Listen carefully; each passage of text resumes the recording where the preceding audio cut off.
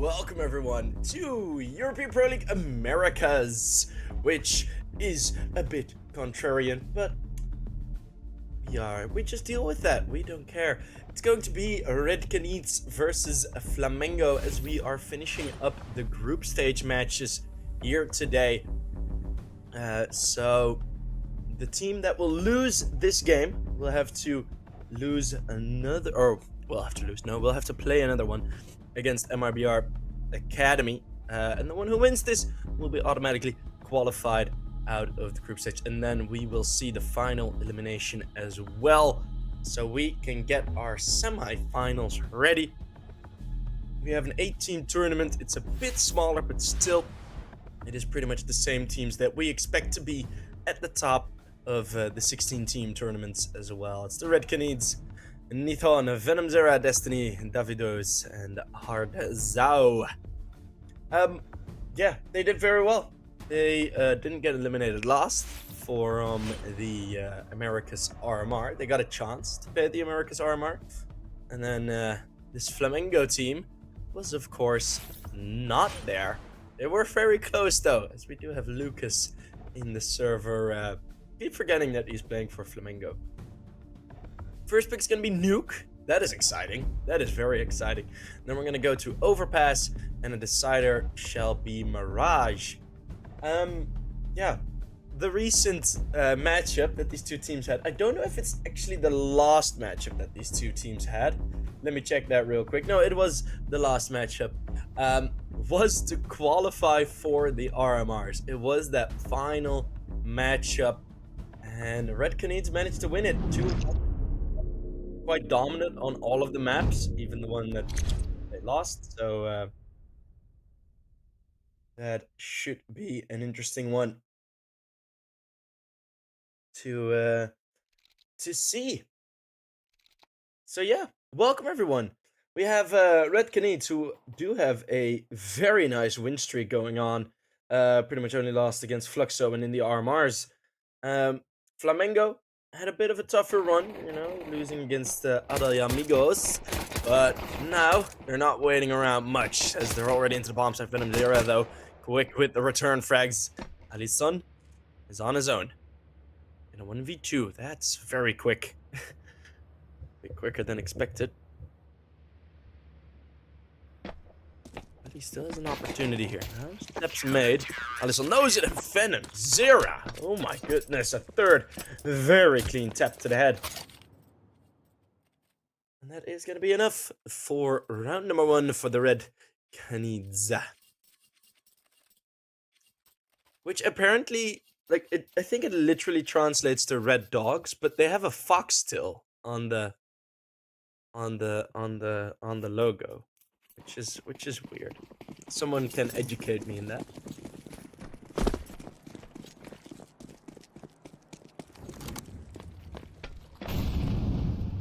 As we won't see a force buy, obviously.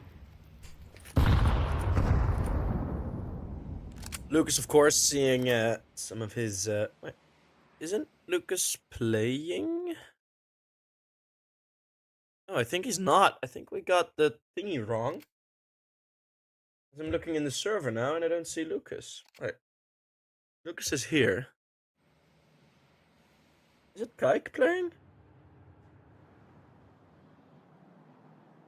Yeah, I think Kike is standing in for Lucas. Okay, so that is something that I did not realize just yet.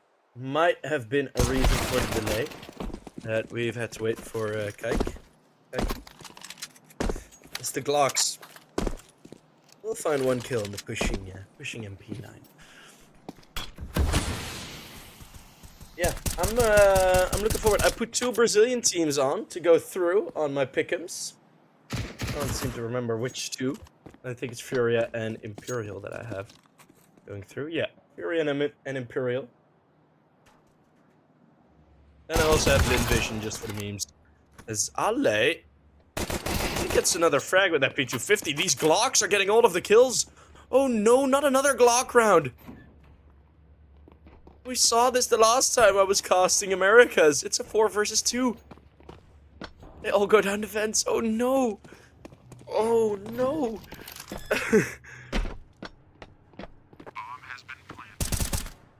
Well, Nithon and Venom Zera are going to be the ones to sort of regress into this, and Nithon is hitting all of the shots that he needs to. Smoke into the single door. As soon as this bomb gets tapped, the Glock, it just doesn't have a good enough damage output, so they're just gonna run through. Same position. Ala is in, and that FAMAS has a bit more opportunity for the spray. It's Venom Zera that does the protection job well. And it will be Red Canids saving a disaster from happening.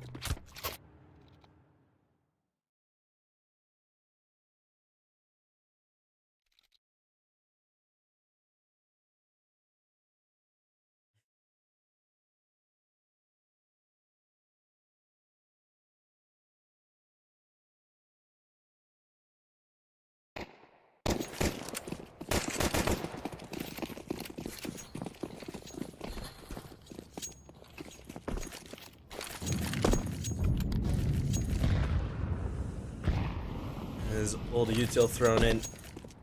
The start, the long smokes, and the aggression continued. Red Canids, Nithon is in this pushed up position, and he's going to swing out wide into Daniko. Sprays through the smoke. Will eventually force him to the other end of the red box. Find his grave, and some more sprays through the smoke. Venom Zera eventually finding one kill towards the vent, I think it was. We missed that kill, but from his position I can't estimate it.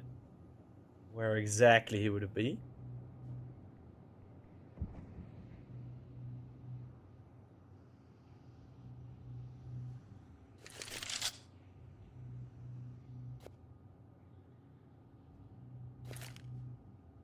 It's Flamingo.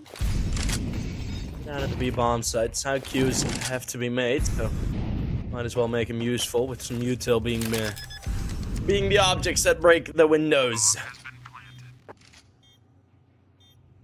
The window's broken, but can Flamingo shatter Red Canids? It's one kill traded. Venom Zera, that's such an awesome peek ahead of the flashbang.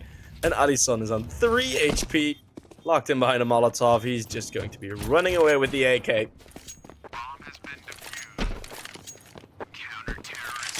And even though they're getting to the bomb site, Flamingo aren't able to convert the rounds.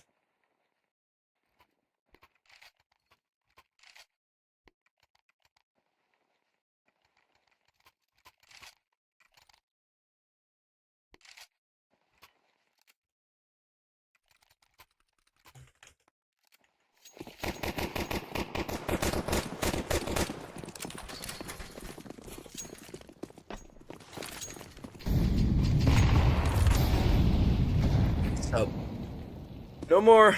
Well, the util has a bit more pace behind it, but that is pretty much it. As, ooh, straight beam through the smoke, hardens out. Himself a bit of an advantage. Hey, Key.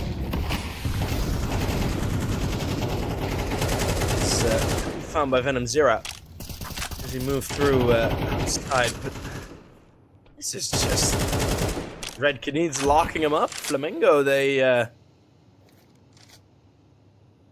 really seem to get past this defense. You have Destiny as a sort of CDM being the front line, and then 4 other players defending, marking the bus, but in a bit of a higher up line.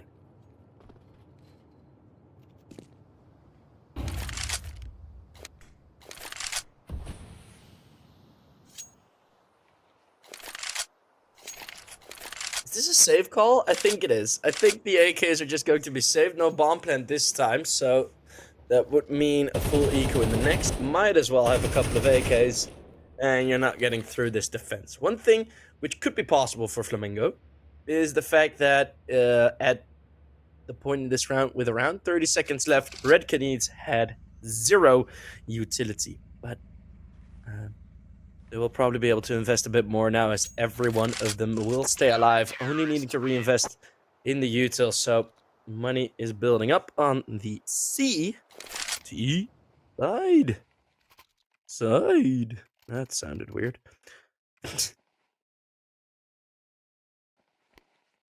I just bought the major viewer pass, and I have absolutely horrible picks. But hey, I can get some new souvenir skins, which is nice.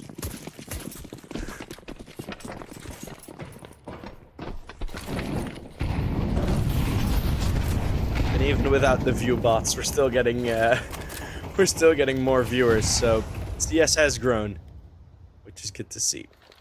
Zoc 9. Gonna be stop waiting to lob some util in.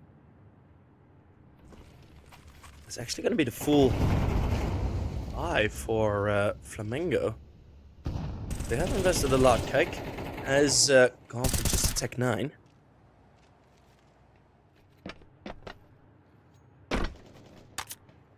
Davidus falling away. And Flamengo are doing very well. From what I mentioned earlier, I'm not saying Flamingo, I'm saying Flamengo. What a... Stop being deaf. Jesus Christ, you idiot. I'm saying Flamengo. Flamengo.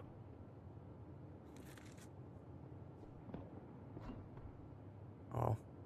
It's a 3v4. Zoc is going to open up the round. As you have the Galil taken down at the bottom bomb side. Zoc and Ale are still at the top bomb site. Zoc holding the vent.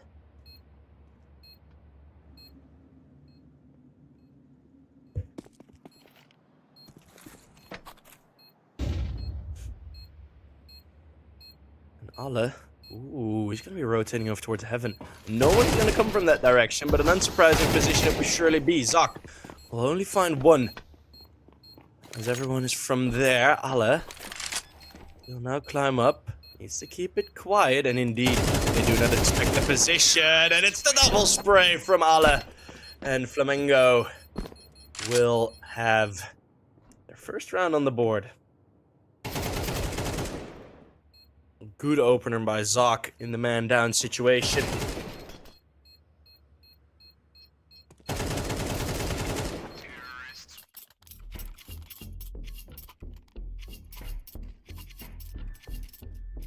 Ever since I was casting Alliance, and people told me I was pronouncing Alliance wrong, I'm not listening to anyone in chat on pronunciation anymore. Or I'm not listening instantly.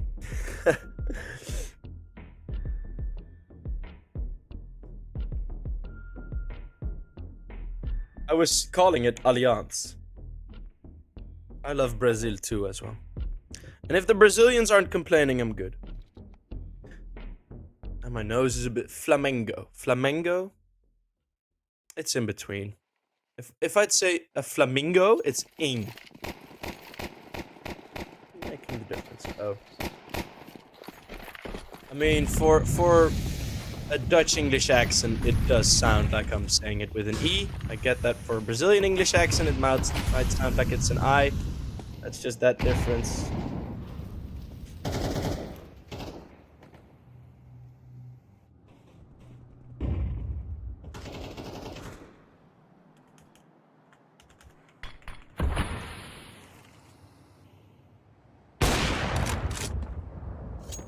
Nithon will find Zoc. And that's again a good opener. Red Canids are a bit lower on util further on in this round.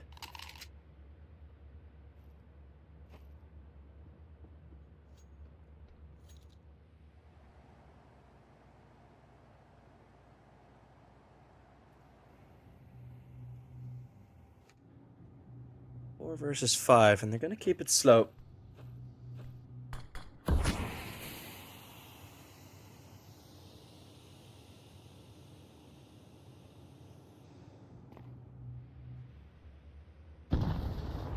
Bottom bomb side approach. Davidos and Venom Zera. Hard Zao also with one. Destiny's gonna drop in. Alisson is the only one left standing. And all of a sudden, in the blink of an eye, this round is gone. Flamengo still just popped up. Not much to do for them. Red Canids are playing a very good CT side here on Nuke. Even in the full gun rounds, I mean, this is... It's looking good.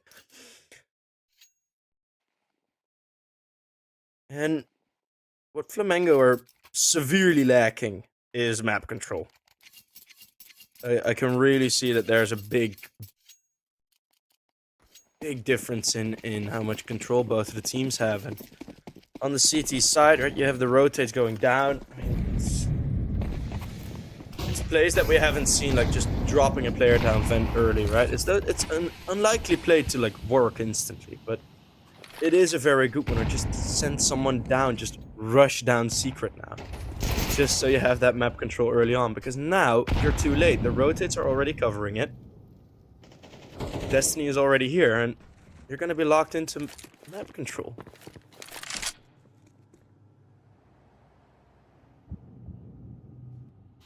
There's gonna be 2 players watching outside. Well, now just one. That is Nithon with the AWP.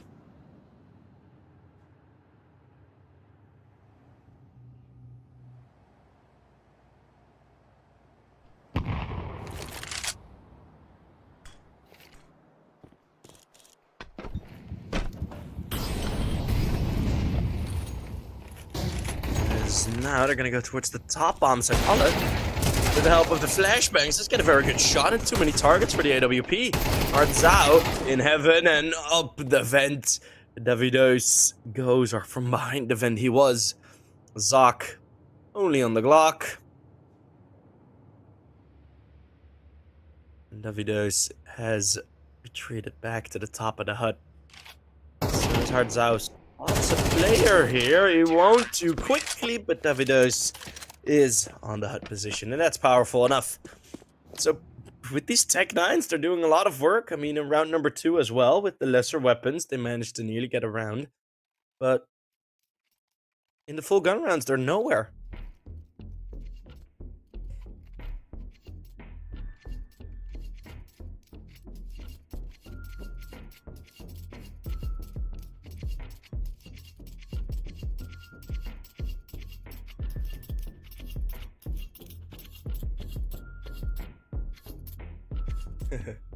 That is wrong, brother. Alliance.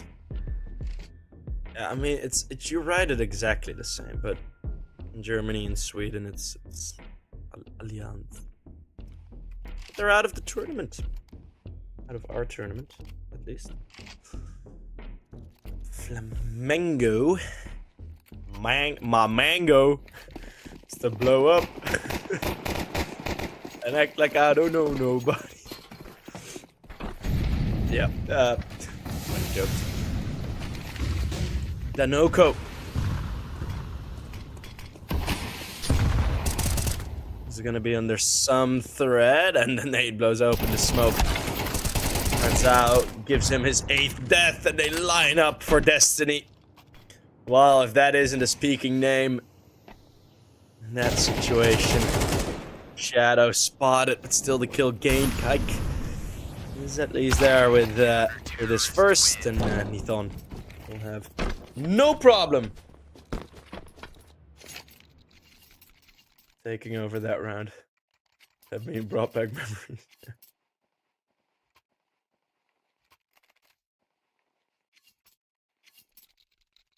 Yeah, it's always decently fun discussions. Not necessarily when talking, but the pronunciation, because I know like a lot of these names have different pronunciation in Portuguese, Brazilian Portuguese. So it's like what what pronunciation do I go for? Do I go for the English one, or for the local one, or for the double spray of Davidus? As he gets one more headshot. Is a 4K on. It is 4.5 kills as he gets the assist on Danoko. That was a Tech 9 rush that didn't get close to a round win. Red Canids are certainly taking advantage of a Lucasless Flamingo.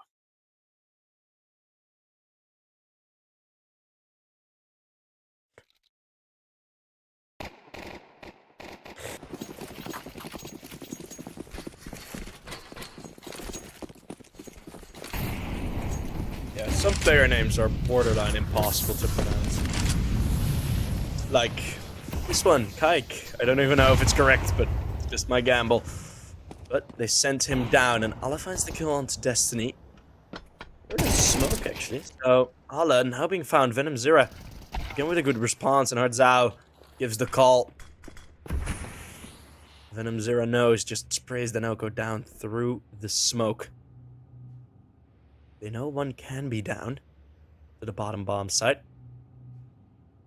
And Davidus is in an off-angle position where he cannot be faced without a sound cue.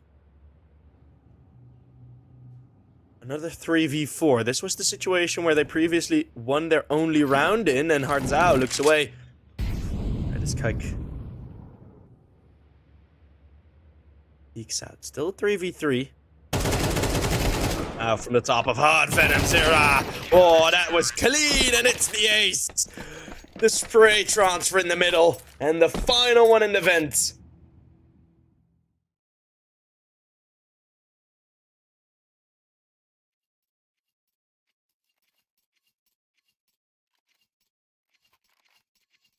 It's 9 on the board. Venom Zira with the ace.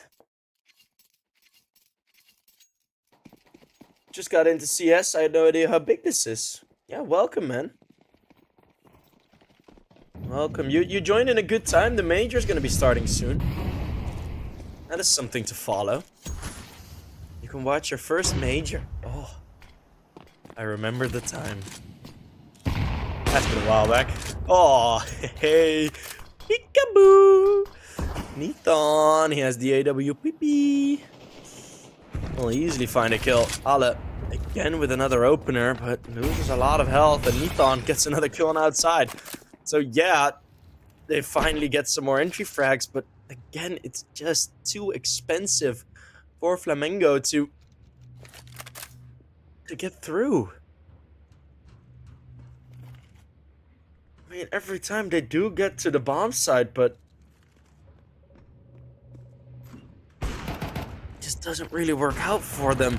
Nithon then finds a frag onto Zok, and Nithon looking for more. Destiny's there to support, and it's the 4K for the Hopper. Red Canids firing on all cylinders, and this baby is a Portuguese V12. And it's chugging along, spitting fire right up until the 12th round.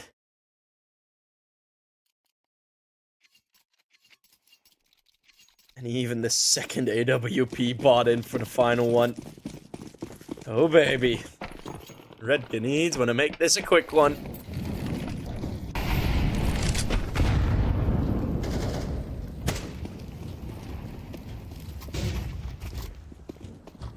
Hardzao with another one. From outside, going up in the smoke this time. Flamengo. We're gonna be waiting on it. Nithon just spots the shoulders above the smoke. Alisson is able to trade on the close range player. But then, oh, this is actually a good move. Alisson wrapping around. Nithon not expecting it, but Avidos will protect his teammate.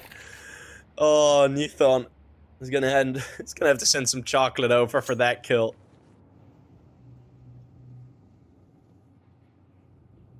For that protection.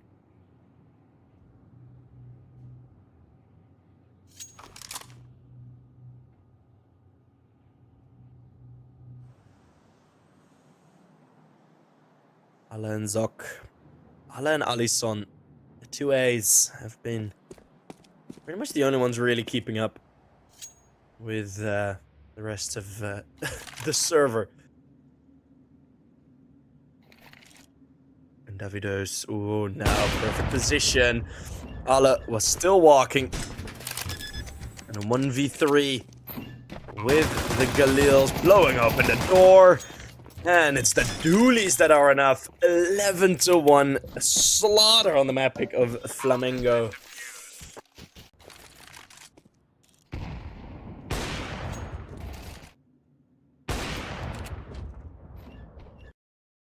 Red Canids are looking really good. And, yeah. 1, 2, and 3 kills. That is just a bit rough, isn't it?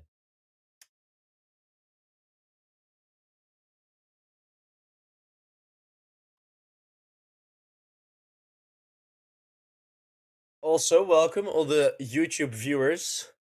What's up? I can't read your chat, but what up, boys? I keep forgetting that we have a YouTube channel, so it's good that I remind myself.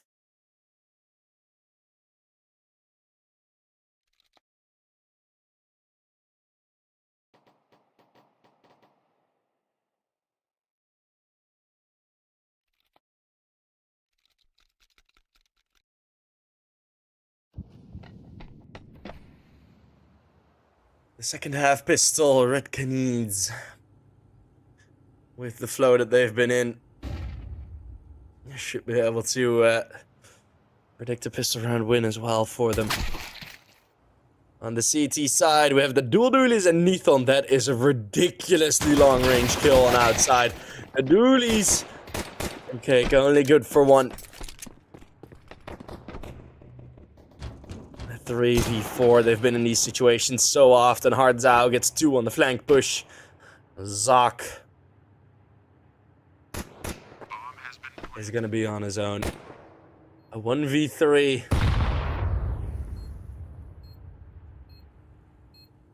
In a rather alone position.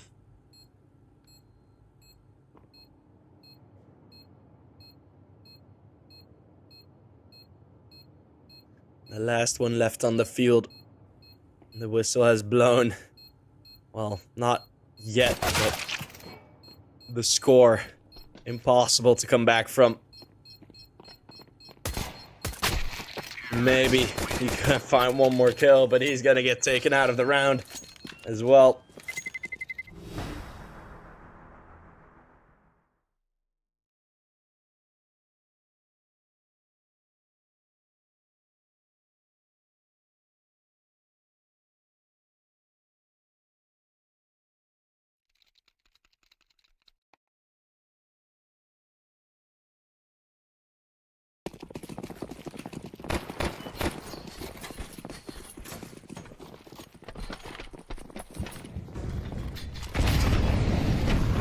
Grenades thrown in, it's the full force for Flamengo, but it doesn't look like it. It's just a couple of pistols and MP9s. This should be over. A dance. But Red Canids are wearing headphones. And Flamengos are having pots and pans smashed together in their ears. The music not really syncing up, although this is a bit of honor restoration that they are going for. Allah, another good shot. 2 versus 5. Oh, if they lose it in this way, that would be absolutely terrible. And again, it's like one of these forced buy rounds that are really an opportunity for them. Allah, finding a third. And we're gonna extend play for a bit. You know, we're not quite done yet.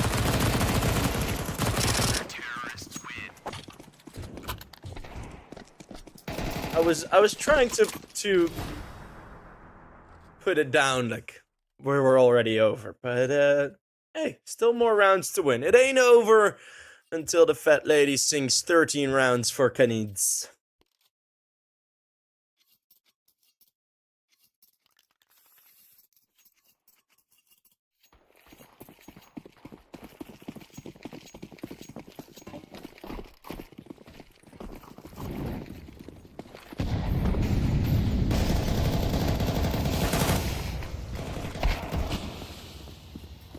is Danoko. That picks up Khalil, finds one. As running down the vent they go. And he still needs to get the bomb down, which will actually work, but the other two have been taken down already. We'll make that the other three. It's Destiny with the bomb all by himself, and oh no. This isn't really gonna happen, is it?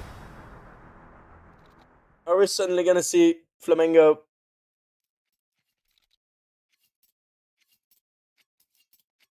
get the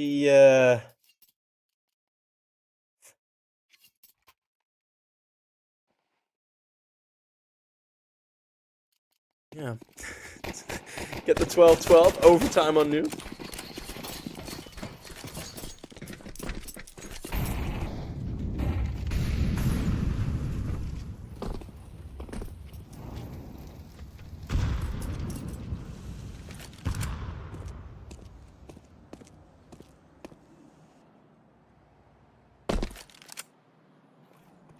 Full Glocks for the Red Canids. I have a feeling this is just sort of extending the inevitable. But, yeah. You know, it might still go wrong. These are semi-final. Who said that? This is a semi-final in the group. Well, not even. What? Get the semifinals from. Well, it's not the semifinals. It is 2 kills though, and the Zeus for Hardzal. Maybe Nithon with the Deagle. He had that outrageous P250 one tap on outside. Oop, AK will connect. And Hardzal from that range. Glock's not gonna work. And he has a Zeus. Still had that in his pocket, but at that range, that is also not really gonna work. Yeah, what Red Canids are looking for is 1 break.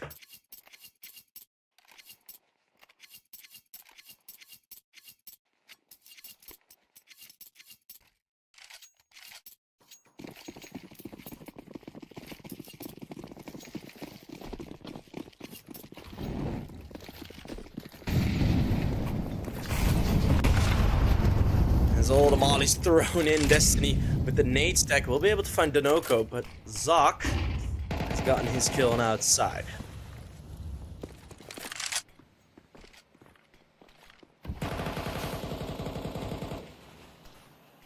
Four versus 4. We do have Davidos looking to clear this corner. Allah is too in though. Allah also cannot escape. They know pretty much exactly where he's at. That nade can be good. It will be. Allah still alive, still kicking, still hitting heads. It's a 3-on-3 now. Will it be round 17 in which we close this game off? Yeah, I mean.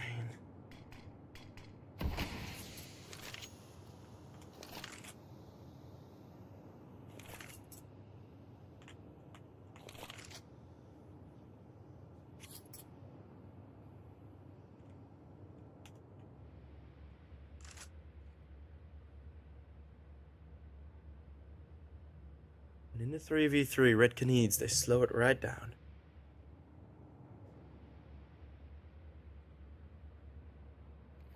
It's a good stack for Flamingo and Destiny. Hearing everything. Not expecting the peek out from the bomb site. Alisson now has support arriving. But the wallbang, it will connect Hardzao. That's a great peek. The AWP and the AK.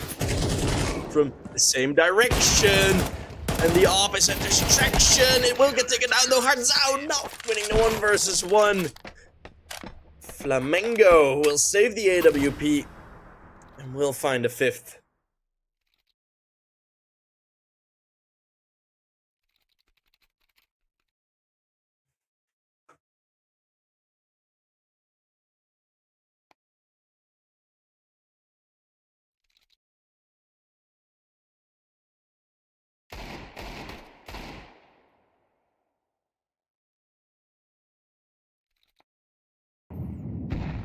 pretty damn good round. And again, it's mostly in the mid rounds where all this stuff is happening. As this one again preventing any early attempts.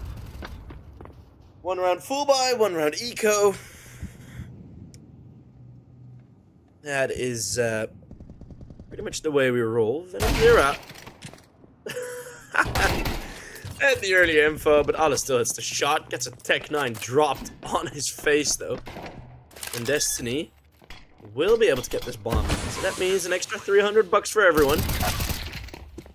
As Alisson finds another kill through the smoke. Destiny on course to win a 1 versus 4. Near impossible. 35 HP.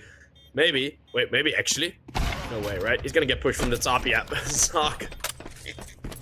Trying to hype it up a bit, you know? Maybe there's the 1v4. Gonna be 6 rounds on the board. Flamingo. Maybe the win is a bit too far out of reach, but at least some honor can be restored. If it had been a 13-1, that would have been painful.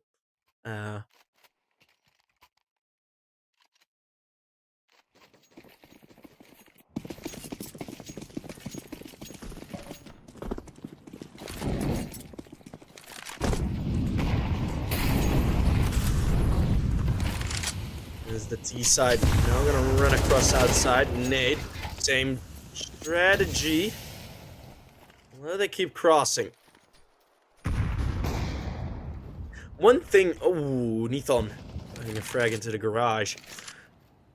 One thing that I've seen teams do, which I really like as a strat, is. I'll talk about it afterwards. Hards out. Taking down Ale. It's a 5 versus 3. Maybe. Danako has pushed for more control, and Davidos could get caught in an uncomfortable position. Although Hardzao will find him. Alisson and Kaik. Is it Kaiki? Kaiki? Oh, we got Michael Jackson on the screen there. Venom Zera. Going for the moonwalk.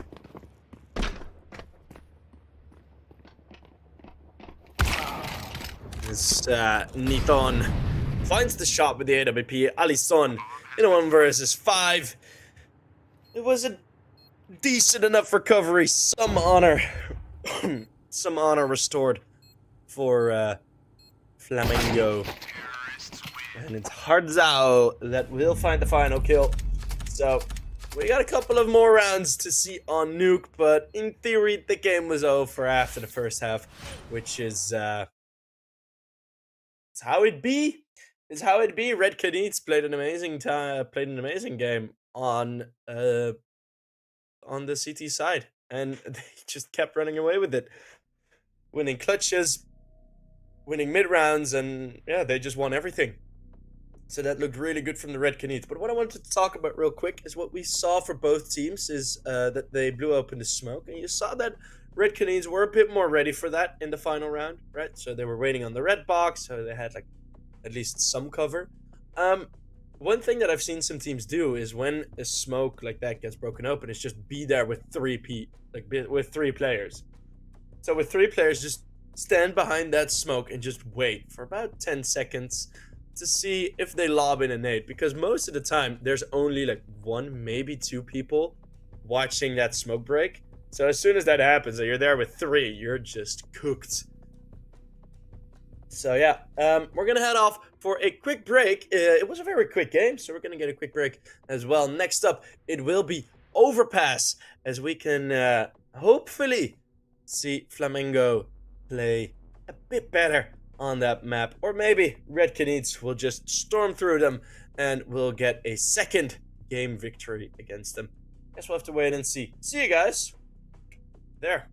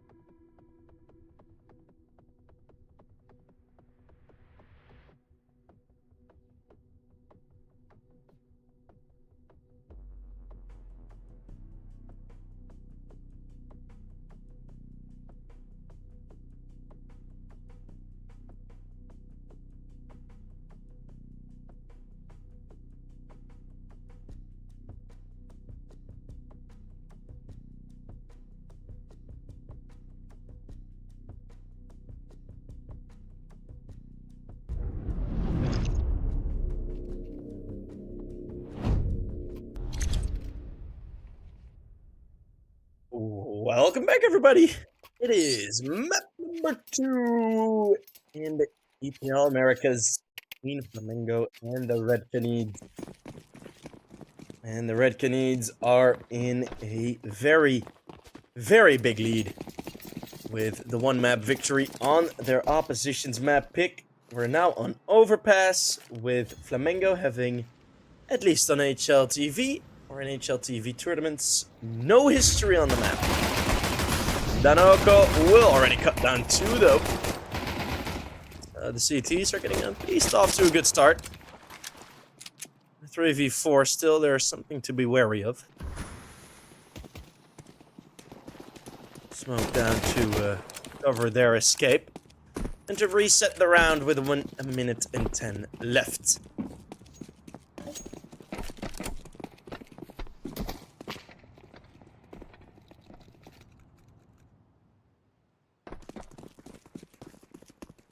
Overpass, really a punish pick by the Red Canids. 2 maps that Flamingo haven't really played, as now the dual fire is set, and it's a very clean round victory for the CTs on the pistol round. So at least they get a good start. Maybe they'll be able to get 0 maps into 1 map, and then have the 100% win rate.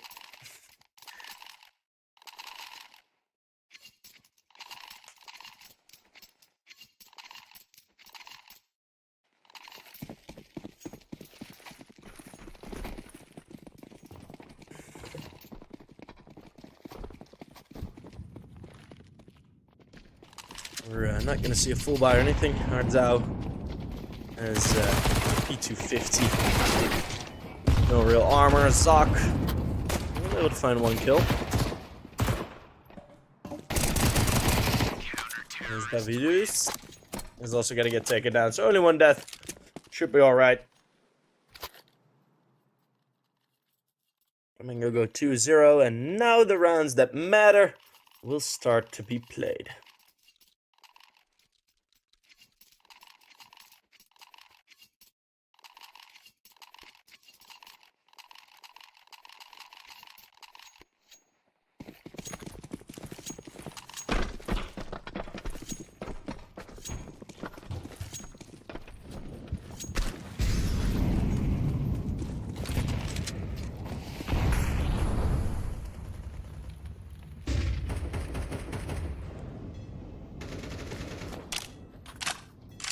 Be slow round to start off for the Red Canids. They don't want to walk into a trap.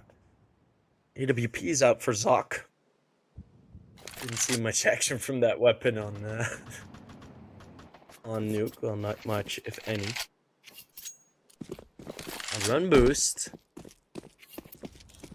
That was a very good run boost. He got a lot of distance there.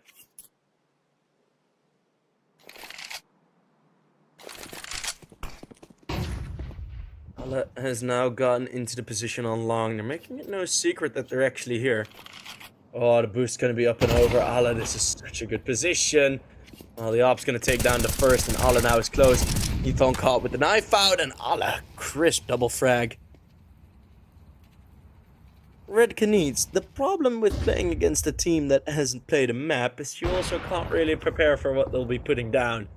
As this is looking very clean for the CT side. Davidus only on the AK. And he's Mr. Lonely. He is so lonely. He has no teammates to call on. Ooh. I cannot sing. Nuke is going to be pushing towards him. Go for the silent drop, because might be able to at least save that AK. There's running in from behind. That's a crisp shot, and he will be able to save the AK.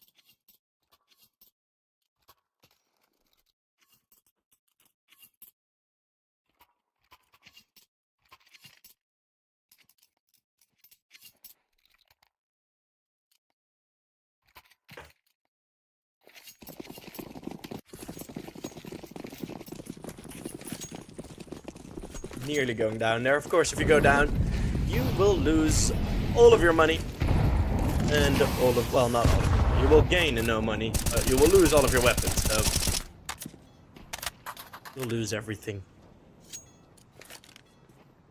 There's going to be a boost. Davidos. Will be the one lifted up. Raised through the wall, not connecting. And Davidos is going to be connected upon the Bluetooth bullets doing their work. The Bluetooth device is ready to pair.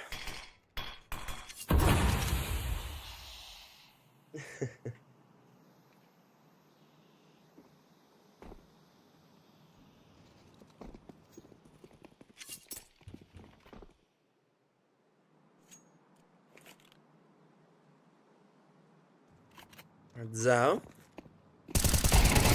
I'll be waiting in close, and he's gonna get the trade with his teammates. So he is still carrying that AK. Thon. Q2 50 kill hard Zhao, a blind peek. And Kaiki.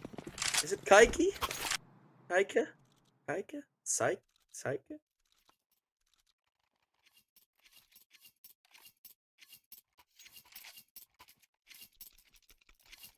Oh. Anyhow. 4-0, nothing is... My first pronunciation is a Jewish slur. Is it really? Is it a Hebrew slur? If I say kike. Oh, wait, yeah. Well, yeah, oh no, yeah, now I understand. Okay, fine. Yeah, it is, I know, but... Cake? How do I pronounce his name?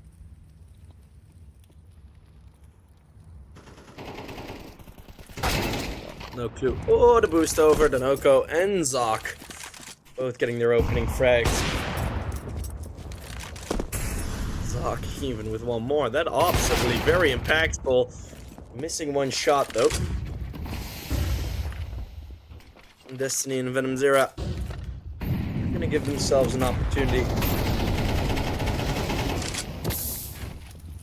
Go for a clutch. Venom Zero just delving into that Molotov a bit too much. And Destiny's gonna tuck into the garbage can corner on Bank. And maybe a multi-kill here. But now he has an angle where he needs to adjust his crosshair. And it's going to leave Venom Zero in the 1 versus 3. There is a smoke, there are defuse kits. And I have a feeling Venom Zero is just gonna be running away. Yeah, no chance at the defuse. No, but how do I pronounce that name? There must be some Brazilian viewers that can help me with that name. Is it Kaiki? I have no clue. I have no clue. I need help. Is it Kaike? Ox.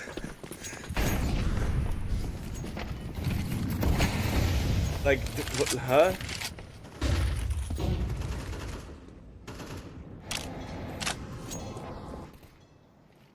It's Kaiki. Okay, Kaiki. Thank you guys very much. So I did have it somewhat correct. Perfect. 5-0. Another gun round available for the Red Canids.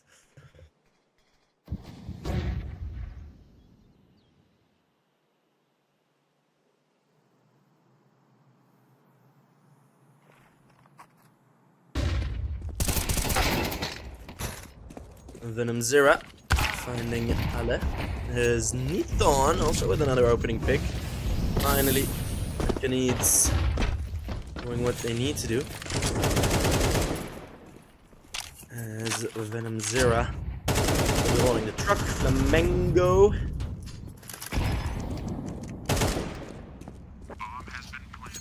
Are going to be saving their weapons. They haven't really... winning 5 rounds in a row usually results in a bit more cash reserve, but...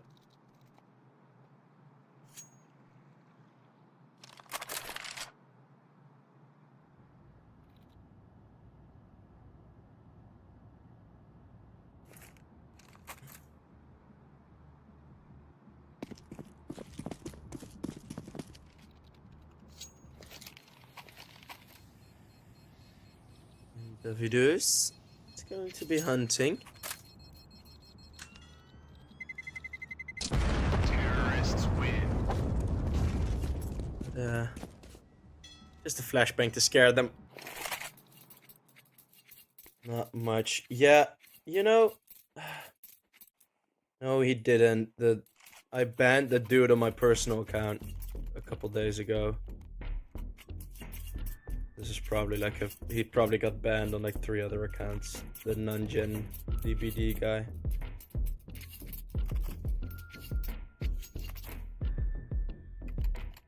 Just 30-minute ban for spreading lies. Thank you very much.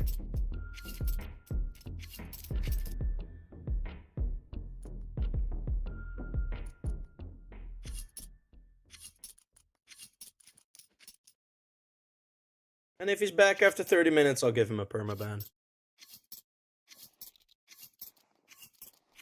If he keeps yapping. Well, Red Canids. Red Canids finally got the...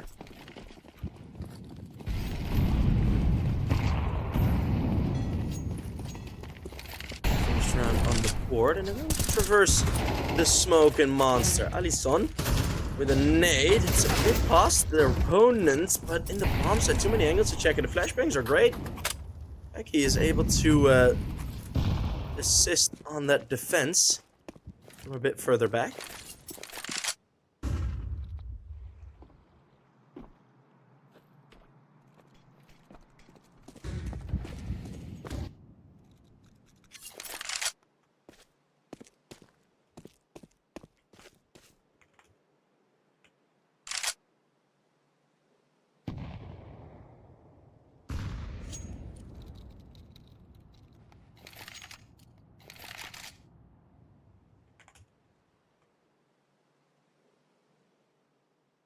Now on long, started waiting the regress on long. Ala's gonna get caught by Destiny.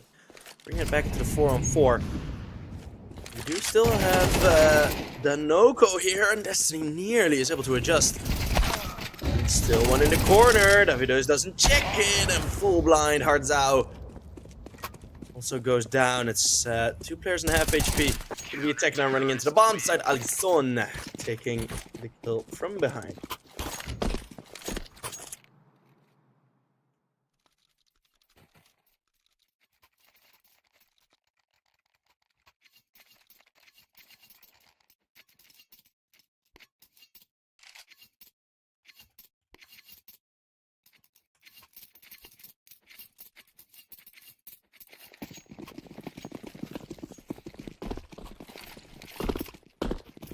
Ooh, schwanky camera. As we're joining Ala, just travels down the staircase. We went into the floor.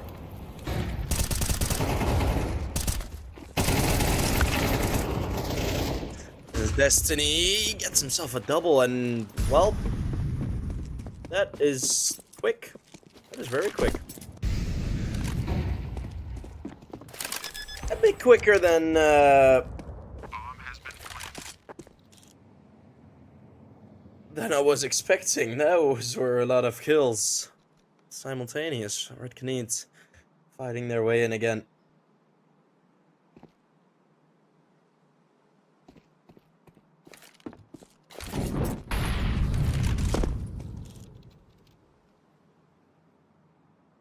So, Zoc. The Zoc. Is gonna be on his own. With the AWP, it will be saved most likely. I don't think Nathan is really gonna be open to risking his own. Oh. This might cost him, you know, because he's gonna get kicked. Yeah. Oh. messing around with the crosshair and then getting wrecked. Oh boy. Tactical timeout called in. Gufanu, what's up, man? Good to see you in chat as well.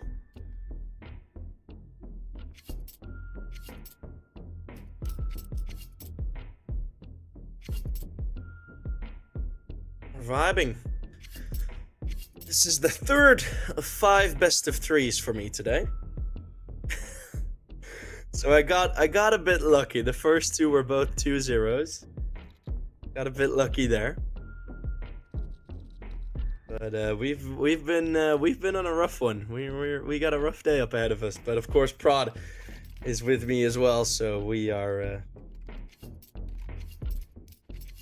oh, that's a sentence and a half.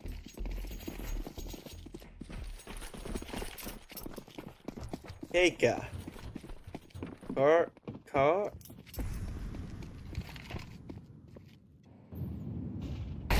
Okay. It's Kaiki. It's gonna be that pronunciation. There's Venom 0. Ooh, double spray on the push. Red Canids finally showing up. It's only 10 HP. Lessened by the grenade, so he's still standing. And that has opened up the round.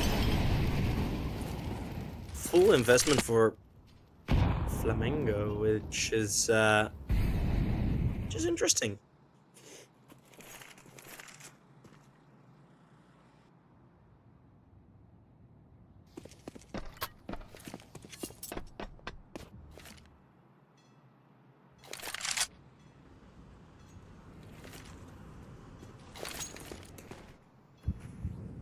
The util's gonna be thrown in.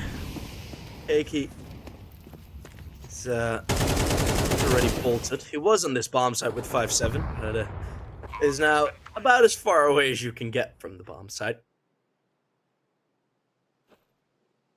And I reckon we're just gonna get another save, so 2 kills decide the entire round. Ba-boom.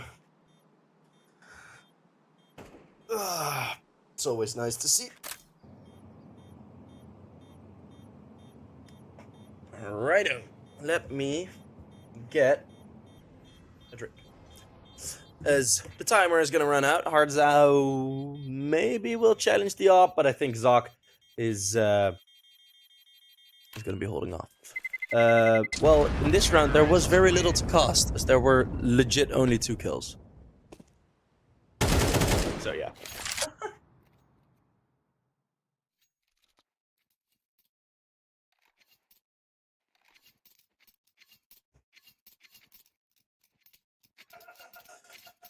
The attempt at short control not being a success for the CTs. As twice in a row now, Red Canids have been able to go onto the CT, or onto short, and get themselves around. So some vulnerabilities on B exposed. As now it's going to be the full eco, but still with the weapons saved. Zoc, Alle are going to be baited into these fights. Destiny is going to be sharp enough on them.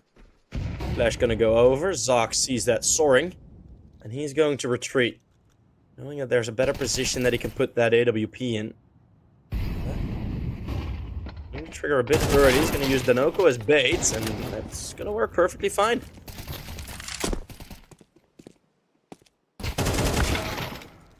As Alle keeps the frags. Bomb, in the meantime, being planted on the B-bomb site.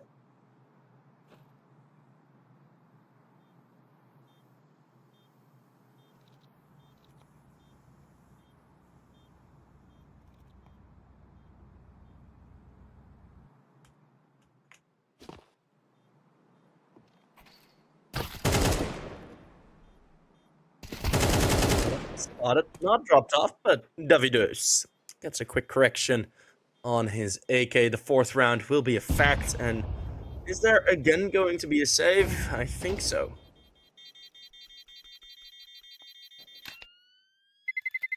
Terrorists win. Yep. Still saving.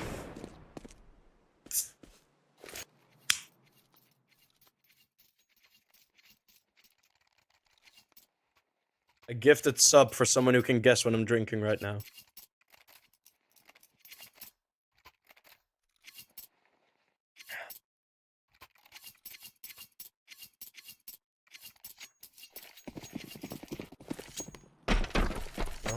The full buy is out again.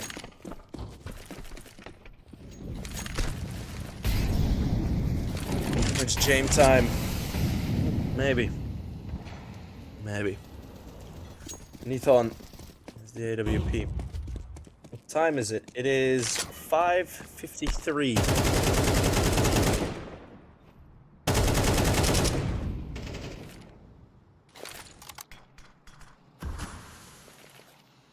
It is in a can, by the way.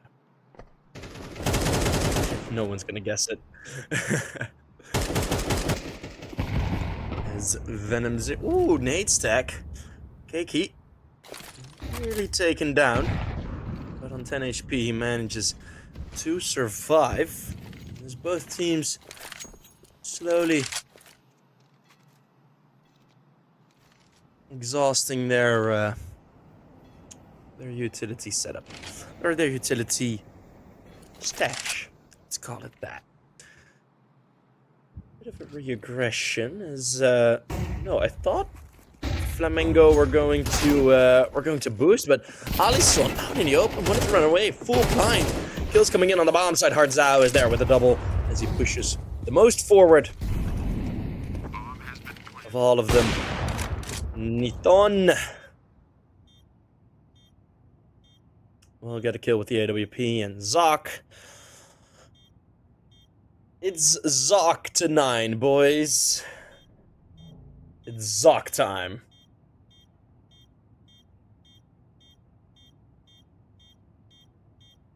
Who would drink tea out of a can? Zoc. He's gonna get the kill to Hardzao as he falls back.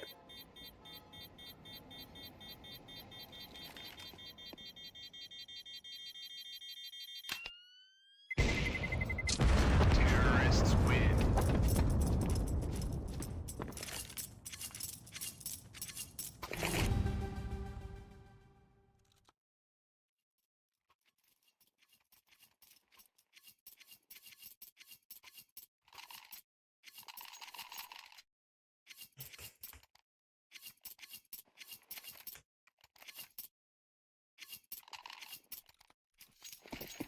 Final round of the half. Can Red Canids make it 6-6? It would be the grand reset then as... Oh boy, Destiny's bought a P90. Welcome to Brazilian CS. This is what I'm watching Brazilian CS for, people. I want to see the P90 run into this bomb site and get himself a kill or 2 or 3. Destiny! A triple kill with the P90. That is what it is always supposed to be. Ale. On his own. And a 4th kill to be hunted. Not only are these just good kills, they are mental kills as well. Mental punches. Getting wrecked by a P90 as Destiny gives himself an equal KD. Bringing it up to 9.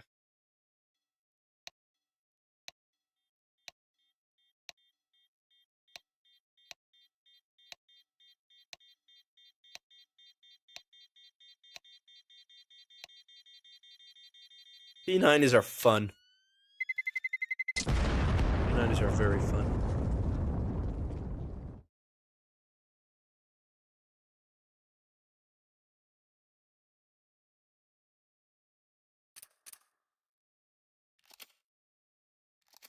Who the hell's Keiki? He is the stand-in for Lucas.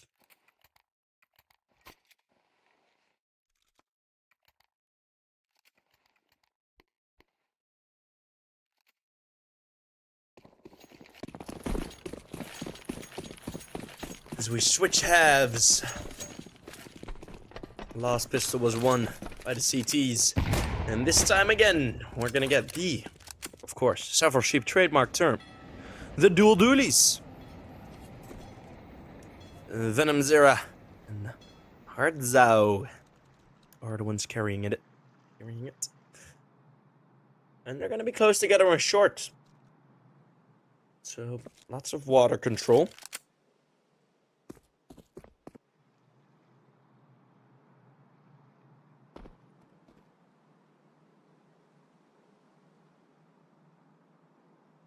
Destiny is going to get a bit curious on long. The jump spotting is there by Davideus.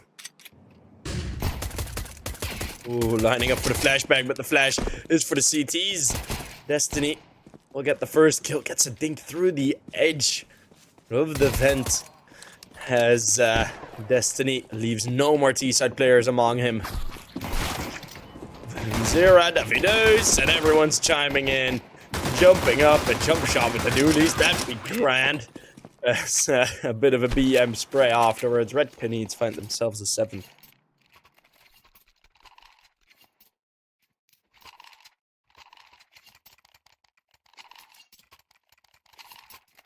Even if every single game I'm casting today becomes a 2-0, that means I cast 10 maps today, which is still a ridiculous amount.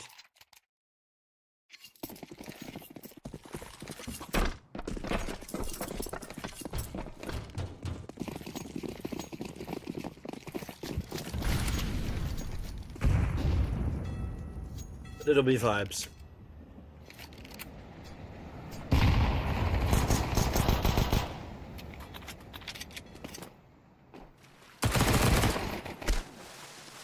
As, the Nuke. She's getting a frag with that E250, but I reckon that is gonna be all that she wrote.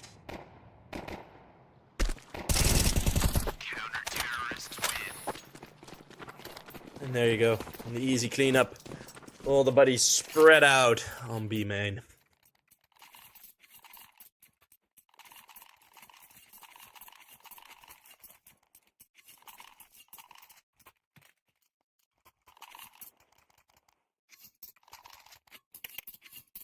Have you guys done your pick'ems already?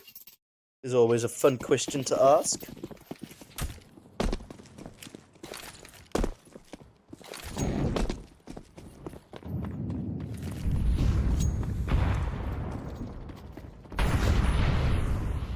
Alisson currently at the bottom of the scoreboard, 2 kills. Bit of a low light in the server at this point.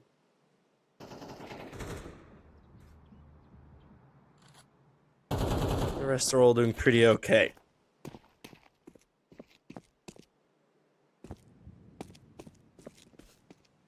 Flamingo have gone very passive. Very passive. I mean, they only took fountain control. Really, without the use of much util. That's all going to be thrown out for toilets control, I guess. Toilets and con. But they have very little left when they actually get to the bomb sites. Then you have to push Zoc. Cardado. And then the kill. Coming through in return. Davideus. Davideus? Amadeus.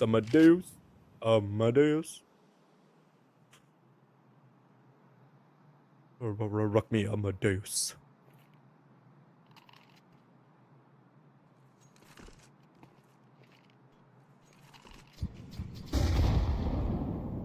Flashes are going to be coming in. Red Canids only will have to hold on for about 20 more seconds. And now all of a sudden, there's a kill coming through. Bomb is never going to make it. What is happening? They just need to get the kills. Still, it's possible, but Venom Zera surviving and Davideus. What is? Okay, that's the way to mess up your rotates, to mess up your timings. Oh Christ, that was horrible. Okay, well, not necessarily horrible. It's just a bit of a mistake. But. Yeah, that was, that was a bit of a rough one.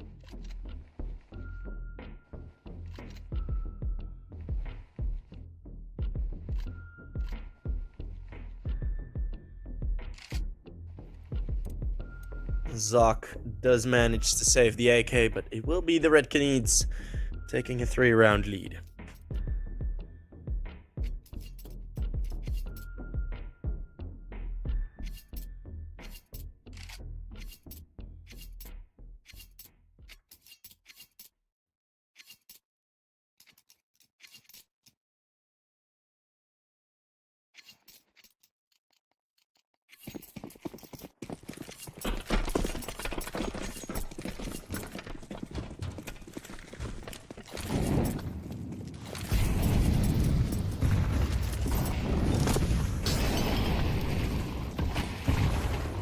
See, it's going to be a bit more throughout the spine.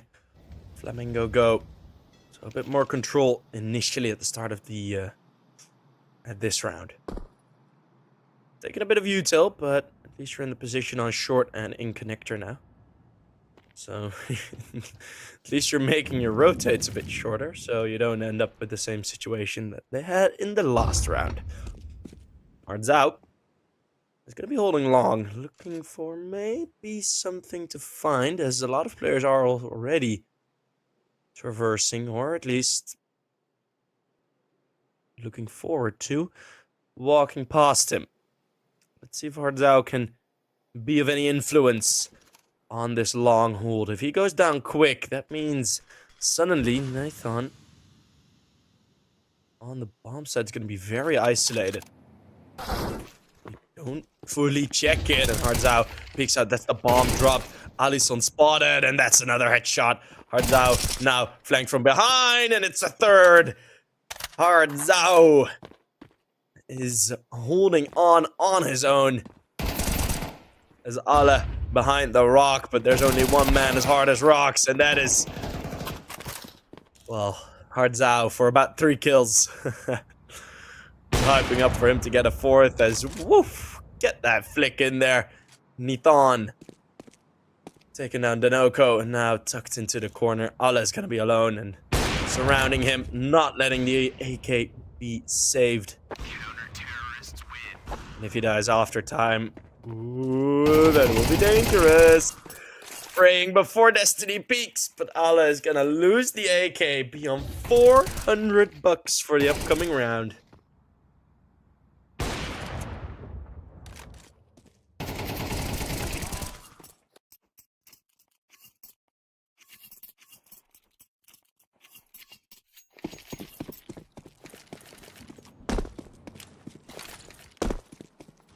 Double digits for the red Canids.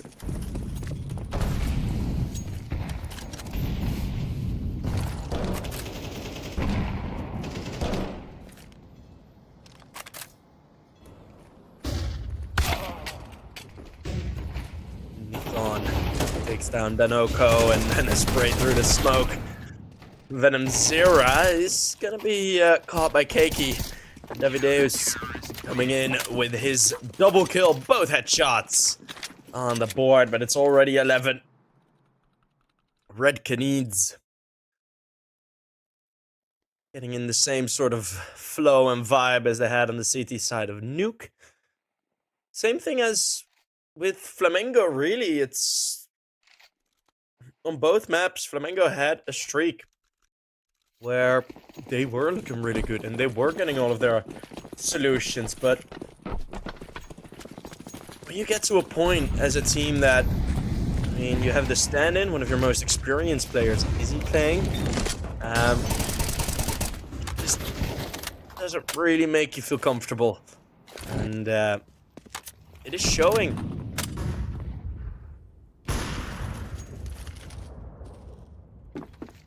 As they can only hold on for so long before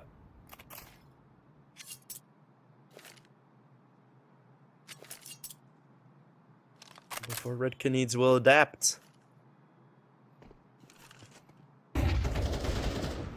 There's a reason Red Canids were at the RMRs and Flamengo weren't, because hey, they played each other, as Danoko does get another good opener, so Flamengo are not done just yet. It's also not quite map point. Maybe in this 5v3, there's something to dig up.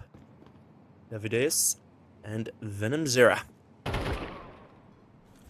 This bomb side is Destiny taking down the lurk of Alisson. Davideus caught from the outside. Venomzera now the only one left alive on the bomb side. Galils will spray him down. Danoko, Keiki, and Zok in total have less than 50 HP. But hey, if you're still standing, you're still good enough to carry an AK.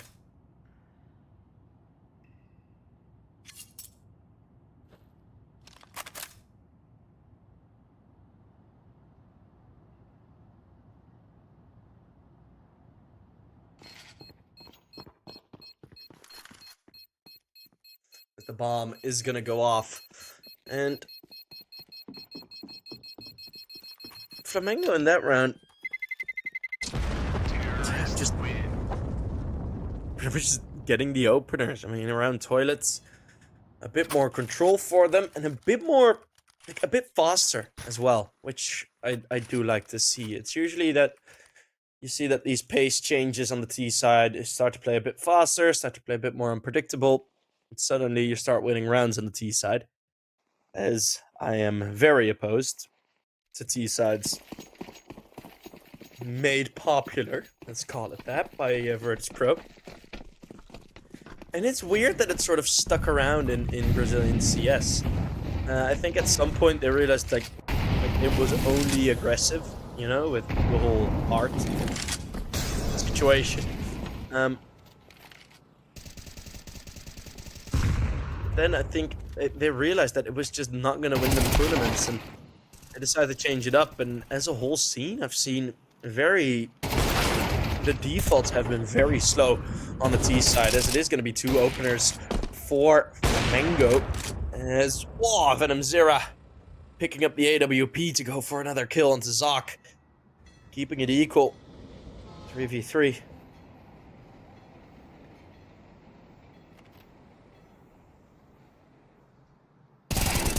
Davideus be caught by Ale on the push.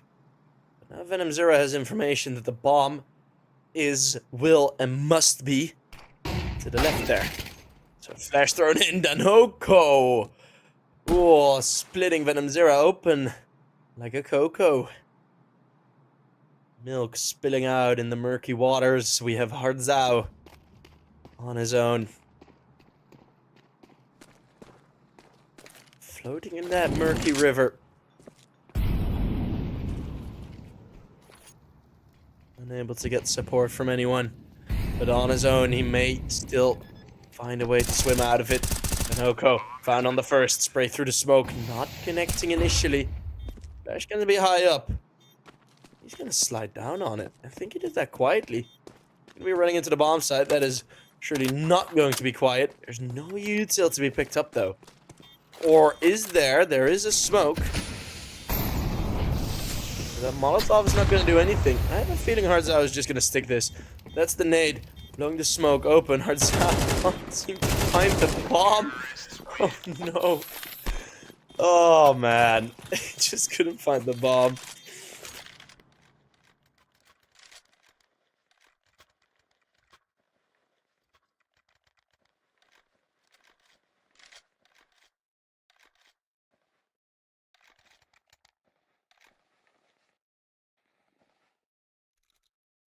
Flamengo are busy with their own little comeback.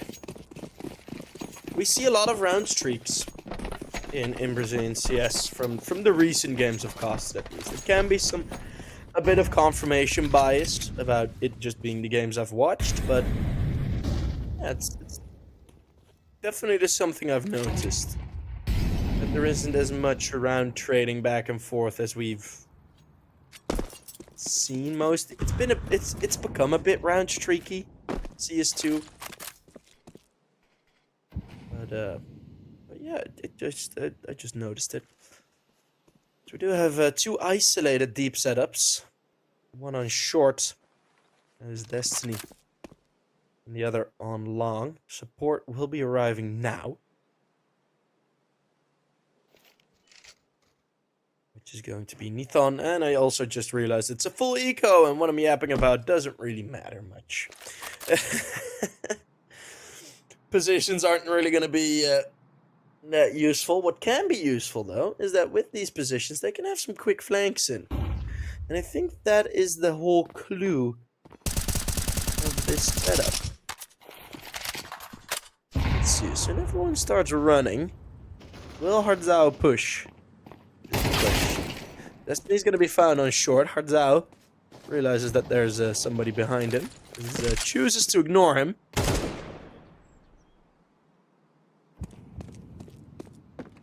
If Danoko survives here, I'm gonna be really impressed, because there is a flank coming in. There's also two USPs. There you go. Two USPs at this face.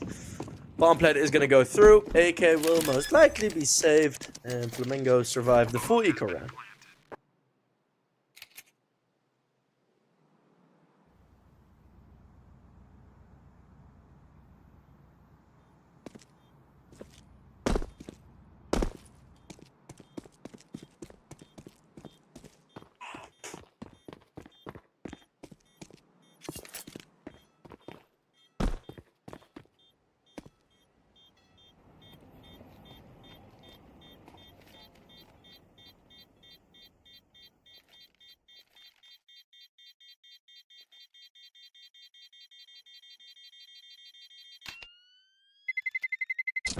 Terrorists win.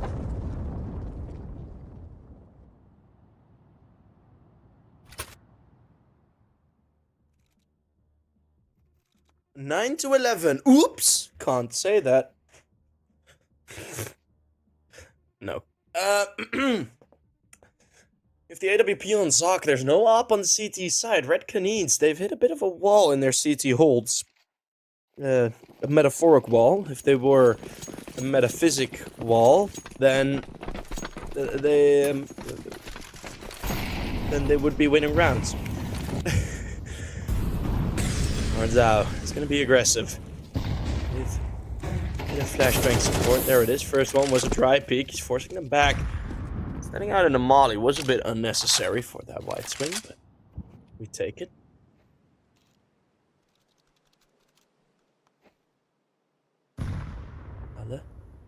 Boosted up, but Red Canids again are just so far back.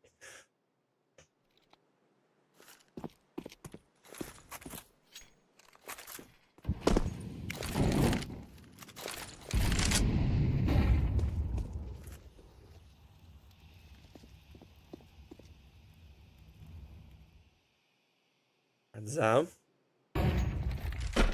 standing close by. Yeah, it's just another passive round. I mean, that's the first initiation of a fight that we've seen. And it's Ardzao wide peeking an op, who's on a very tight angle, and they're just going to be falling back. Red Canids. Put up their lawn chairs, grab their guns, and say, come and get me. 20 seconds left. This is very late. Ardzao getting the one kill. Nithon with one more. And now suddenly you have 13 seconds to get to the bomb site and no more util. Nithon has clear vision. There's no smoke. There's no flashbangs anymore. It's only an 8. Davideus chiming in with kills as well. And now they just need to hide as Davideus gets himself a triple. It's going to be 12 on the board for Red Canids. It took a while, but we finally got there.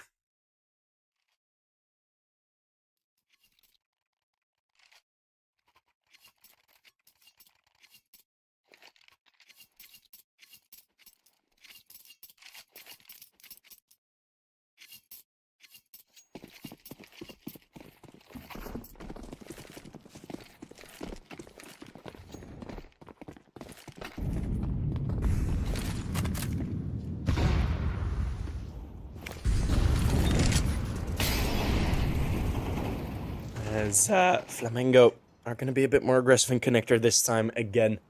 They know it's been working. Short control's also theirs. But the Molly will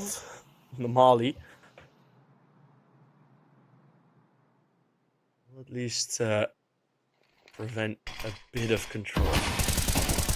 Smoke thrown in, peek before hit blooms. Ardzao gives them the first up in what could be the final round of this game. Reminder, the loser of this game is not done yet today. The loser of this game still has to play MIBR, and when Venom Zera gets himself a double spray, full blinded, Davideus on the bomb side finishes off the second to last kill.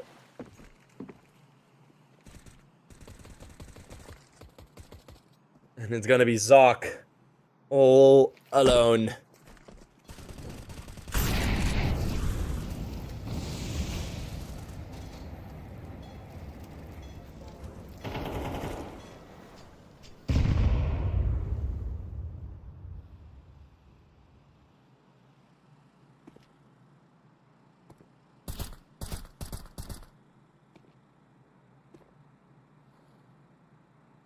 Oh, it's gonna be with the AWP on the other end of the smoke. There's one more frag, but that is going to be it. Red Canids are going into one of the 2 top-seeded spots in our small but fierce playoff bracket that we're gonna have. In Flamengo are cursed to play one more game today, as we're gonna have one more game of Flamengo on the stream. Hopefully Lucas will be able to return. I'm not sure what is or has been going on with Lucas or the reason for the sub, which is something that I really wish to know. I'm gonna look it up real quick to see if Keiki is the standard stand-in. But yeah, Flamengo pretty much only really good in the round streaks. And what it seemed like was that as soon as they lost that streak and then lost like 1 or 2 more rounds, they just broke. I mean, financially, yeah, but also in terms of how good their decision making was, how decisive it was. I mean, we had the round where on the T side, I think there were like 19 seconds left, and suddenly bomb starts rotating through spawn. It's like, why do that? It's so annoying. But yeah, it's mostly annoying for them as they couldn't make the correct decision. Red Canids will deservedly get the W. So we are gonna go for another quick break, and when we're gonna be back, we will have another matchup, and I think that will be the Case versus Furia Academy match, and then afterwards we will see Flamengo versus MIBR for the final spot in the playoffs. So that's gonna be a good day. I think we actually have like 40 minutes until the next game. Guess we'll see. So guys, next game starting soon. I'll see you there.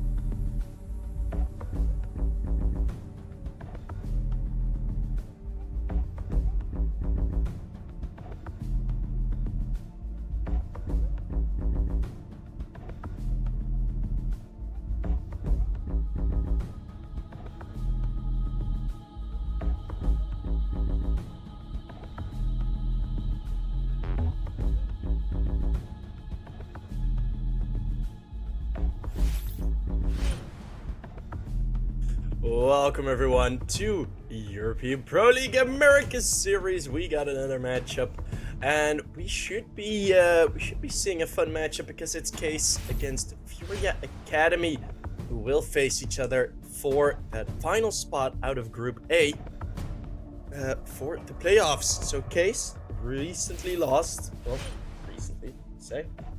I mean, like 2 days ago, or yesterday. I don't know. We moved a lot of games, but they did lose out against Odik in quite a close 2-1 battle earlier on. And they earlier in the group stage, in the first matchup, beat Furia Academy 2-0. That matchup was on Mirage, Nuke, and Inferno. So we have one change up, and that is that Furia Academy this time will ban Inferno, who but we've got Overpass now guaranteed, and we should be ready to kick off what could be quite an exciting game. Nuke on the previous round was 13-6 with Case winning that 13-6. I have a feeling the names are the wrong way around, as this is the map pick of Case. I think Furia Academy... Furia Academy did start on the CT side, right? Yeah. So, the names at the top are wrong. It's Mellow for Furia Academy, taking the first fight, but it's Kai going down first, as RCF finds one kill in return. So it's still the one-man advantage for Case, as make that 2. Snow gets the headshot. Snowball fight gets 1. Straight to the face. It's a cold mustache for Benigno. Mellow is still gonna be tapping away. This is a very awkward fight. But Mellow gets a reload in. No, Urbano has to get a reload in. But, so, it looks like Furia Academy have planted the bomb. That will be Case, who has gotten the bomb down. For a second there, I thought Furia Academy went for the biggest brain play possible. Going for the T side start, but, it is still the wrong way around, so hopefully we can get that fixed soon. So Case win there first.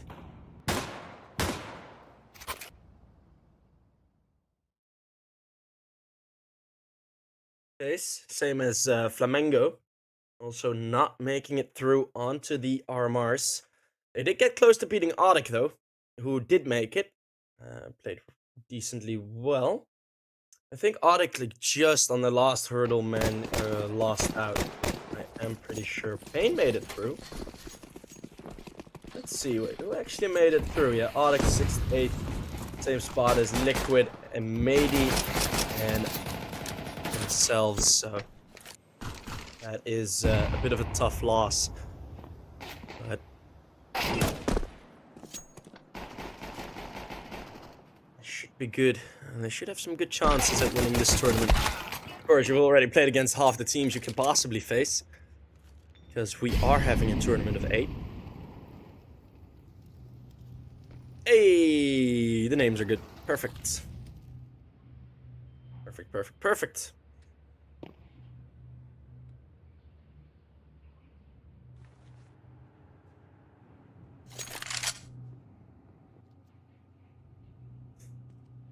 There is a Zeus on Kai.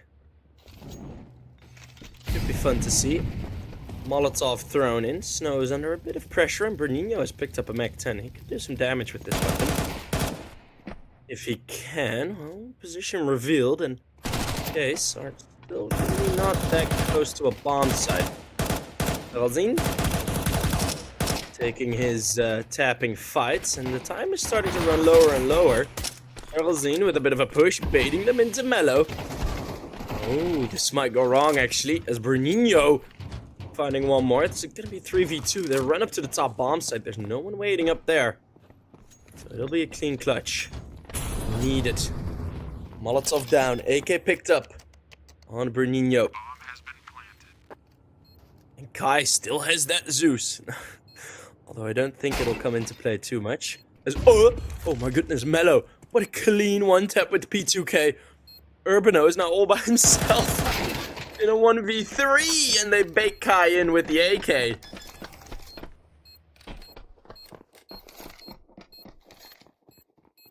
It's gonna be Furia Academy with the W. Bomb has been defused. Counter-terrorists win.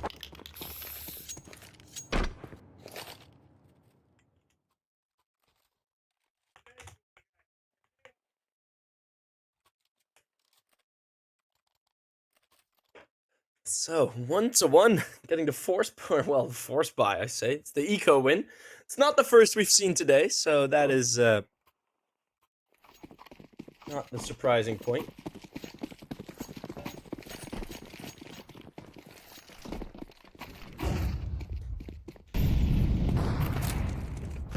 It's on outside. Guys are now... Yeps takes his head off with the dig, and RCF with the Glock on that range. Oh no, are we gonna really get this back to back? Cyril's in, tries to save it, but there's Yeps with the return. It's also a 3v2 here. Bruninho peeking out, but Snow challenge immediately, and he is a bit in a double fight. He does do a lot of damage onto Kai. Riccioli has a chance. Still only on the Glock. Spots one.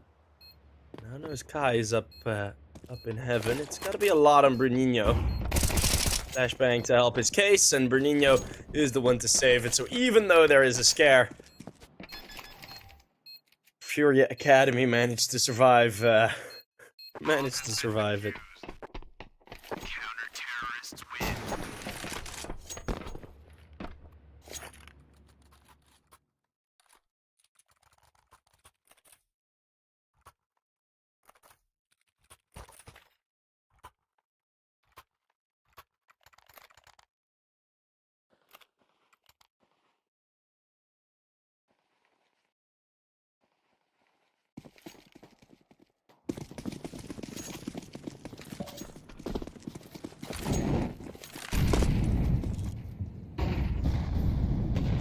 The AWP is now out for both sides.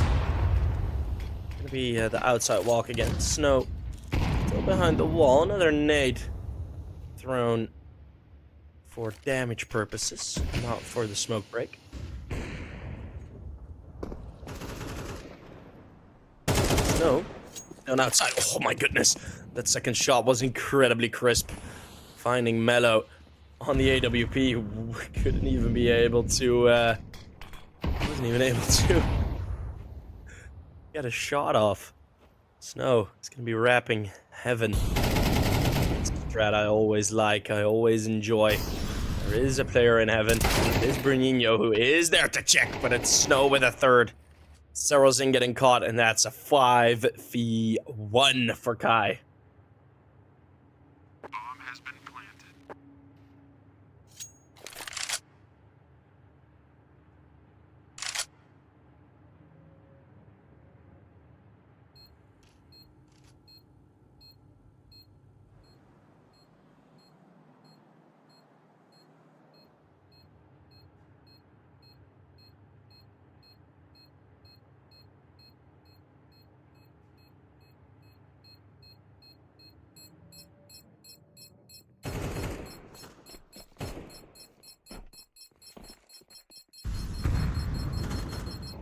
I keep getting points on my Discord, which is a bit of a distraction. I'm sorry, I was trying to fix that. We are, though, at a 2-2. Snow doing a lot of work there, and they will take the rifle out of the hands of Furia. It's going to be a full reinvestment, and that's a bit of a dicey one.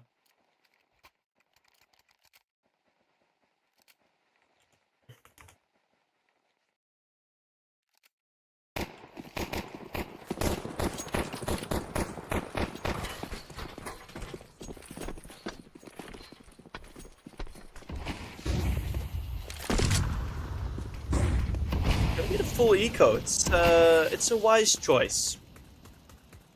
A couple couple of Deagles invested, but guy keeping himself on 4k, and only Bruninho with armor. I am a fan. I am usually a fan of these decisions.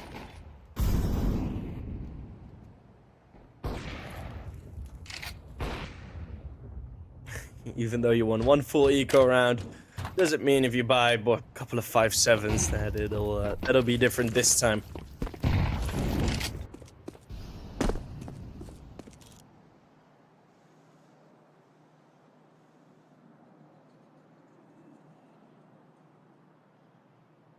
RCF slowly walking around the outside. Spots the first. Ooh, is in a bit of trouble with the AWP alone outside, as that is exactly... I don't know how Mello's pistol is that powerful, but... yeah, he got some of that ROPS juice on his P2K.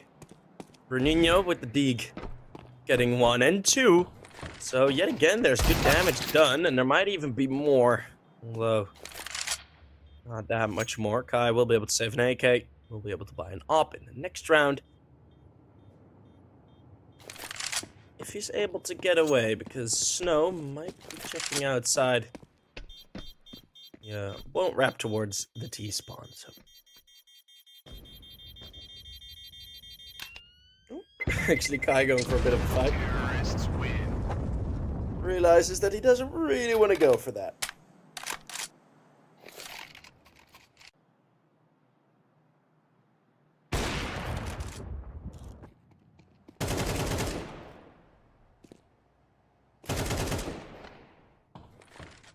One thing that was really clear for Case in this round, which I liked, is that they really kept the long-range fights. So even though there were some possibilities of, you know, getting to the bomb site earlier or whatever, no, they just kept holding the long-range angles to give themselves really that advantage as Yeps goes down against Seralzine in the early fight on Squeaky.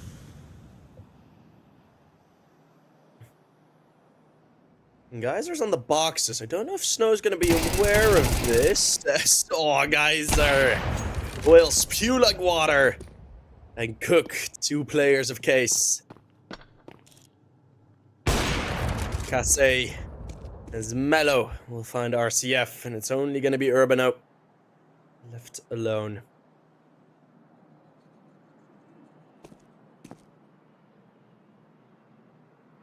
The Furia Academy, on multiple occasions, they have very good round setups. Not necessarily in overall team strategy. Their setups, well, as of yet, haven't been anything special. But in terms of where the individuals position and where the individuals will peak, they are doing it very well. Mellow, crouching below. Or Urbano, sorry. Crouching below Mellow's crosshair, but it will be Kai finding him long range and up to be saved over.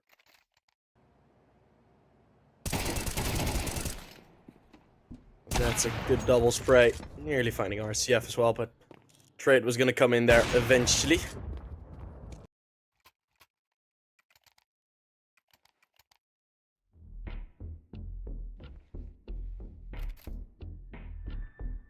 Case called a timeout. Understandably so. It's not been going all too easy.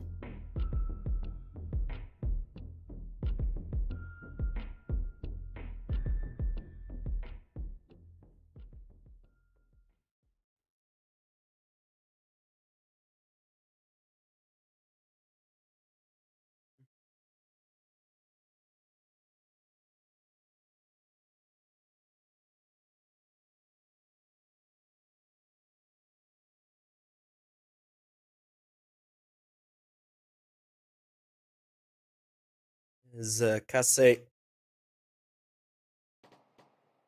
are gonna have a bit of a struggle by. Wanted to have an extra conversation about what the plan would be for this round. Noah's on the AK, and with the shots he's been hitting, that is gonna be a good decision. Dropping in his smokes, girls in. Did he even know he landed on someone? I don't think he did. It's Geyser and Seralzine both finding 2 frags. And the bomb site take is quickly halted. Brakes even faster than a Formula 1 car. Put on to the round of Casse.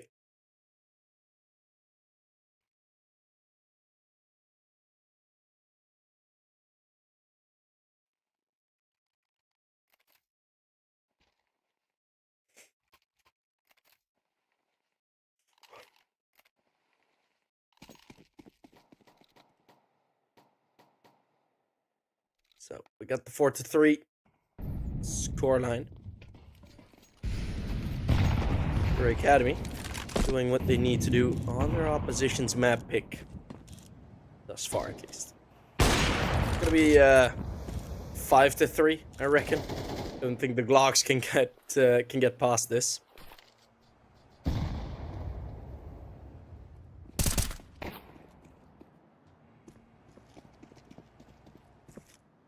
Not giving Mello the satisfaction of a kill just yet.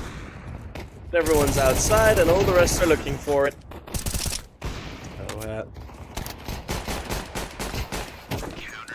So, case, Casse, I think they should be okay with not losing any kills to the SMG.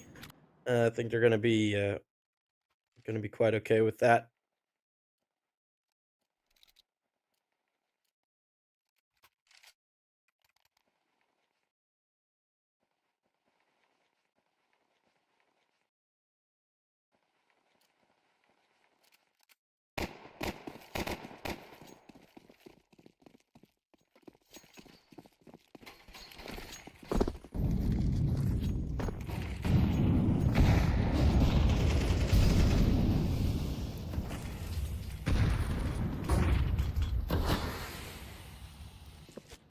Round outside, Casse go again.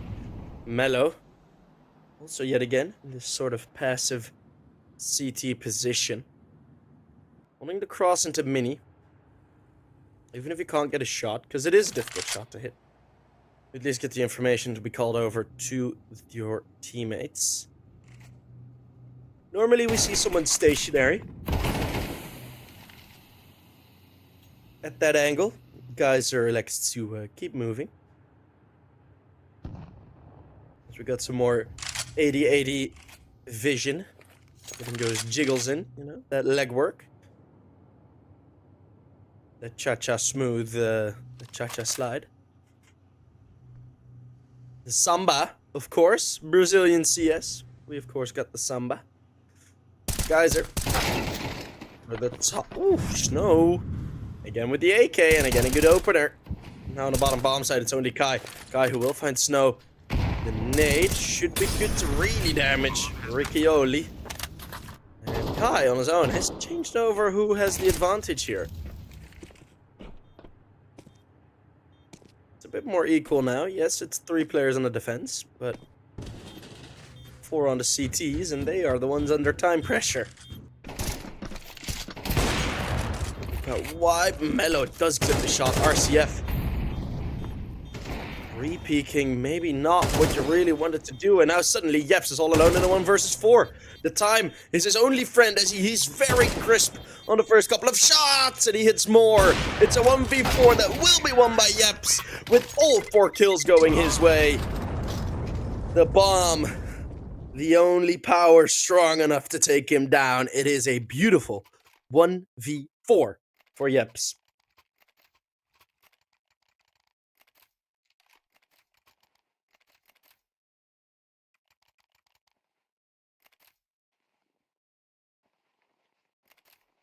Those shots were hella crispy. Very impressive stuff from Yeps. As he keeps Case's hopes of sort of restabilizing in this T-half life. That could have really spiraled if they lost that, to be honest.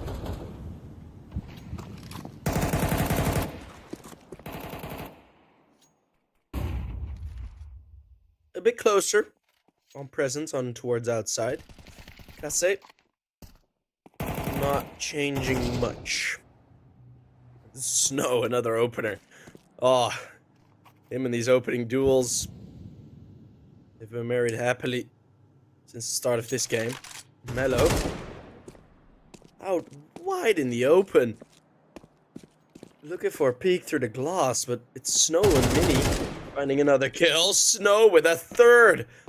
Are all these still opening frags? When does it stop being an opening frag? Well, when it's Snow, it will always open up opportunities. You can ski or go winter or just hit the slopes, but Snow is just Bomb has been planted. destroying everyone.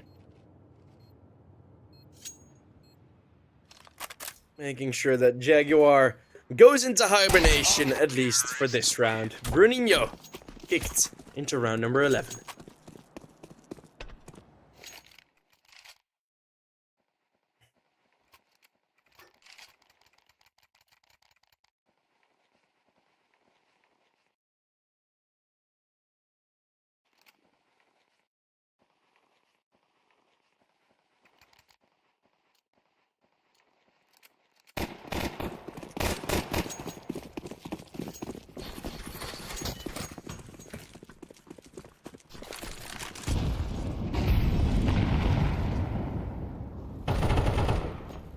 Yet again, setups very similar, although this time the weapons are a bit less exciting. Oh, except for this one. We got a Zeus, we got a Zeus, we got a Zeus, Zeus, Zeus. Will we see a Zeus kill, though? Maybe.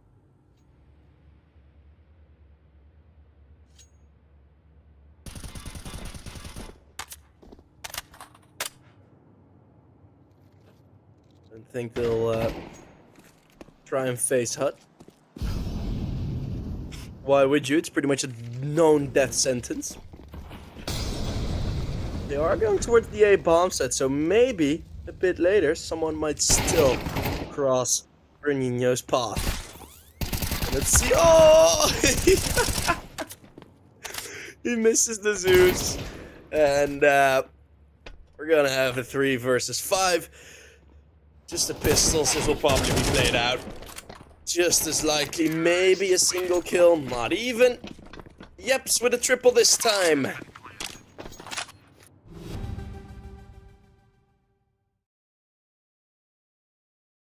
We have the 6-5.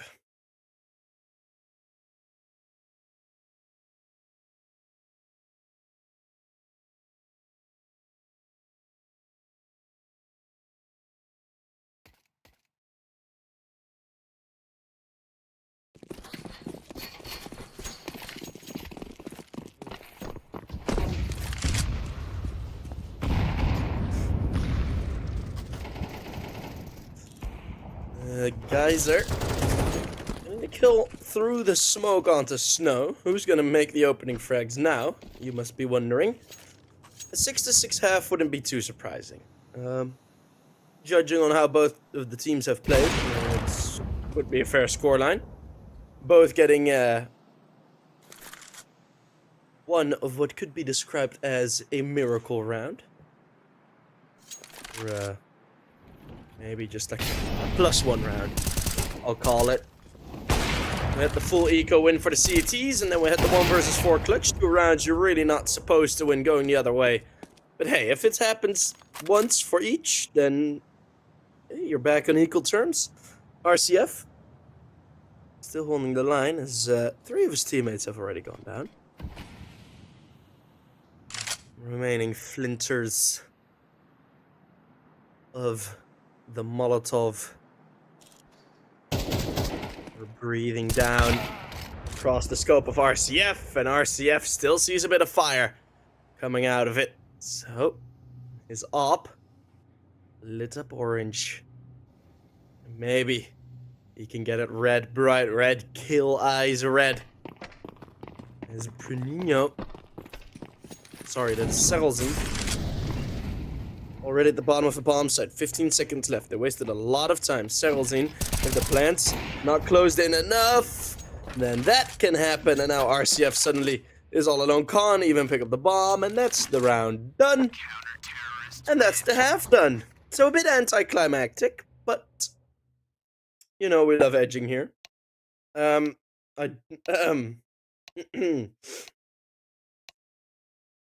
Thankfully, not a lot of people heard that. It's gonna be 6-6.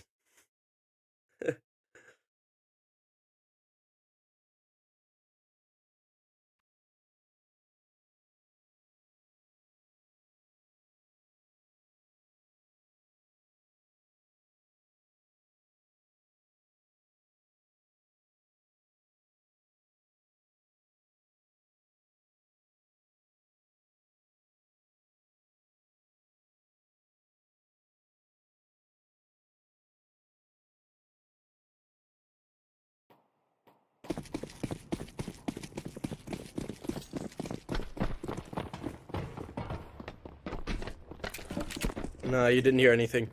It's gonna be the pistol round, as they've all been waiting. Case having a Kase. I think both pronunciations are considered correct, but they are taking a possible beating on the A bomb side.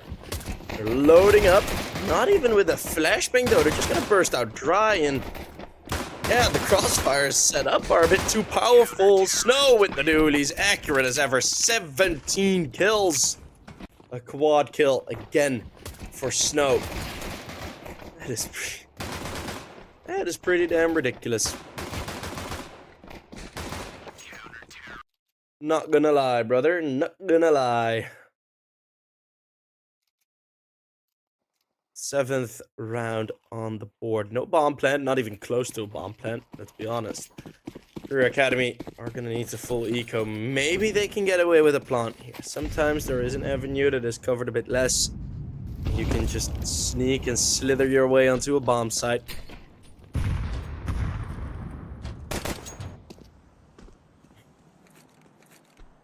Through outside they go. Yeps. Finding Serolzin. Crisp shot onto RCF. Snow lining him up again. Aim practice for the man who doesn't feel, or feels like he doesn't need it.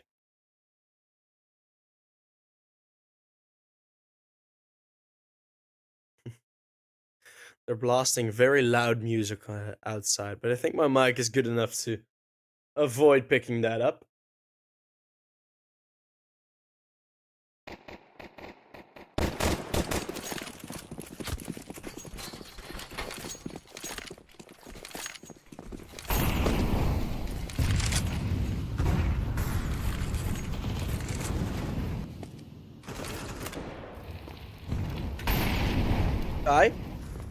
Taking the opening kill against RCF, so that's at least a good start. But then the aggression into lobby. I say, we're a big fan of that.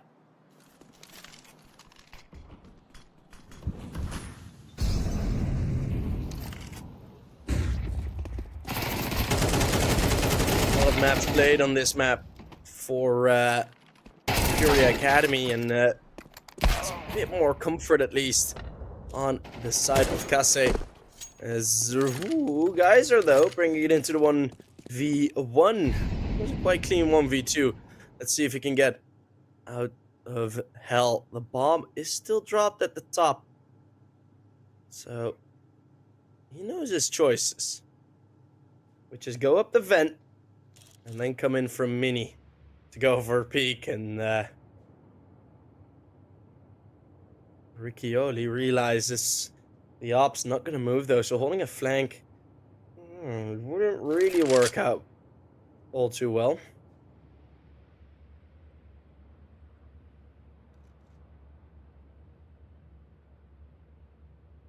Kase, yesterday, we've gone down against about that later. Oh, what a one tap! Geyser winning the 1v2 clutch, even saving the AWP. I thought it was gonna wait around for a bit longer, but he finishes it earlier than the schedule allowed it.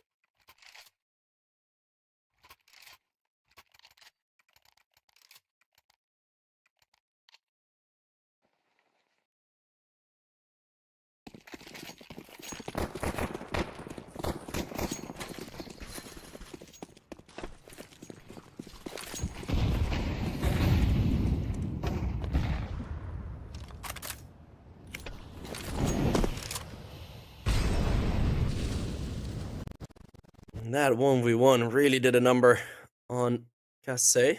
As... Oh.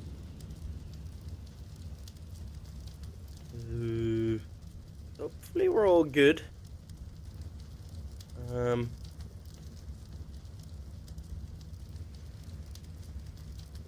think we're gonna have a bit of a tech pause. So let me get out of my chill position that I was sitting in. Yeah, we have a slight technical issue. I think that's on our side. I am pretty sure. So don't you guys worry too much about that. So let me get my jacket off. Let me get my jacket off. Yeah. I think it's on our side. So what we can do is just cast from HLTV. 8-7 is the current score. As you guys know, Bruninho has already gone down. So the opening pick is there for Case. No real movements. As of course I have it open. Well, I can see some extra stats. It's 150 ADR nearly for Snow, which is absolutely ridiculous at this rate. And timer is still ticking. Maybe it's the entire server that went out? No, because then the timer wouldn't be ticking. Huh.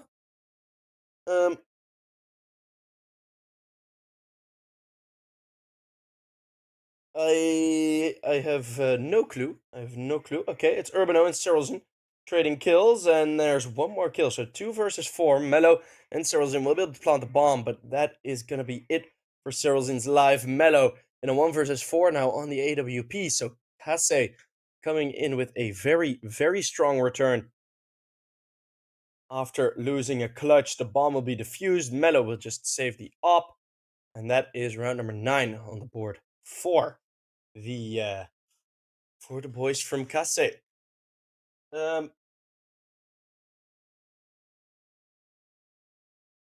What time is it for me? It's 19:38.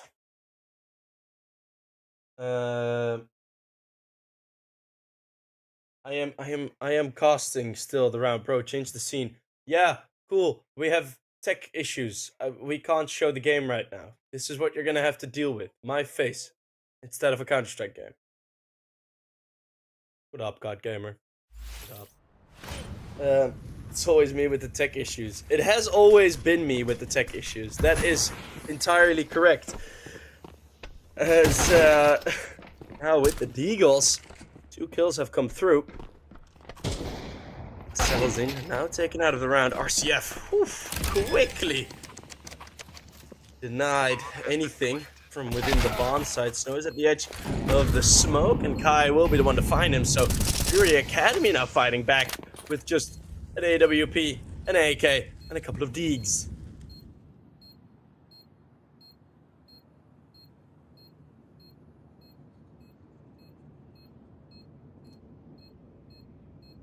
And it's gonna be Riccioli falling back. Thank you, Bildomal.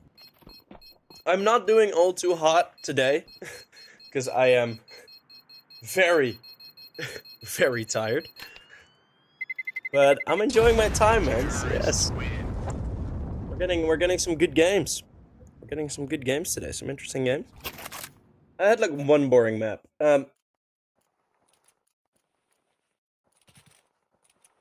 But yeah, no, I've had so many. I had a weekend where I was casting on a LAN, and I've had tech issues every single game I either casted or hosted. Every single game was just tech issues. It was so terrible. It was horrid. Like the whole weekend was just filled with tech issues. So it chases me all the way to my home. Right, a rush around outside, very spread out from Furia Academy, and the boost up over the top. Cyrilson still fends Riccioli, as Riccioli could not drop down due to his teammate being there. Mello finding one more onto Yeps. And that is the rifle dropped. Cyrilson somehow on 5 HP, still being alive. That is, yeah, you could be the judge of that, if that is skill or luck.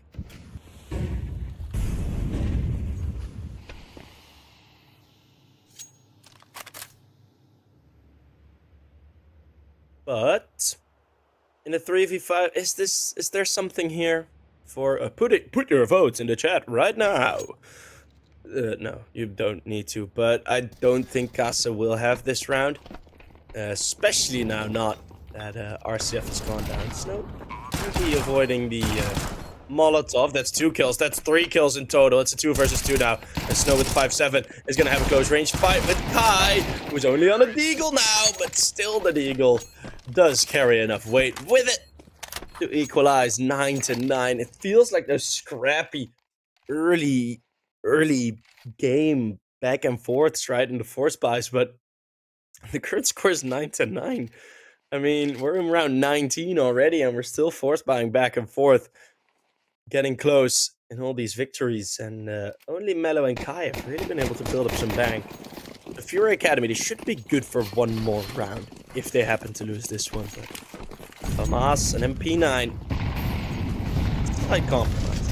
But I do like that they've gone for this decision and not just buy armor without util, which we also saw some teams do today.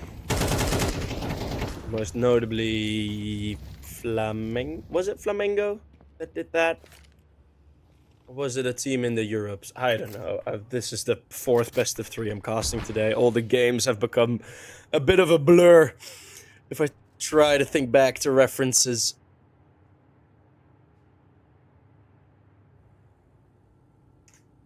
We got 2 exciting games left. This one and the one afterwards are going to be promotion and elimination games. You're in or you're out.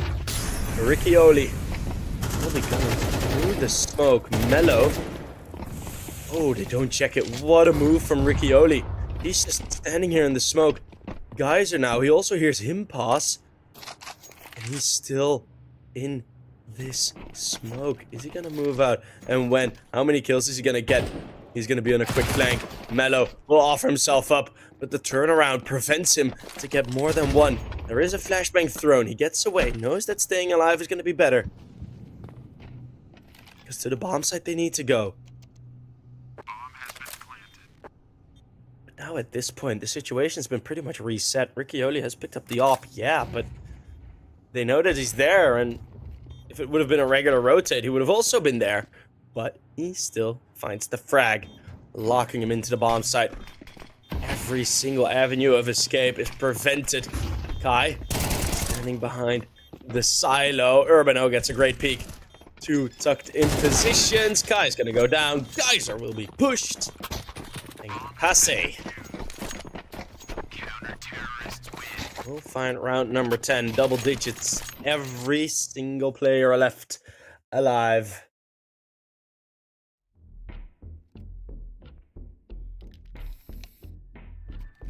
Yo, what up, Menesinho? Couple of familiar faces in the chat. Welcome, everyone. We're doing good. We're doing good. We're surviving for now. We got lucky with the first 3 best of 3s, it all being 2-0s. We got a bit lucky with that. So that's at least a good thing.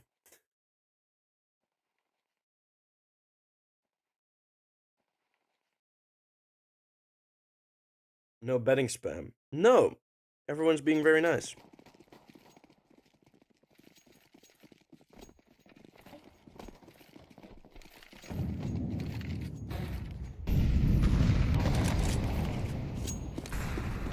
As we're having the Mech 10 of Geyser, which is just gonna line up some util. He's not gonna go push silo with a Mech 10. Maybe he will jump down towards main, but even then with a Mech 10 and knowing the standard outside holds, that's it. Holding would be the best decisions, as Seralzine only finding the one. Mello now exiting with an AWP. It's always a bit awkward, standing at such a slight angle, but smokes open up nicely for him. 3 versus 3. Guys, will be spotted going around the outside, but then Kai, in return, finding a kill on inner. Knowing that the rotate from heaven must have gone away. Action for both sides. Same gear, same kit, an AK and an op. This guy just turns his back. Mellow. Well, maybe across to the bomb side, and the bomb is still dropped right in front of RCF. As now Kai gets the first kill. Knows where Riccioli is and bolts it down the vent. Riccioli knows it.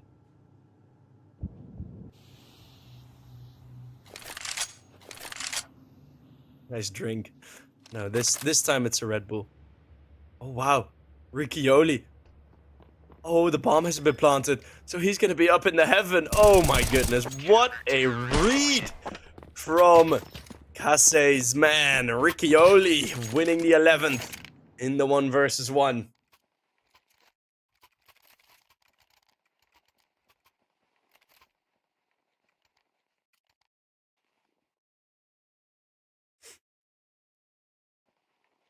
Oh. As Furia, they're in a bit of a pickle.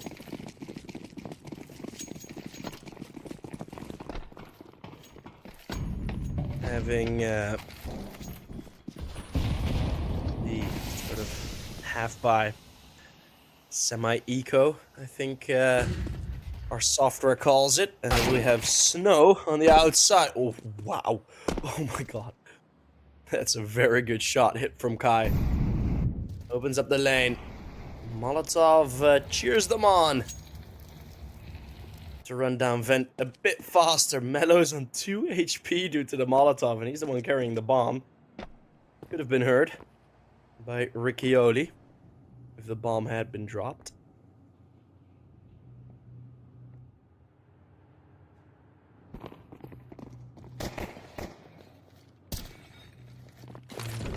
We're gonna go towards the bottom bomb side.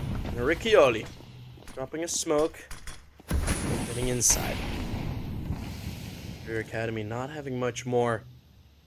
This will give them a bit of a sliver where they can plant the bomb, and Mello is gonna immediately go for that. Oh, he just misses the spot where he can plant. Steryl's in only finding 2 kills. Well, in total 3 kills is decently good, but it's gonna be Kase on 12, the AKs being bought. But will Furia Academy have enough in the tank? They already had a very good showing on this map thus far. I am quite impressed with how they've been doing. Not gonna lie. They've been performing nice. But Case, Kase, it's a bit too good for them. At least on Nuke here. Furia Academy, of course, this iteration of the roster is quite a new one. So I'm looking forward to seeing them grow, seeing them develop, hopefully playing some more America's EPL seasons as RCF just decided to pull the trigger through the smoke. Gets the confirmation that he's killed someone from the feed. As he's looking to feed on more of the opposition's players. Kai, Geyser, and Sterylzine are going to be the only 3 left. Facing off against a slightly damaged full team of Canids. Riccioli finds the timing on the peek up. Geyser, maybe not quite tight enough there with switching the angle. He was watching a bit too early, but if anything would come down on such a minor decision, that means you would have already played it badly in the first place. As Kase finding 1 more kill, it's Sterylzine all alone in the 1v5, and Urbano will take that final kill. So we have the first map victory for Casemiro's team. Of course, the footballer from, where does he play now? Still Manchester United? I think still Manchester United is where he plays. So yeah, that's another well, decently quick victory. It was a decently quick map. Both teams didn't really change up much. We saw very little ramp attempts in full gun rounds, pretty much none, I think. And yeah, there weren't really many change-ups. And when you play like that, you play decently equal, but it does come down to those kind of crucial, tinier decisions. For example, a 1v1 being won by, who was it? Who won the 1v1 from the heaven? It was RCF, or yeah, RCF I think, or Riccioli. Yeah, Riccioli against Kai. For example, those types of rounds, those will have a lot more impact. They traded, I mean, Furia Academy got the full Glock win, then it was the 1v4 for Casse. It all balances out, and I think the deserving winner has taken this map. Casse just looked a lot more comfortable on the T side. And now, we will head over towards map number 2, and that will be Overpass. Was Overpass one of the maps that they already played against each other? Yes, but that was all the way back when it was still Global Offensive. So we're not gonna deal with that anymore. So it's gonna be a new map. This time Furia Academy got a bit closer on Nuke. Let's see if they can overwhelm Casse on Overpass. We'll see each other on weekend. See you there.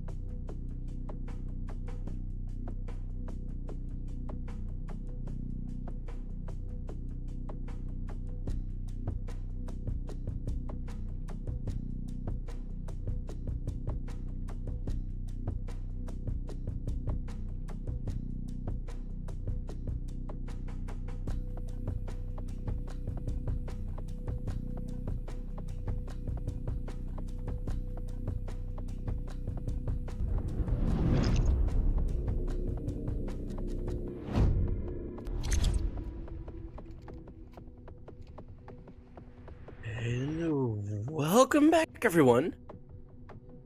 EPL map number 2 of the final map of Group A.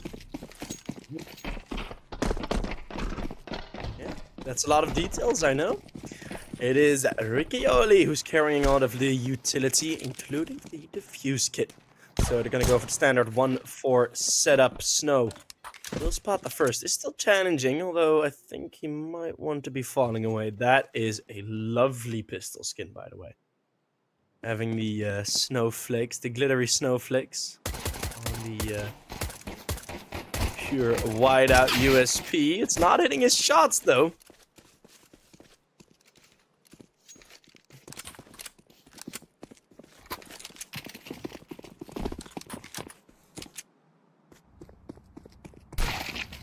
It's a 4v5, and Mello with P250 will find one. Long range, Urbano finally fights back. Fuse kit is still dropped over there. Urbano really needs to pick that up. He will, and we'll get a kill simultaneous. Yeps is there with a peek. Urbano with one more. It's a triple kill for him. A man that we didn't see all too much of on Nuke.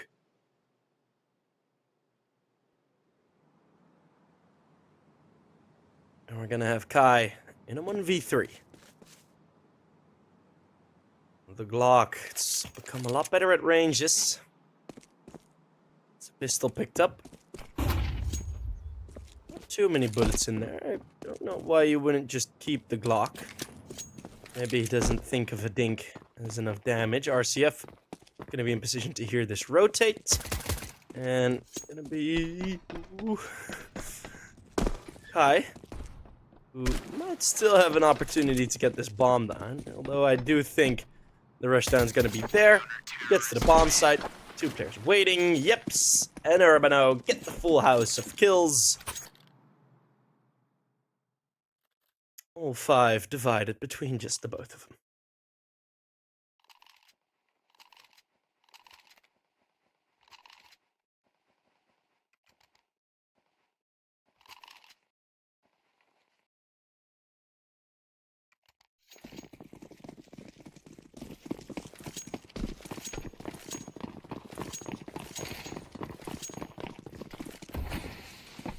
Case in the lead.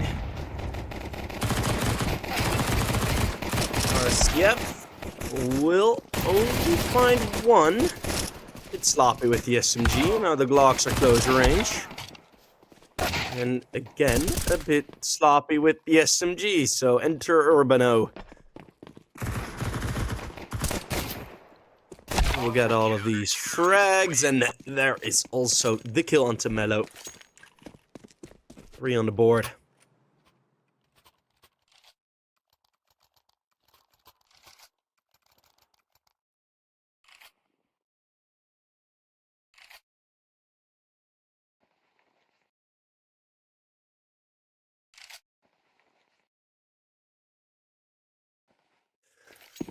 Two rounds are there. RCF has gone for an ambitious buy, which is the glass cannon. So he does have an AWP. He's gonna have a little peek with it.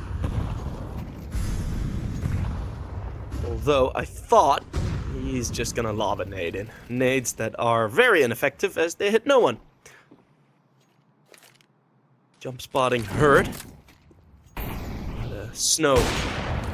Wise to not re-peek. RCF has a headshot angle. So then, having no armor doesn't really matter. Especially not if you're quick like that. Snow for the jump peek off of his teammate.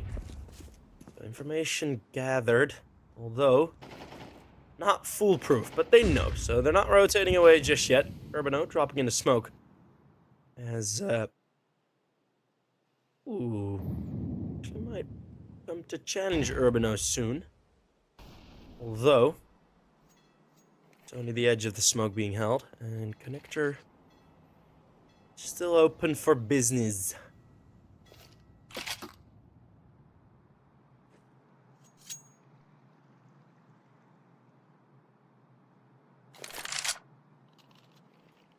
Casse setting up the boost passively. They have the defuse kits.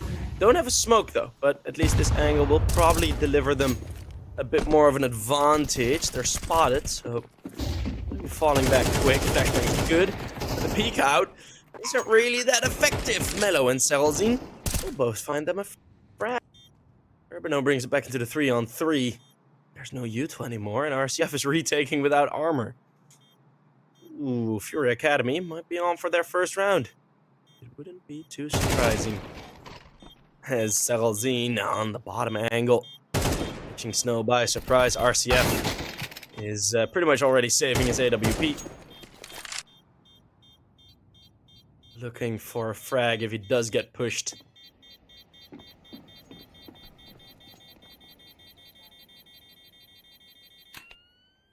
Securing his own safety. But Furia Academy will win the round.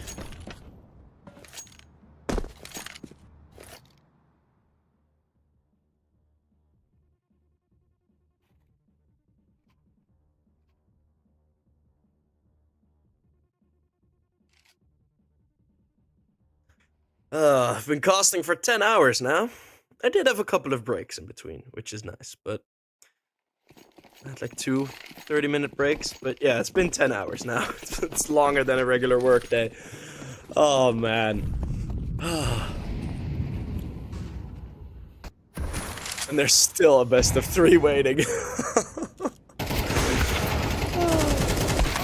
Seralzine will only find one. It's the double push long that they're getting in each other's way a bit. Snow preventing Urbano from helping him out in that fight. That's not something that you really want. You want teamwork, not team against teamwork thingy. Looking away from the flash, quickly done from Furia Academy. And they're gonna plant the bomb, and all of a sudden, them being forced to go for the play on B stems from Kasse not winning the fight on long. So that was a bit of a whoopsie.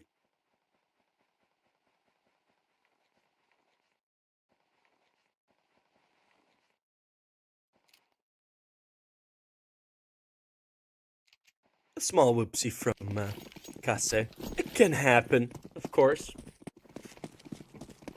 That's what I like about these tournaments, right? It's not one of the tournaments. Like, it is one of the tournaments where teams are allowed to try stuff out. Not that I'm saying that the double peak walking into each other is trying stuff out, but absolutely not. That's just a mistake. But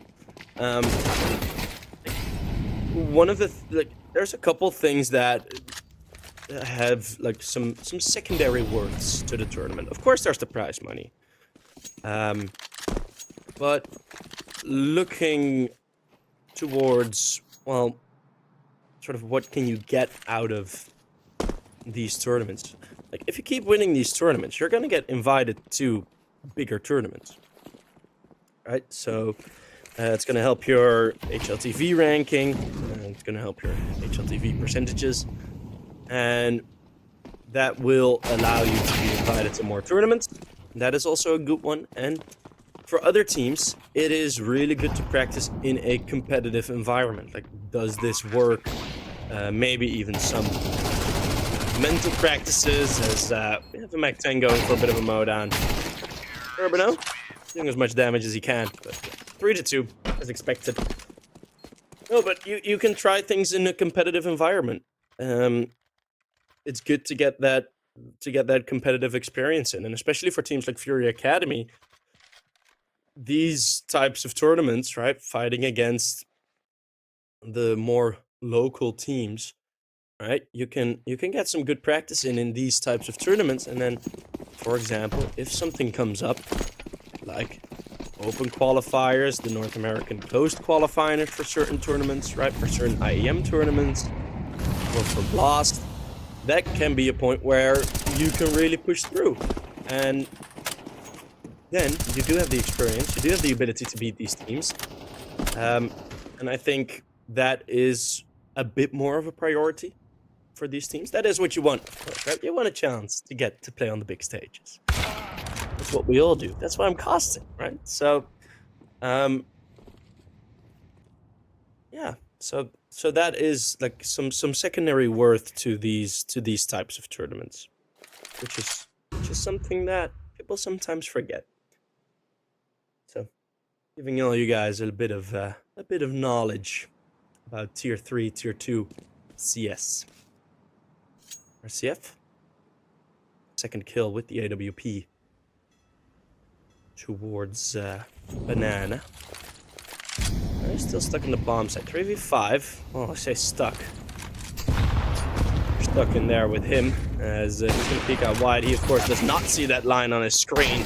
And he will shoot cells in straight through. Urbano in the closed-in position. Moved further forward than he was. That's it. Snow not just quite getting the kill. No double AWP was Urbano asking. Keeping 4 players alive. It's only 1 going down. And I say will continue well on their CT side. But if it stays this back and forth, that's only going to help the T side. And Furia, as soon as they've got 5, I'm still convinced that they're going to be pretty alright. Yeah, I think they can be pretty alright if they get to 5.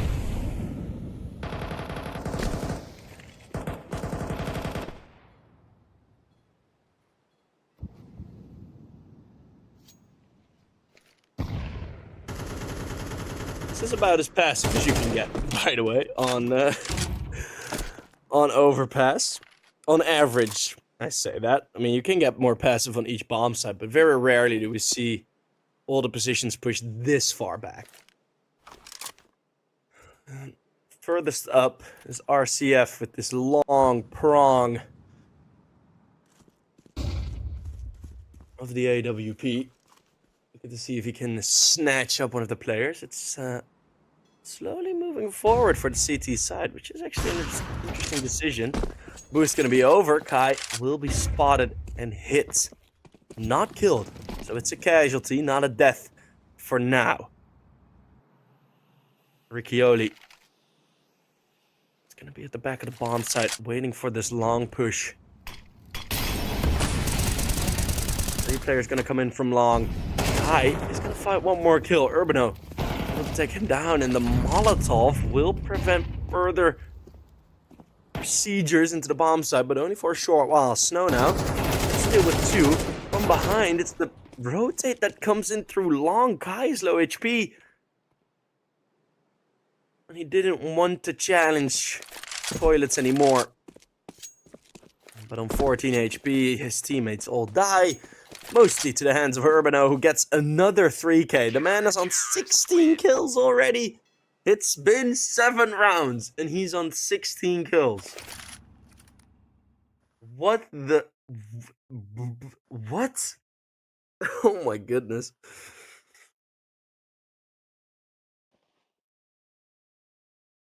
Call it Urbano pass. Jesus. That is some scoreline. I mean, ooh, that is pretty damn ridiculous. Kai, you did save his AK, but of course, still alive after time. Getting no money. No money for you. But if the AK does enough damage, it should be okay. Urbano apparently has taken all of the kills from Riccioli. So on average, yes, they've gotten all the kills. Yeah. Even on average, even if you split it dead in the middle, give Riccioli 8 kills, then Riccioli and Urbano would still do good. If Urbano had half of the kills he has currently, he would still be good. As now Urbano will only find 1 addition to his KD, as RCF is going to be on the bomb side, easily holding on. As that's a shining shot onto Kai, getting tagged heavily by the AK, but still managing to pull the trigger straight to the brain, and Snow will find the final, stealing the kill of Riccioli. They aren't making it easy for him, are they? And I have a bit of a feeling that they're laughing about that.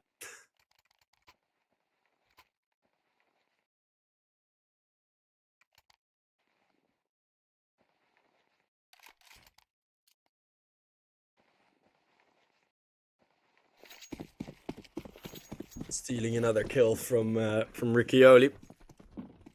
17-4, so his KD lowers. Although it's still on about 4.25. Ooh, fighting short. Heavy fighting short. Urbano already taking the opening pick. Riccioli on the scoreboard now officially with the double spray. And guys, there's the final one to fall. And that is going to be Furia Academy halted 20 seconds into the round.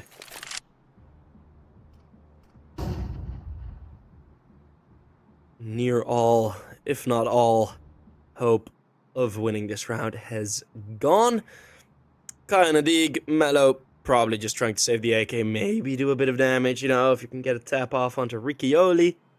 Maybe, you know, if you can take Urbano down with you, it's, hinder that KD a bit.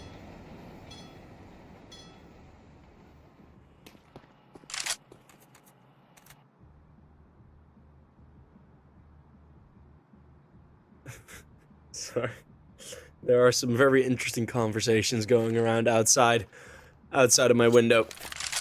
And that is quite enjoyable. So, I at least have a bit of entertainment for these, for this minute of waiting. Mello is now going to be pushed. Yeps is just gonna start spraying. The bomb presented nicely on the barrel. Guy on a dig all by himself. He will be found by Snow. An AK saved. And the Deagle saved. Snow taking everything for himself.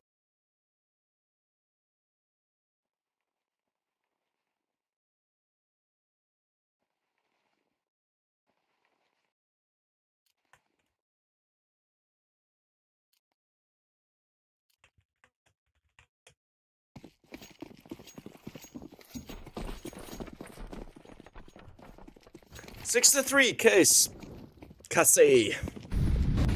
Case or Case. I mean, I'm using both. I'm alternating it a bit. I don't think it's that confusing, so we should be good. Hopefully I'm good. I haven't heard anyone get angry at me in the chat, so... RCF's gonna drop the molly, and Case will be the ones taking the lead. Nice symmetry on the weapon buys for Furia Academy. 2P, 250s, and 3 Tech 9s. RCF gets a lot of damage done towards him. The nade gets thrown in towards Long. Molotov is in there, but just can't really face towards toilets. And Urbano surely can. It's another triple kill because of course it is. Of course it is. 21-4. Just go A. Let don't even go A anymore if you're Case. Just sit down. Just go towards B. Let Urbano hold A on his own. He'll probably do fine. 21-4. He's taking all of the kills. He's taking all of the kills. There's nothing in the server left when Urbano is done with his Furia Academy team. Each and every round. Round number 11. It's going to be the final full buy on the T side. And RCF misses his first opportunity for a shot. Goes for a repick out wide.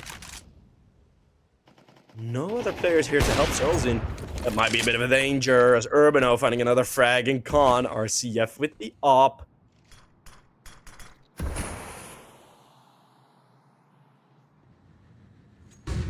Mello and Bernino close together in the middle of the map. The bomb still on its way to somewhere.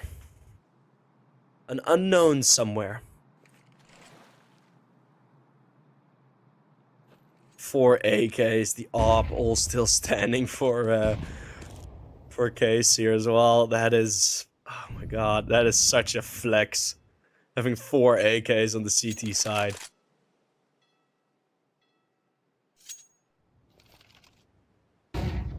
It is such a flex.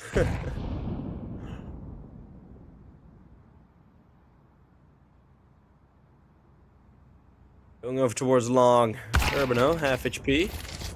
Taken out of the round. So only 1 kill this time, and Mello opens up with 2. All of a sudden, this bomb can go down. The site can be defended. And, oh my goodness, Snow.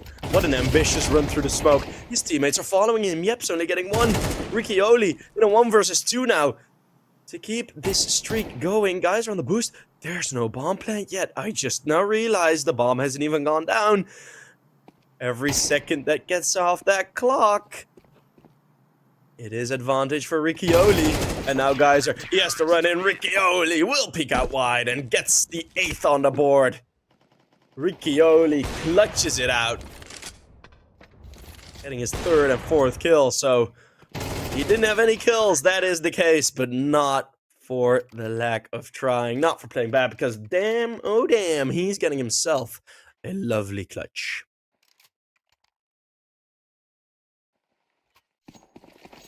How does Yeps not have a kill in how many rounds? Urbano. All I gotta say, Urbano and RCF, they have been getting all of the kills, mostly Urbano. Urbano has 22 kills. They haven't gone B much. That's why Urbano has everything. There's just no kills left. Snow gonna be boosted up. Nuke not spawning for it. As Urbano finding one more, even rotating in. Then Yeps, as soon as they go B, of course he gets a double.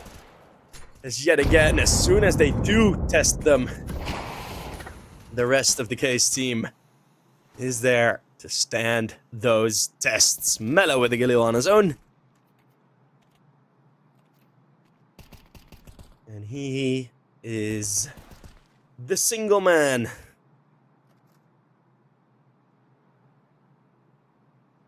Called him 2 Change by the look at his picture.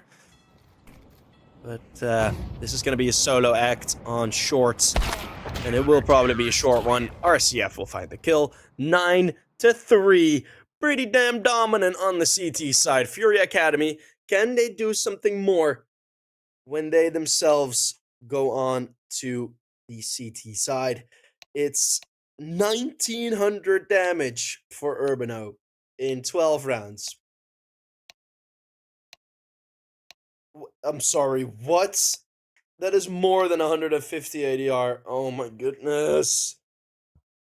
That is so ridiculous. How is this man? He's on 169.3 ADR. That is stupid. Oh my god, like what the hell, man?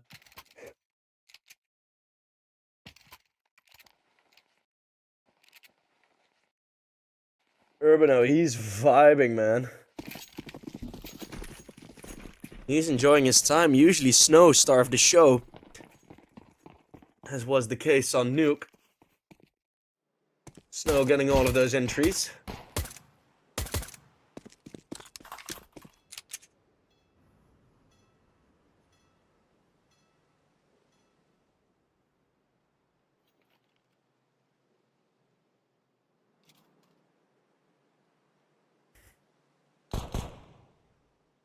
Mello and Serelzin with the dual dualies.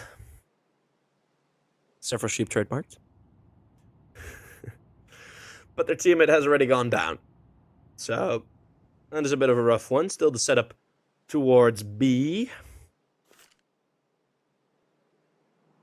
I have a feeling they realize that rotating should be the right choice. It's slow about it.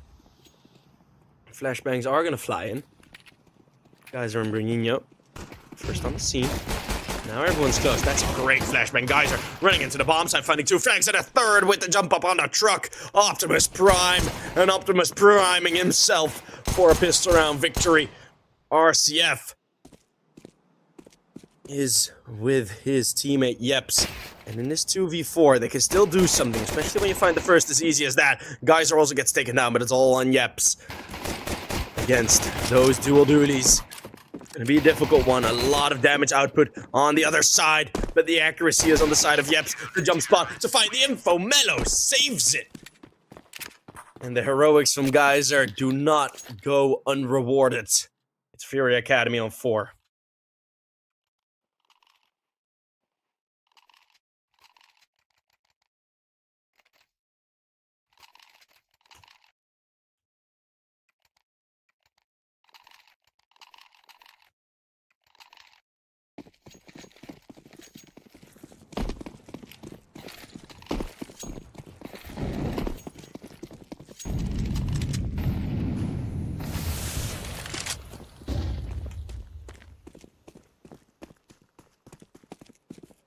RCF has the AK.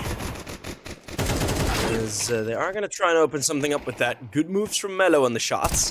Block will take down his teammates, so the AK will proceed to be a threat.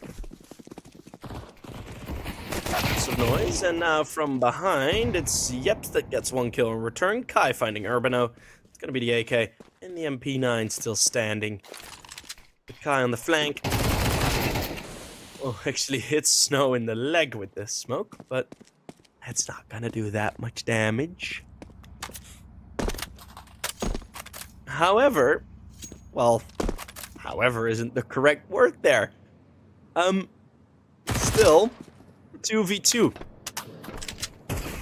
Very isolated 2v2. Guys are good enough to find the headshot, though. On to Snow. And Furia Academy managed to survive one more round. But the economy is gonna be a bit bruised.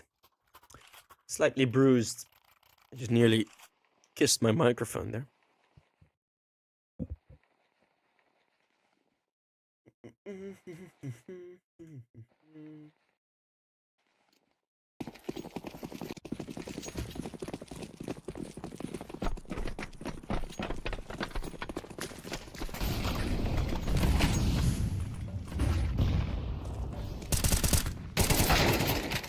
As Urbano finds Mello on the entry, so Urbano still fragging on the T side, but Seralzine holds off 2 on his own. So after 20 seconds in the round, we already have a 3v3. You know your boy loves him some 3v3s. Really, really do. It's gonna be Kai fighting against Riccioli and Yeps, and he will find both. Snow now in a 1 versus 3. Past 3 months, he's been the top performer for his team.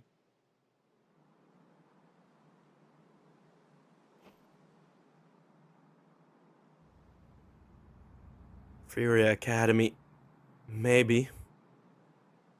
Or an academy for detectives. The way they want to crack this case.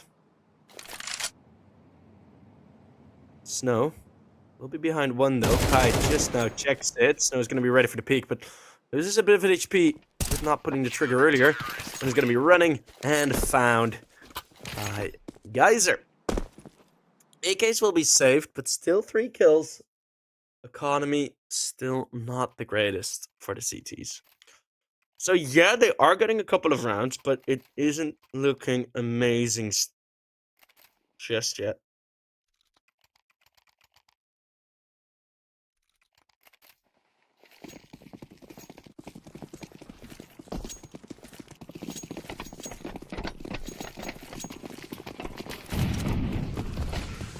Forest and Simple are apparently subs, with the major rosters being locked.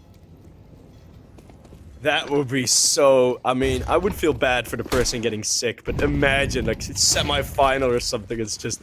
Oh yeah, one of our teammates is sick. Boom! Simple in the server. Urbano finding Geyser. Bruninho! Ooh, that is nice! A triple kill on the pillar.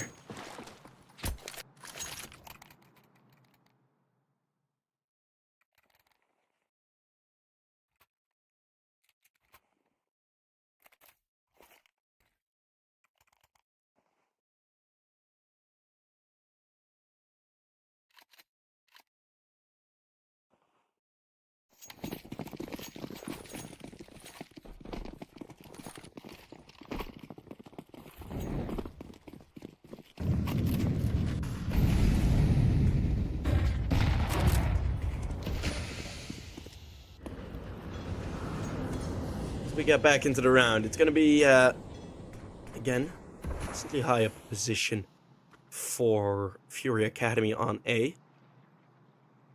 They have been not forcing that control to be taken, but setting it up nicely. As Bruninho and Kai will both get a kill. Geyser is there with a double. Furia Academy in these gun rounds starting to show up a lot better as they keep getting kills, showing why it's their map pick. Comfort on the CT side. So Simple apparently is the sub for Navi if they need it. Forest is going to be the sub for Complexity? Huh. Borup for Ecstatic. Jax for Vitality. Here, Q for Rust.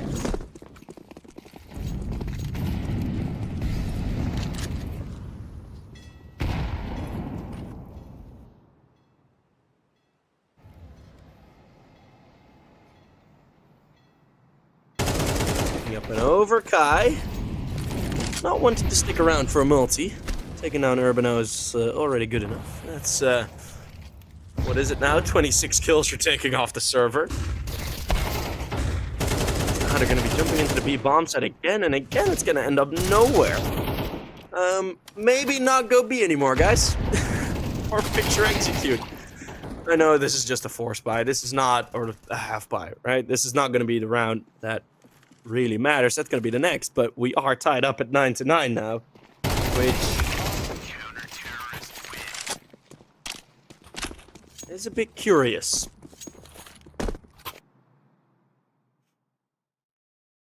Ooh, Christian is the sub for Mouse.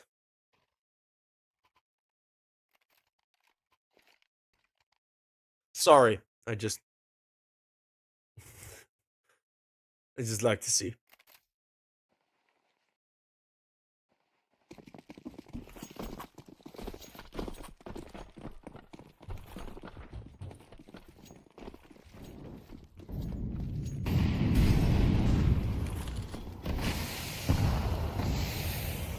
Smoke thrown in, and again, it's going to be the lineups ahead of the B-bomb site. That's it. We'll have to push through. Oh no, Geyser, he messed up his own molly. He's standing in his own flame, still getting a kill. Urbano with the double entry. He's getting more and more kills. It's round 19, but he's nearly on 30. Urbano now taken down by Kai, who again in the 3v3 holds on for 2 kills. RCF on his own. In the clutch. Nades raining into the bomb site. Smoke down. So he can have a bit of freedom getting this bomb down. He got wide. I was thinking it was going to be fake. But smoke. Broken open. Now RCF has an angle that works, but he doesn't dare. Tunnel vision onto heaven. They hear him drop down and out of the sky. RCF finds the first. Mellow has already dropped in, but RCF gets out of there. RCF with the gun gear. Can he actually win this clutch through the smoke? He won't find the kill. Flashing through. Mellow is sticking it. Mellow is sticking it. Oh, Furia Academy are the first to get to 10. Preventing a 1 versus 3. Whoo, baby.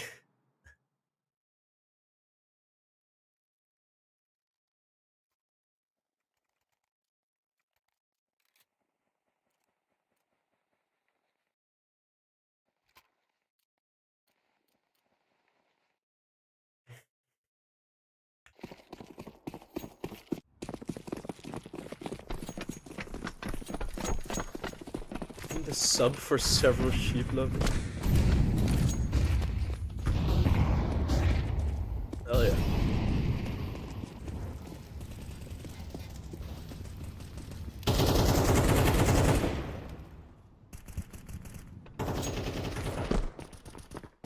Still full buy for Case, but oof. Kai now. This is like unspoken impact. Kai's on 14 kills, yeah.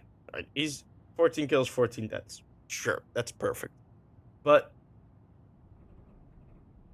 the fact of the matter is, he's had 2 rounds, right? 4 of those kills have been double kills in a 3v3 situation. That is round defining because, yeah, RCF is getting those kills, but he didn't win the round, so it's cool and near clutch, but you're getting nothing for it. Cyril's in. Right through the wall, spraying in return, and it's Cyril's in that will find a kill on Snow. Getting a bit of an advantage there. Throwing 2 bullets back, just for the heck of it.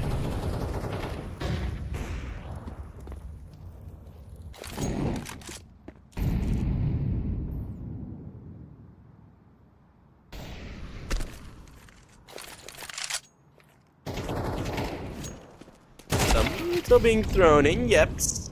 First, Bruninho is going to push forward. Riccioli ready for it, though. Another 3v3, and Kai is still alive. Can he find more impact? It would be ridiculous. And Riccioli severely damaged the bomb. Not planted yet. Mello drops it. Kai with another one, and Mello with 2. Furia Academy. They're coming up so clutch in these mid-rounds.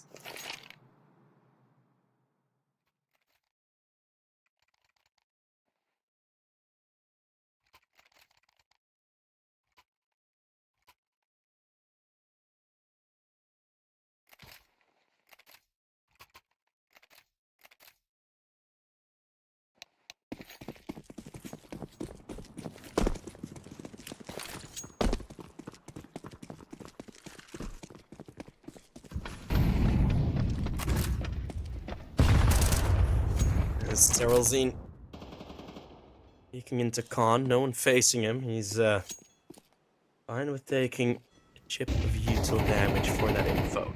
3 players from Furia Academy are in short. Snow. It's a crisp shot. Nino taking the same position. Snow, same angles, same results. Lots of sames there, no changes. Guys are going to be right behind his own molly, and they're going to truck through Monster. They just really want to take the B bombs, and it's looking like they'll finally be successful. That's a lovely Molotov, by the way. I've never seen that being used. Bomb will be planted, nearly taken out of the round by the nades. Sterylzine is still close, and the damage has been done.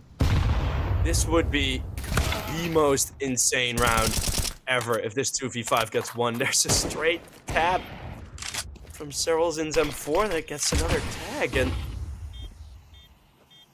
Sterylzine just needs to get through this. If he gets somewhere in here.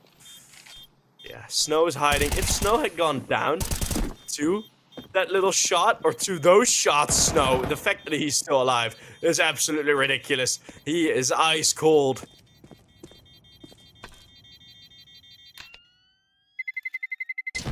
It will be Kase finally getting the B-bomb site. When Sterylzine was running back towards CT, and he just released a single bullet, or like released like 2 bullets, inaccurate because it was still running. One of them went through the wood below, like in front of Snow's feet. So it went through the wood, losing damage, and then hit Snow in the foot, leaving him on 4 HP instead of on, what was it, 9 or something? That is so unlikely that that happens. It is ridiculous. Ridiculous. Whoa. I don't care how I pronounce words. Ridiculous. Hi. Whoa, RCF, even with the jump, gets the shot. Urbano swinging in, and he's on fire. That's his 30th in regulation. You don't see it often anymore, but oh boy, is he fragging out. A regulation 30 bomb. Presente. And Urbano, if we're talking about Brazilian terms, probably shouted at his screen more than once. Keota, Keota! As he takes all of them and more. 30 to his name. And Kase, Furia are not on map point yet. And now they're forced to save. Mello has enough money to drop a rifle, so they'll be good, but their money's gone. If they lose the next one, if they attempt to retake, for example, on the next one, they're gonna be out.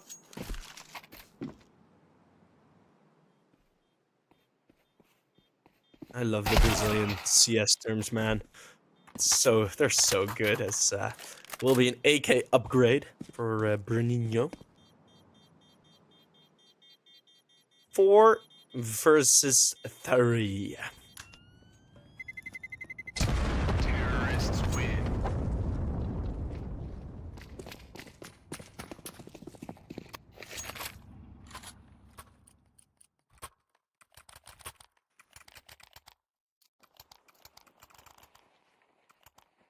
And nothing more. The bomb explodes. Equalized at 11. Oh, baby. Oh, baby. Still no AWP from T side. RCF just didn't really have the funds and now just really want to buy it. More than enough weapons and util on CT side. There should be no deficit, which is a very nice prospect. Both of these teams, they're close to broke if they lose this one. I mean, the money on both teams is pretty shite. Furia Academy at least have a bit more loss bonus, but then on the other end, the T side has a bit cheaper buy-ins for the weapons. Mellow getting the opening pick, Searles in against on this toilet can position. Or is it a bench, or is the bench on the other side? Now I don't know anymore. But it is the man-up situation for Furia Academy. I say, it's looking like another B finish, and I don't really agree. Why are they so scared of the A bomb site? Is it Mellow that they're afraid of? Oh, weird. Bruninho, caught napping. Kaido is there with another good shot. Snowing, Yeps will get their entries. Kai is still on the bomb site. Yeps does massive work on the entries. As Mellow on his own gets a kill on the Tech 9. Of course, this round comes down to a 1 versus 1. Snow has every single piece of util he would want, but Mellow has the one thing he doesn't have, and that is the bomb under his control. Looking the wrong way, but Snow misses his shots. Now there's a molly, but it goes both ways. Snow has to traverse the molly. There's still a smoke. Snow can get away with this. The bomb will be planted. The 1v1 reset. Flash goes over. Tech 9 goes in. Snow, 20 HP. And Mellow has the Tech 9. He's gonna stay in this smoke. They trade places. Mellow caught unawares. What a massive play from Snow. And Snow always lands on top. 12 on the board for Case.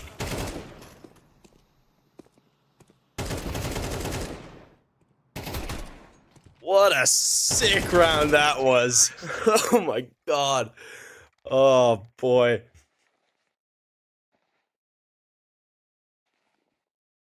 What an incredible round, and Kase go for the tech timeout. The tact timeout.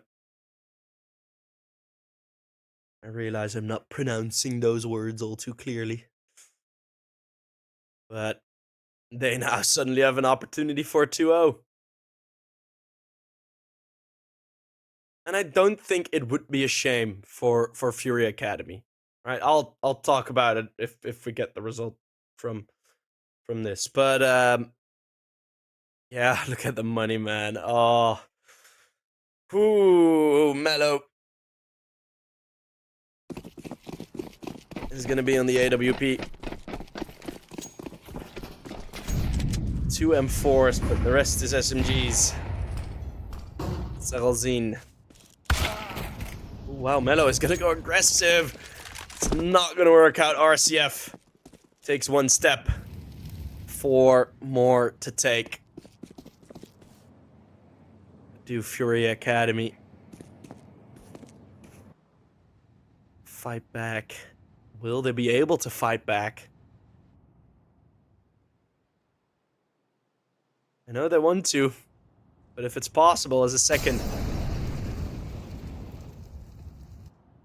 Kase slowing it right down. They want every single piece of util emptied out of Furia Academy's pockets before they go for something. Furia to give up as much information as possible. Going across long. Still in connector. Look at how passive Snow is, just preventing the push. They know they're on lower weapons. They know there must be a funky play. Seralzin. Oh, he's gonna walk back, and Snow finds a great timing. RCF with one more. Snow with the double. RCF with the double. And Geyser is the only one left standing. 20 kills. It needs to be 24 to even continue fighting, and that will not happen. That is not the case. The winners are the case. Kase will take the victory over Furia Academy, and in what a map that was. That was super exciting. Good CS from both teams, and Kase, they will promote to the playoffs. Let me center myself a bit here. One thing that I do want to say is this is not a bad result from Furia Academy at all, right? They're still a very young team, as we saw on all the statistics. They have very little information, very little statistics still left or still added to HLTV. And this is a very young team that are showing a lot of good promise, right? Mello had some insane rounds, Geyser as well. Pretty much all the team. There are some really great talents in here. And I think if they develop them more, we could see maybe in the next Americas season that Fury Academy will take a victory against Kase. But they got a lot closer than they did in the previous matchup between them in the group stage. It was way, way closer. So, yeah, I mean, Furia at least improved on their own gameplay. Still did not manage to beat Case. Buy a red nose caster. Buy this L. Wait, let me.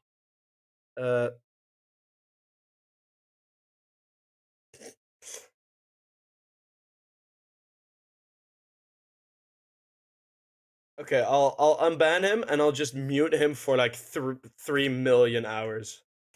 There we go. Oh, that didn't work. Like that? Should that work? No, that also doesn't work. There we go. Perfect. So that is gonna be well, for the Americas, it's gonna be game number 2 done for today. For us, it's gonna be game number 4 done, but we are not done. So let me just talk about this game a bit more, right? Just very, very short. Yeah, Kase, right? They have been one of the better teams around this level in Brazil, and they got really close to making the RMRs. Fury Academy are just such a new team. I think this is a very good matchup, and it is one to keep our eye on in the future because I think we're close to seeing Fury Academy at least take maps off this team and even take some victories. And as I said, next America season, we'll probably see that happening. We're gonna go for a quick break, and when we're back, we will have Flamengo versus MIBR Academy, another Brazilian academy, to see who will be the final team in our playoff spots. So, guys, grab some drinks, grab some food, check out another game in between, and then when we start again, be back for some more CS on EPL. See you guys there.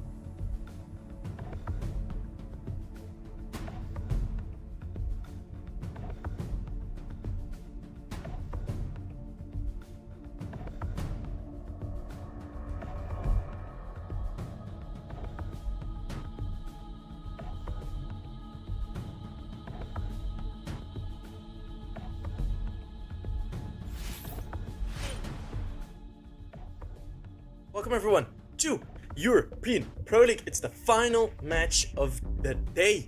And that's the final of 5 matches. We've had a long one. Of course, the producer has been with me all throughout it as well. So shout out to those guys, admin as well. The crew have been here for quite a while, but we're not done just yet. We got the conclusion of Group B coming up. No, not the rallying. We got Flamingo versus MIBR Academy, which previously was the 2-1 victory for the Flamingo team.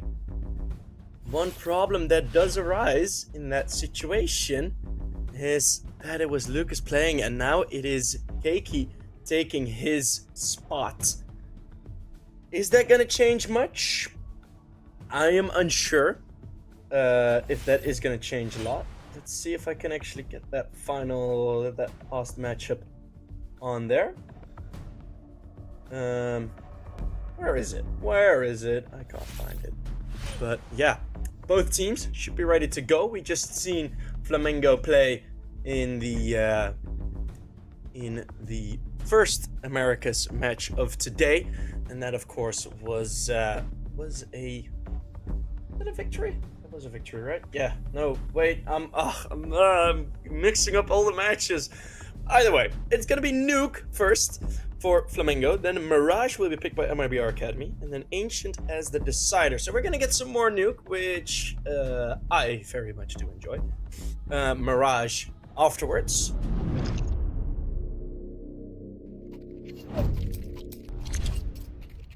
Oh, it was also already Keiki playing. And Keiki actually dropped near 50 kills throughout the best of 3. So there's no changes in there, and I thought there really would be, but we don't have any switch ups in that. So we're gonna get into this game.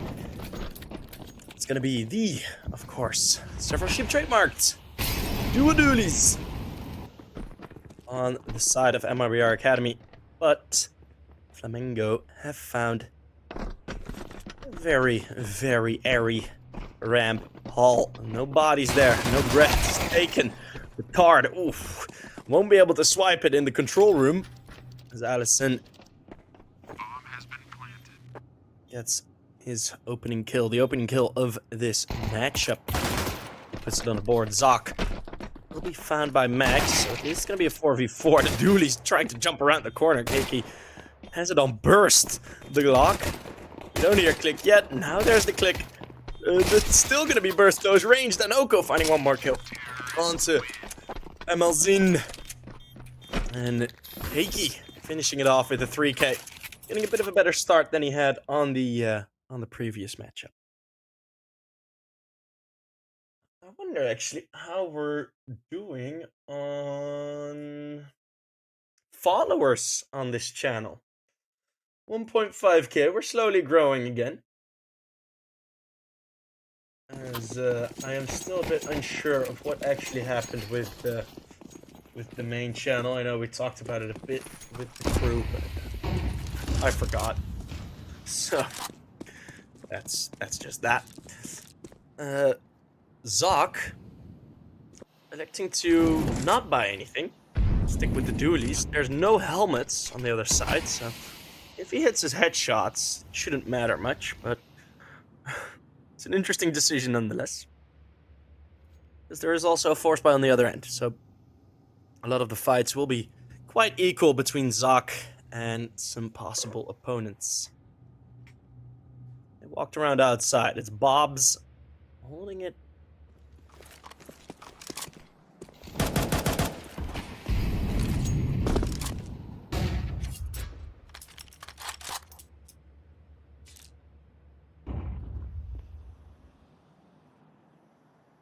It down ramp. It's gonna be a wrap around the outside. His change of direction for Flamingo as Danoko gets tagged. More tags of that scout could be very scary for the Flamingo team.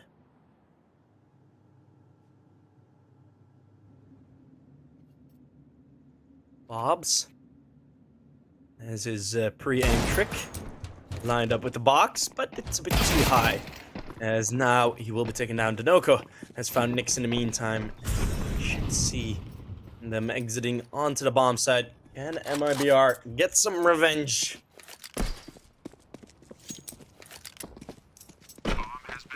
Against Flamingo in this best of 3.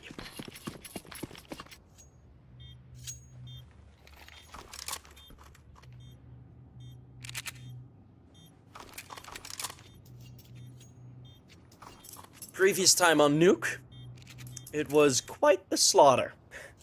13-4 for the Flamingo side.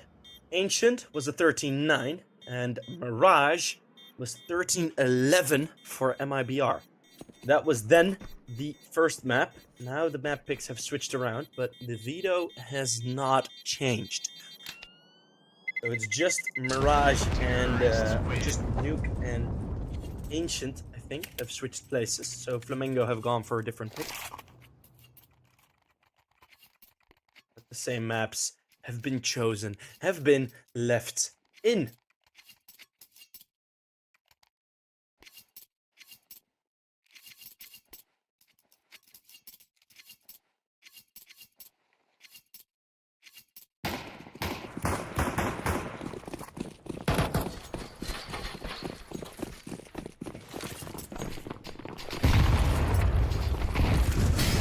Flashbangs, jeez, that's a lot of pace. Flamengo have Zoc still on the dualies, because it's a full eco now, but, well, I say full eco, still a lot of weapons saved and upgraded pistols bought.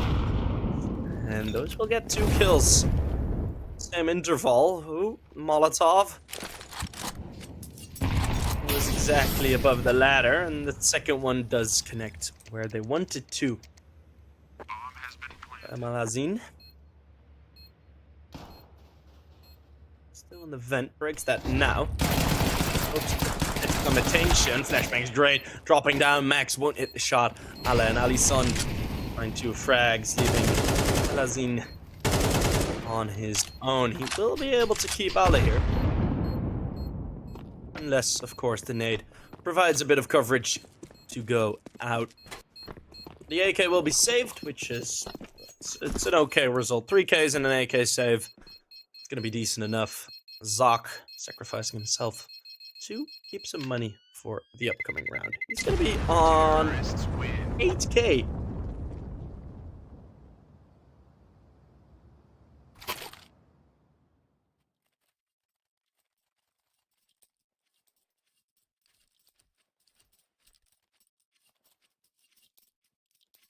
That is, surely something.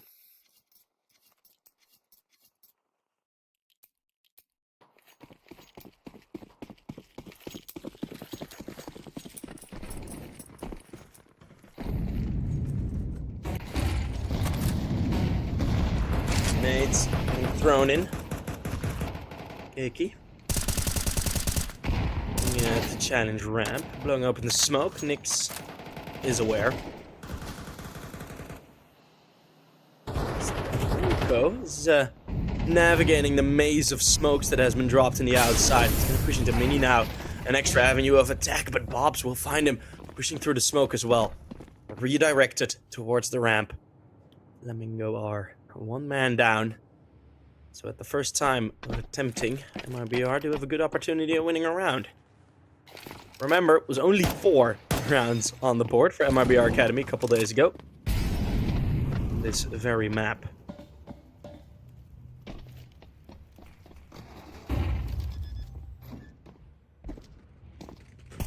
Bomb plant fake. Zoc.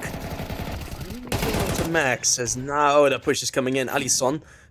It's a good peek. 2 versus 2 still. It's 45 seconds left, but Bob's just drops straight to the dome of Alisson. Next. He's running away and he's able to avoid the op bullet. Bob's now holding the angle and he will get the shot onto Zoc. Op given over, so Zoc saving for 2 rounds to buy an op, only for it to be bought out by the Bob's 4K. That 3rd kill was the most impressive. Dropping down, getting right into their face.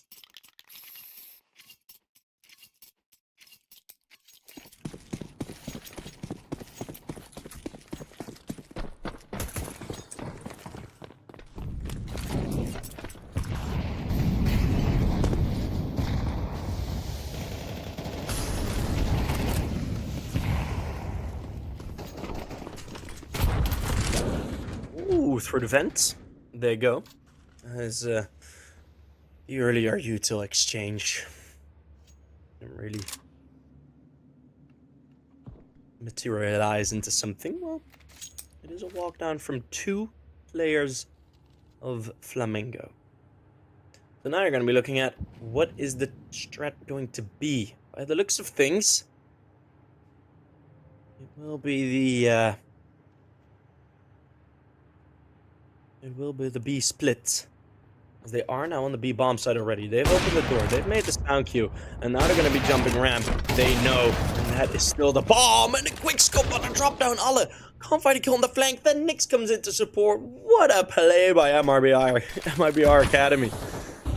That was amazing. Card dropping down to take down the flank. Keiki still at the bottom of the bomb site. Smoke, yeah, it gets blown open, but you're not going to challenge that with an AWP. Keiki, though, might still be a bit of an unknown factor here. As he shall be walking upwards. I think Nick now gets the clue. He will. Keiki just a bit too slow. Was hoping for the rotates through a vent. And next time, if they had sent the bomb down, that would have probably been a round win for Flamingo. But it's such a risk to take. Putting the bomb into the vent. Right, because if you get clipped by a couple of bullets beforehand, bomb drops in the middle of a bomb site, and then you're really not getting it back. The collateral shot from Card, and then the quick scope on Alle on the flank. Great stuff from MIBR. Already halfway their previous round count. Hey.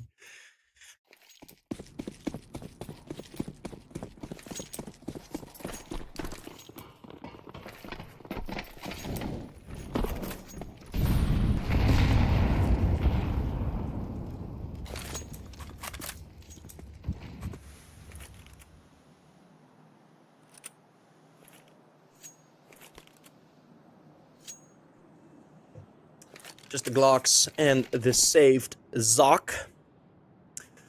Saved Zoc AWP. Jumping across. Zoc not trusting his own reaction time with actually connecting that shot, which I don't really blame him. Card gonna be in the secret position, peeking up for 1 kill, then blinded, falling away. His presence is still a bit threatening. The Molotov, the red box, giving oh, wait, that was actually... Oh, Card, that was actually from heaven. I thought it kill came through from secret. But it's just the pistols that they'll have to deal with.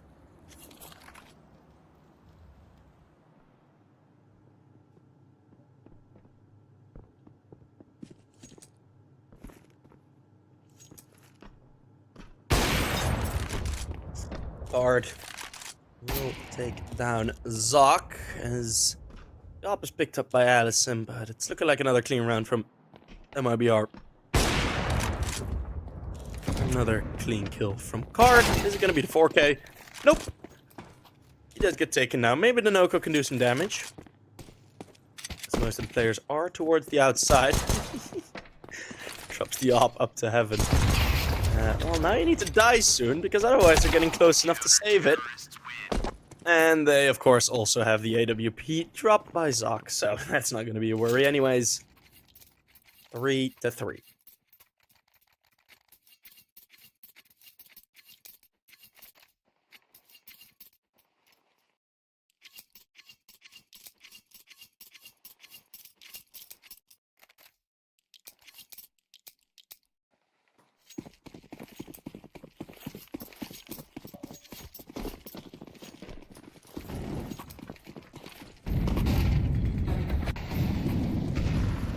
Part was that edging jump. Oh, this is so fun. I'm finally reading the YouTube chat for a bit.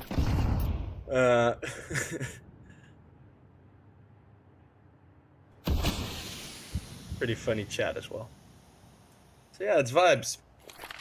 As Max getting away with the early kill into Alle. Back into this game. It's pretty deep peek into lobby. Nix standing on ramp has the target select. We'll do so that he at least gets one kill. It's continuing the advantage, and then let Card do his thing with the AWP, as that's another quick flick. Oh, even hitting him with the inspect. Akey, maybe further to the left than expected. Card wants to fight on his own. Isn't even necessary. His teammates are coming in. And MIBR have already equalized the result that they had last time, so they have been learning from their mistakes. Such a good shot.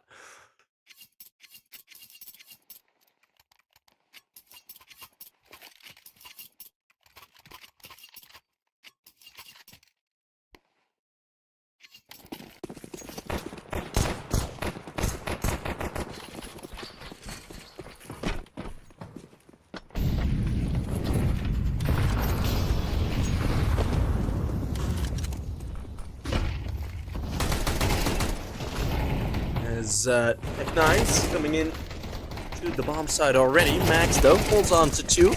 Not getting a third, but the support should be there in time, holding them off. Enough. MIBR straightforward, or well, they're making it look straightforward. But they are getting some impressive rounds. Keeping 3 players alive. Card accidentally throwing away his AWP. That wasn't really what he meant to do.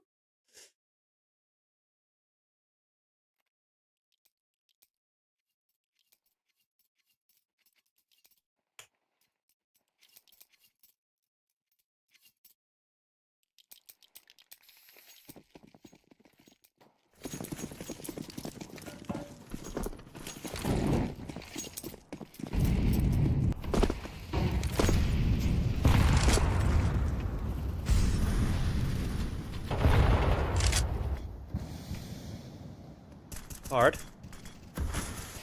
Aggressive on outside with the AWP. Always like this strategy. Big fan of it. Big fan of it myself.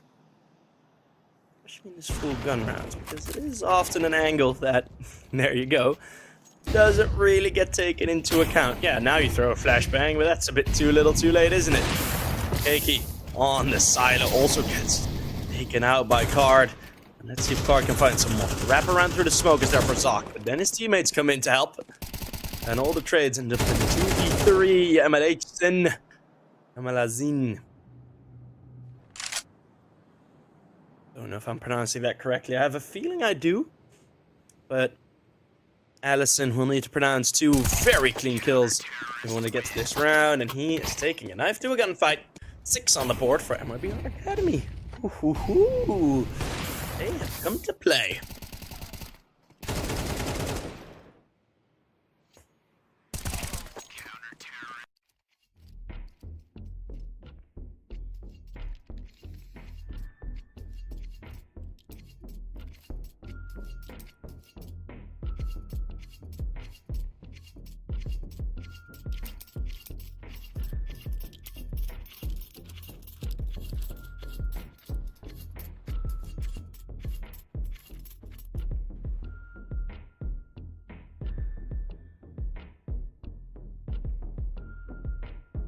We have a timeout called by Flamingo, which is a good call because you're losing grip of this game a bit.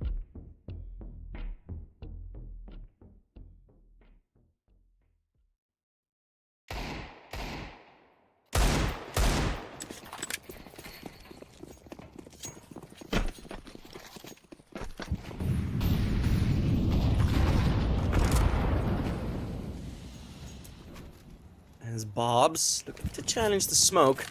It's Card with this time a bit more passive of an angle on the outside. Card. The opener onto Zoc. So again, an opener. Nick's starting to cover. I mean, Flamengo are doing exactly what MIBR want them to do. They are falling into every position where multiple crosshairs are facing the frags.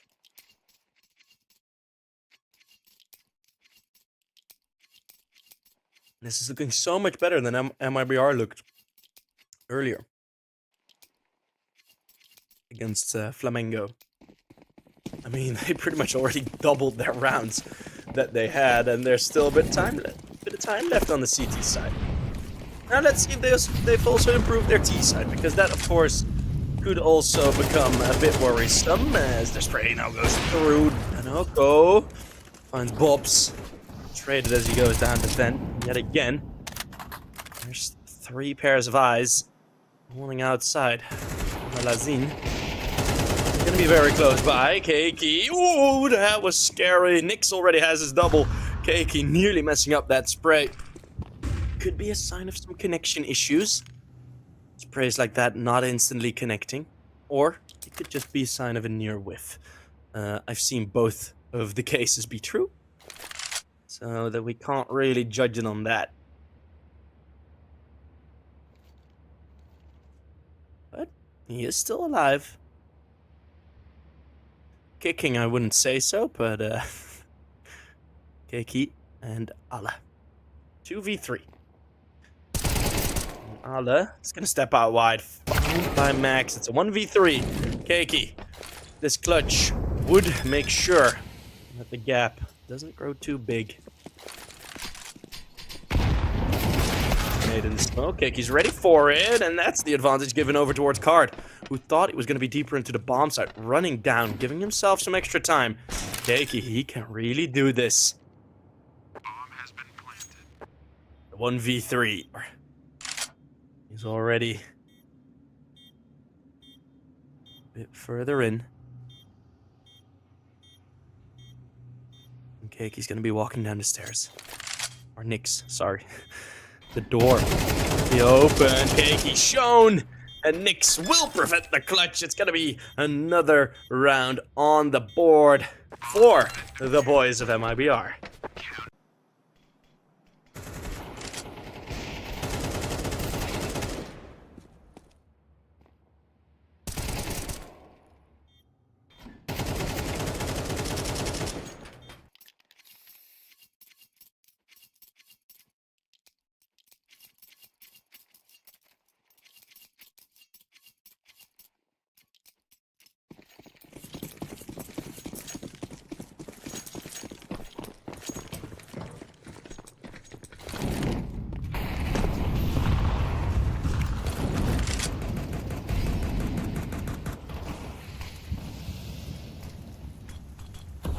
Bob's getting close.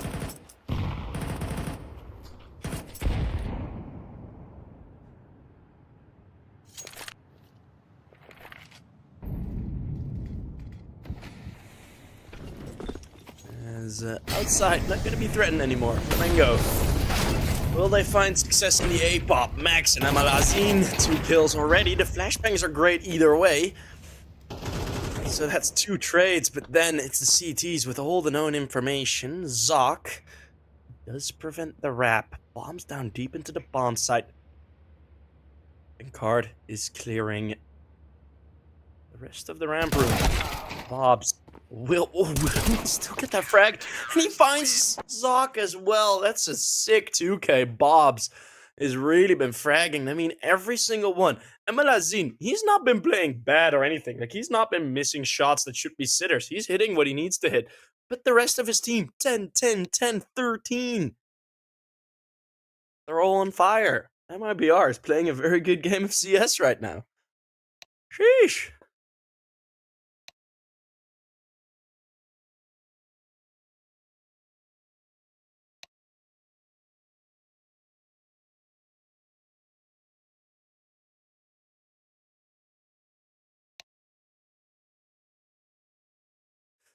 Is halftime. It is in our little Brazilian CS sanctuary.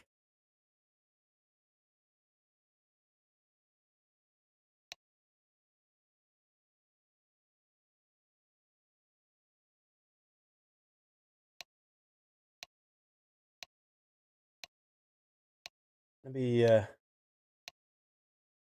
bit of a longer timeout.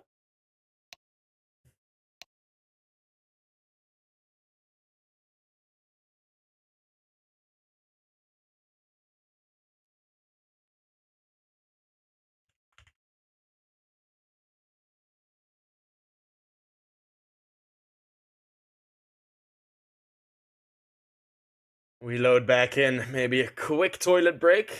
Well, you're really gonna have to run for such a toilet break, but hey, who knows?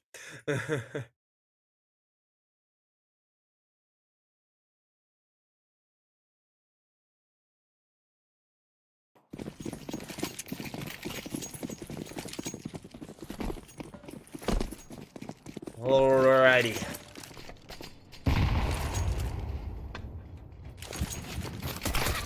Ready to get back going. As it is the Glocks for MIBR, and already the opening pick. Dual Berettas will be challenged, but Keiki is still there, and the tap eventually hits from Emalazin.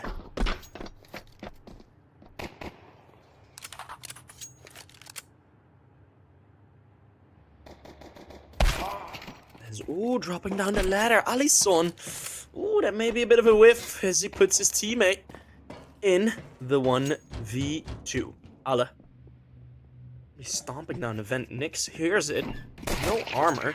But he doesn't expect Nyx to already be that deep into the bomb site. Ale will be taken down. MIBR on double digits. God damn.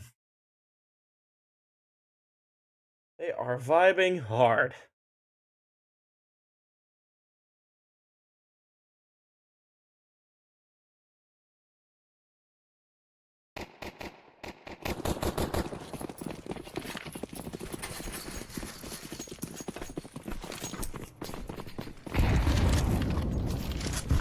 As Nate's thrown in, the Mac 10 charges first as the spearhead of the spear thrown. Emalazin and Nyx will get the first couple of frags. The distraction is enough, and these rest of the pistols are most likely not going to do much.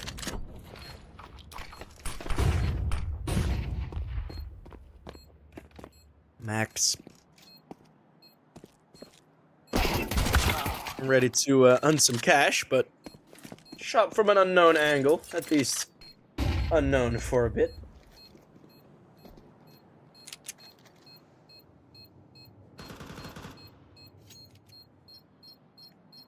Card.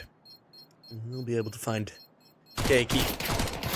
As the Mac 10 from Zoc, that will be a good chunk of money, but it's gonna be 11 for MIBR. This is the map pick from Flamingo. They are nowhere to be found. And MIBR, they're just playing a very solid game. They're hitting all of their shots.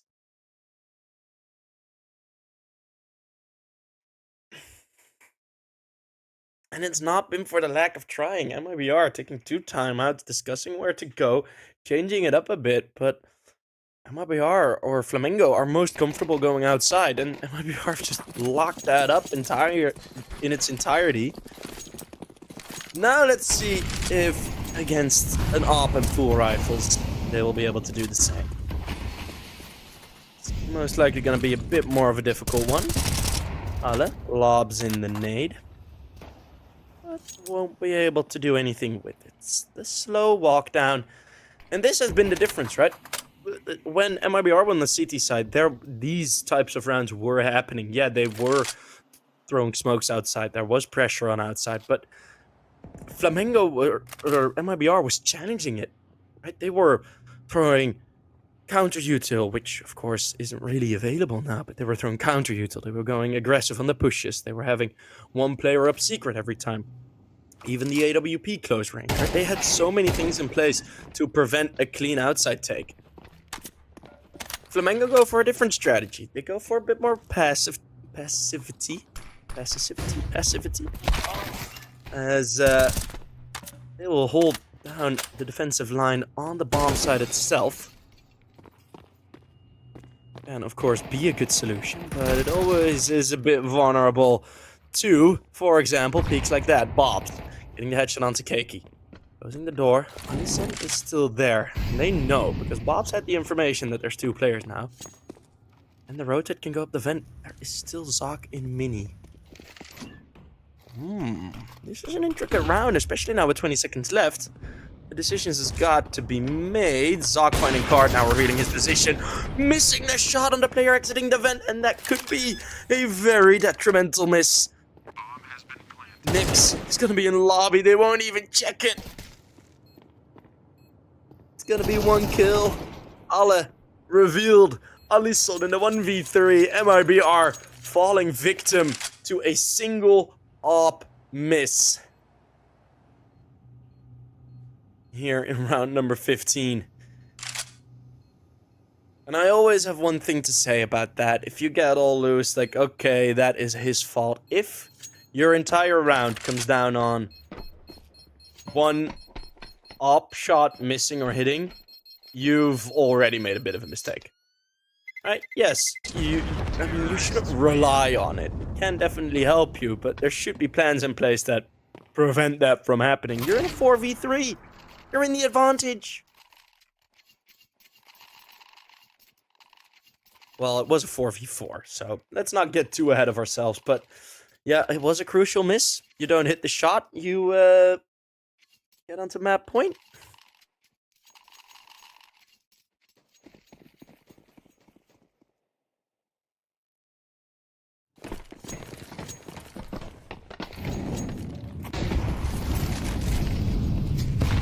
Dashes, nades, util outside. CTs are gonna go aggressive this time. And the peak is good on the first. Instantly traded though. Can't escape the smoke. Can't escape the bullets.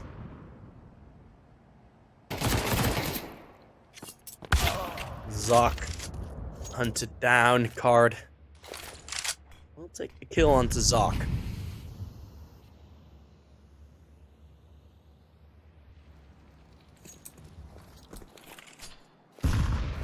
Now 4v3. This could already be the final round. Unless the Nuke does something well. Alisson peeks on the trade. It's a 2 versus 2. Bobs and Nicks. They're not the ones facing the challenges. The Nuke going into the vent, but he will be found by Nicks. And that might be the end. Keiki. It's going to be a difficult one. Even if you pick up an extra weapon. No defuse kit. Confirming the 2 sounds. Bomb has been planted. He has 30 seconds to get onto the bomb, so wastes no time opening the door. But if both players play passive, there's pretty much no chance in heaven or hell that he's gonna win this round.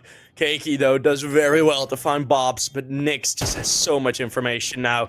Spots the first, just playing with the time. Opening the window. Keiki, he's just going to stick it, I think. It will be checked on time. It is MIBR completely reversing the result, even doing 1 round better than what Flamengo did to them in the previous. That is a ridiculous scoreline. That is pretty damn crazy. 13-3. Wow, okay. Flamengo are gonna need to really talk in this break. A big reset is needed.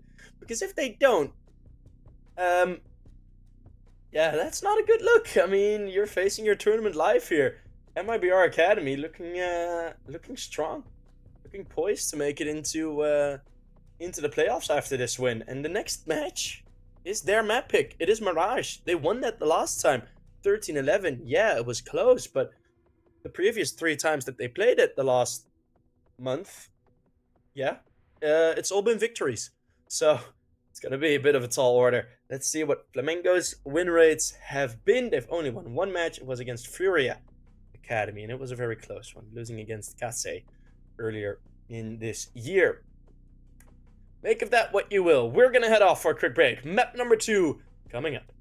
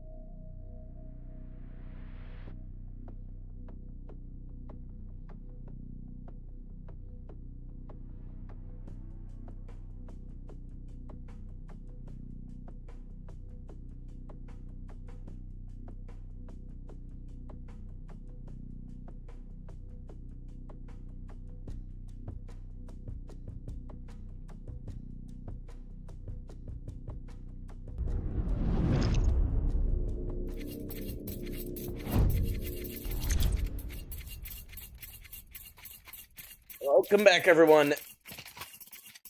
EPL, possibly the final map of today. That would mean that the Counter-Strike gods have been really nice for us. But I have a feeling Flamingo are looking for a bit of revenge.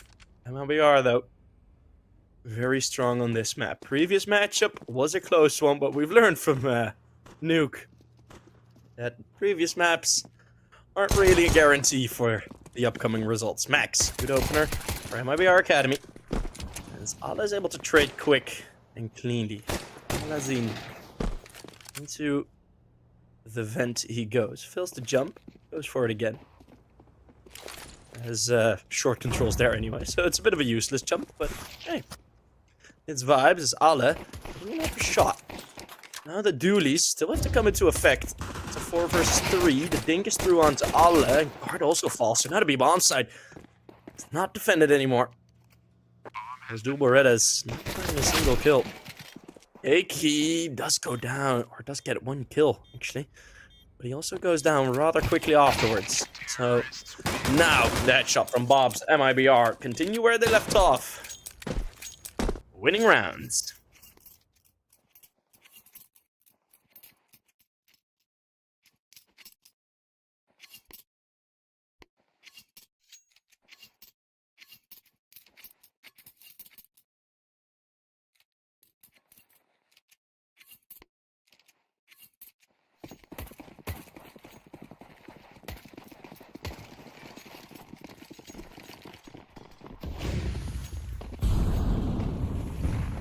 Gonna be the full eco, just the USPs. We've already seen about 3 or 4 of these rounds get won today, but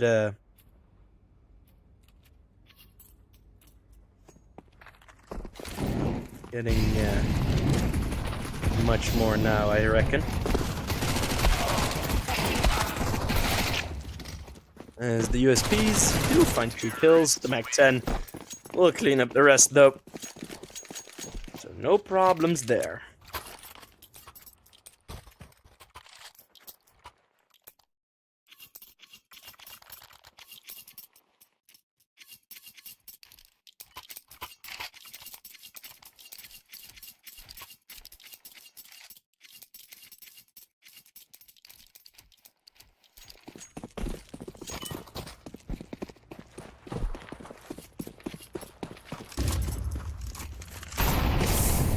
As the rifles are out now. Let's see, mid-control's there for Flamingo, but a bit less controlled now as the thumb slips off the controller, meaning Zoc has gone down. It's already a quick opening kill from Max, a player that we haven't seen too much from on Nuke. But Card is going to get another kill. I mean, to keep racking up these kills. 2 of the helmetless players have already gone down. There's a Molotov into the angle. Allah braves it for a bit, but realizes that it's not worth the HP loss, and already the save called. MIBR Academy. Strong start. A very strong start.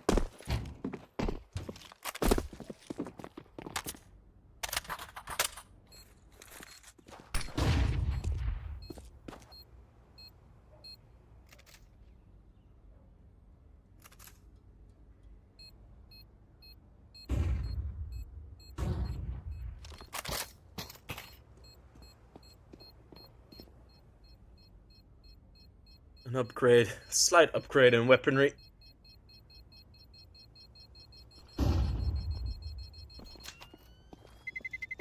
Terrorists win.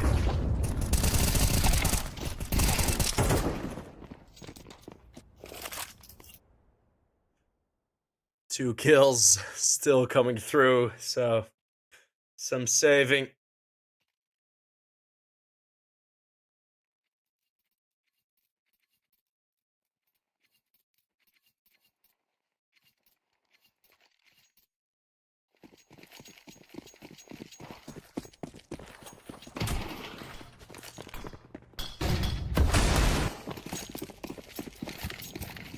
A couple of deagle shots fired, but not near the vicinity of anyone. Ooh, Malazine nearly finally go onto Bob's, but they are going to push into this bomb site. Ali's son drops a molly to split them apart, but smoke used on it. The bomb site's there, so it's a 4v4, but about as unequal as you can get it. Yeah, the kill on top mid has happened. That's another rifle saved. But,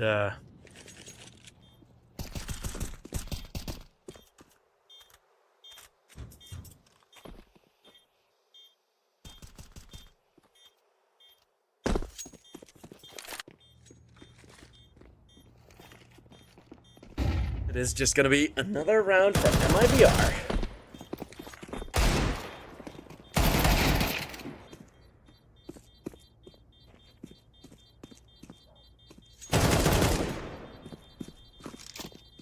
Nyx will find another kill. It's only going to be one M4 saved. Next round's going to be a full buy anyway.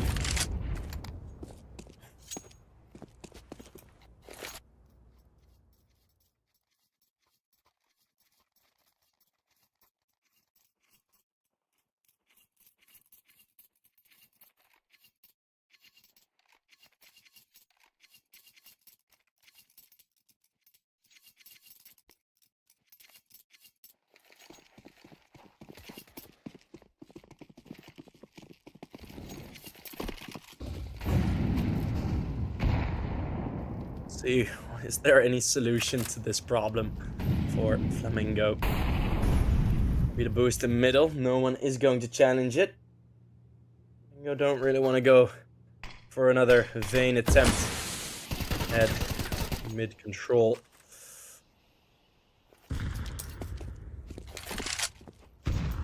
One boost to get card into position. There's that position on short from Danoko, which... that's pretty much the only presence on mid that they have. Sniper fight. It's pretty much all across the map, or all across the map. There's at least tension of fight starting. Amelazine and Alisson are in the position there. Nades are going to be missed going both ways, as the Molotov had bounced off the van. Bouncing up back to balcony. So the position is still there. Kiki. Ooh, he's going to be taken down by Nyx. That's a quick shot out of Palace. And look at how much control over the A bomb site that affords Max with the peek into Alle. Max really finding his footing here on Mirage. This card dinks Danoko out of the round. Zoc. This is just an escape attempt. Bomb has already been planted. Alisson will find Amelazine.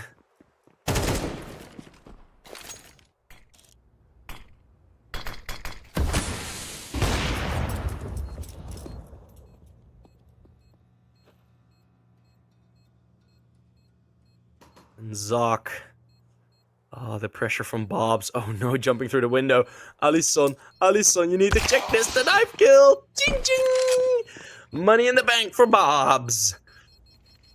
As he will find the kill. Alisson is going to be on his own. Oh, the BM. Oh, Bobs, stop it. He's already dead, Bobs. Oh. MIBR, they are feeling the flow. They're feeling the vibe. 5-0, and again, just looking a bit out of it from Flamingo. Just, yeah, they're just a bit gone.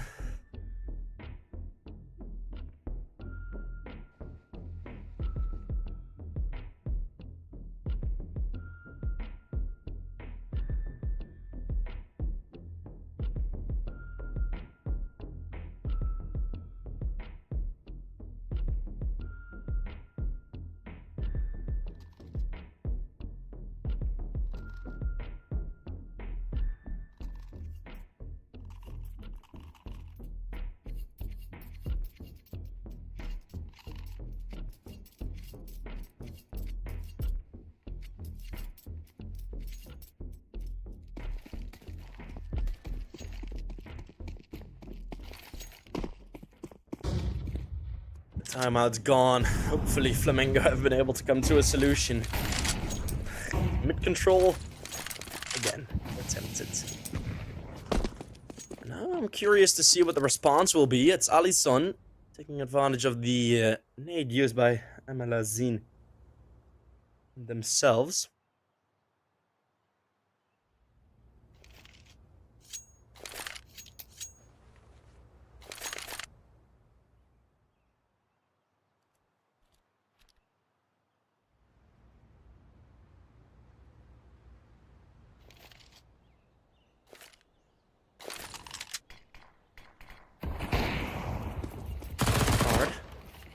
Spots the positions. Flamengo do have the map control now. This is pretty much the first time all the control has been given up towards them. And look at what it does. Look at the comfort. Danoko holding a very awkward angle. Stay on it a bit more passive, clipping the bricks on the first, but some bobs will both fall to the same. 2v4. They are so far removed from any bomb site.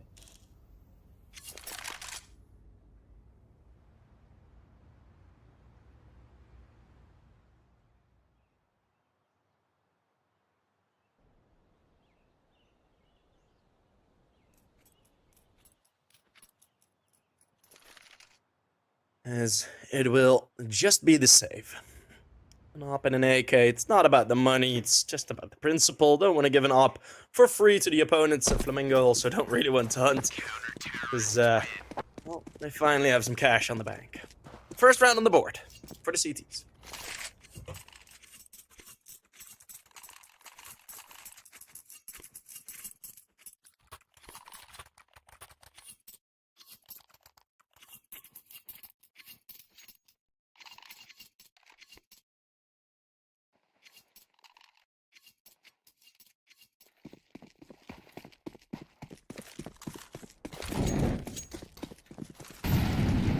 Another round kicking off. No more mid control, but at least there's a bit more weaponry.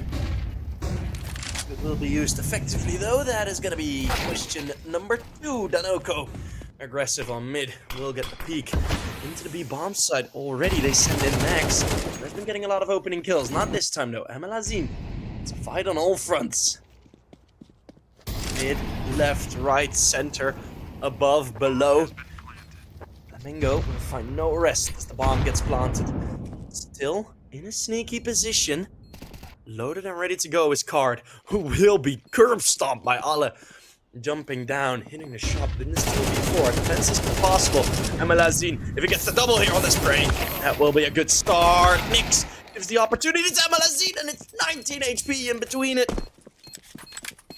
Flamingo, very close to losing the round to the 2v4, but they managed to win it anyways.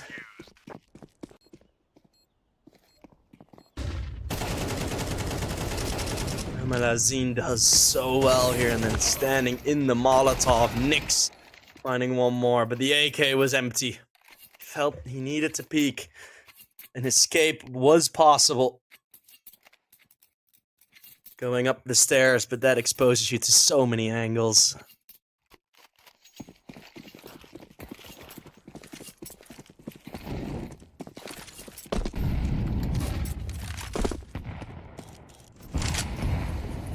That's a good clutch. The nades go past Danoko, who goes close to middle again.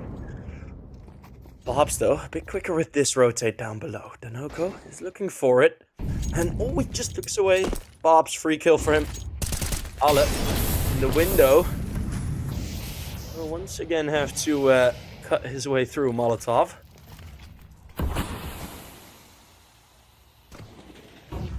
One of the plants got blown into the bottom of mid.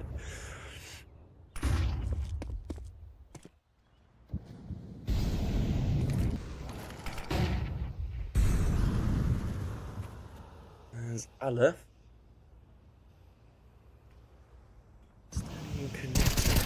Maybe able to surprise Bobs. That will work. Oh, and short, there's a fight starting. Max gets that headshot. Oh, quickly on the turnaround. Timing is good. Flamingo. We'll have one rotate in. That is Ale, who gets the shot on the unaware AWP. The angle's opened up towards him, but in the Molotov, he won't be able to fight back. A 3v2. And Flamingo are looking to be financially hurt once again if they do not win this round. That's a great opener on the peak, but Emelazine trades quick. Guard making no secret of where he's exiting from. And now, with the pistol pulled out, he actually gets the first. Max on the bomb site. Or on short, it's Zoc going for the defuse. Jiggle peek, counting in his head, and it's Zoc going down. Max gets one of the openers and the closer. It is 6 for MIBR.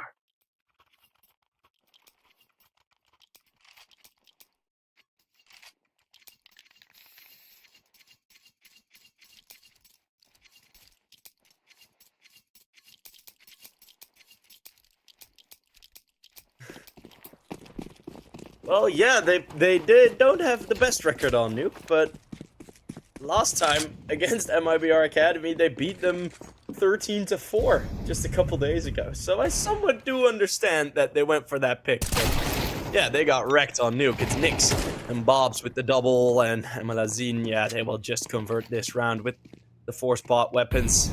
Or the half-bot. Let me check. Half-bot weapons. All the way to the edge of bankruptcy, and Max will not get one more kill in the middle. A possible AK save available for Alisson.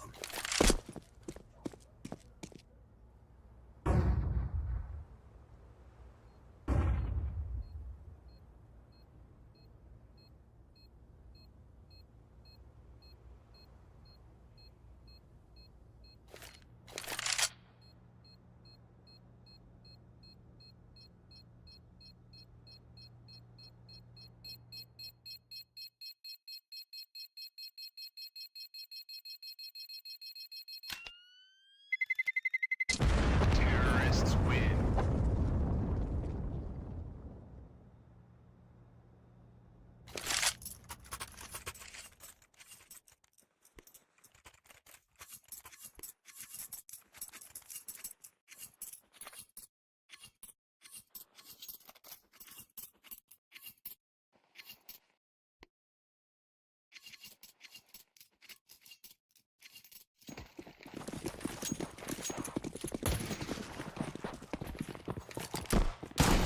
Round number 10. We have the save. So the AK will be carried over from Alisson. Again, it's going to be the boost, but once more, Flamingo, let's just say, call it luck that they don't go for the mid-aggression with that boost up. It's been twice now. Twice avoided. As the boost is usually a very good opportunity to get the opening pick on middle.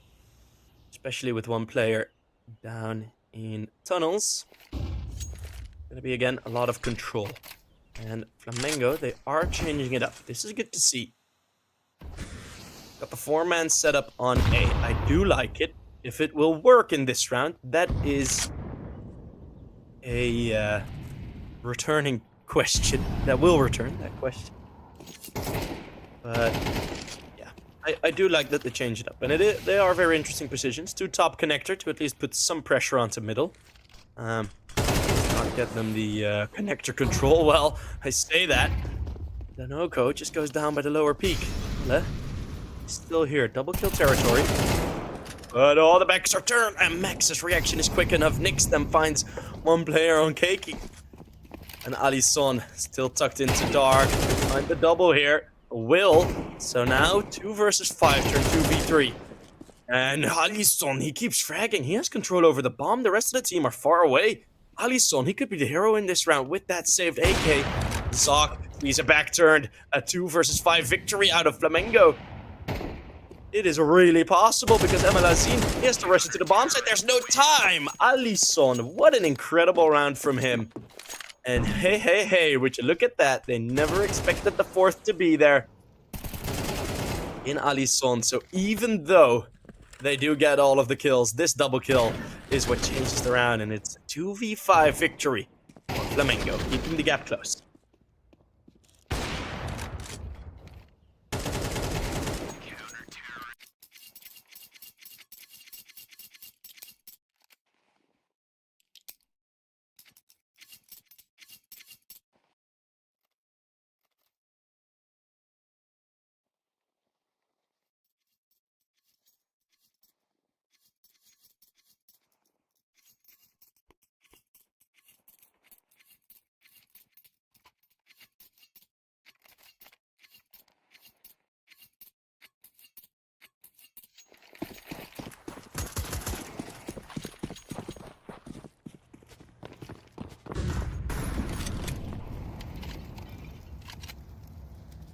Another setup for another round, but this time MIBR are the ones that are low on money.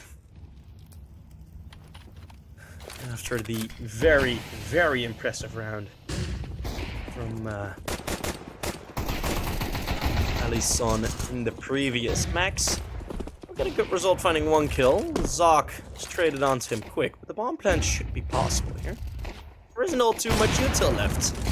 Op will drop the bomb. P250 runs out of bullets before it can confirm a kill.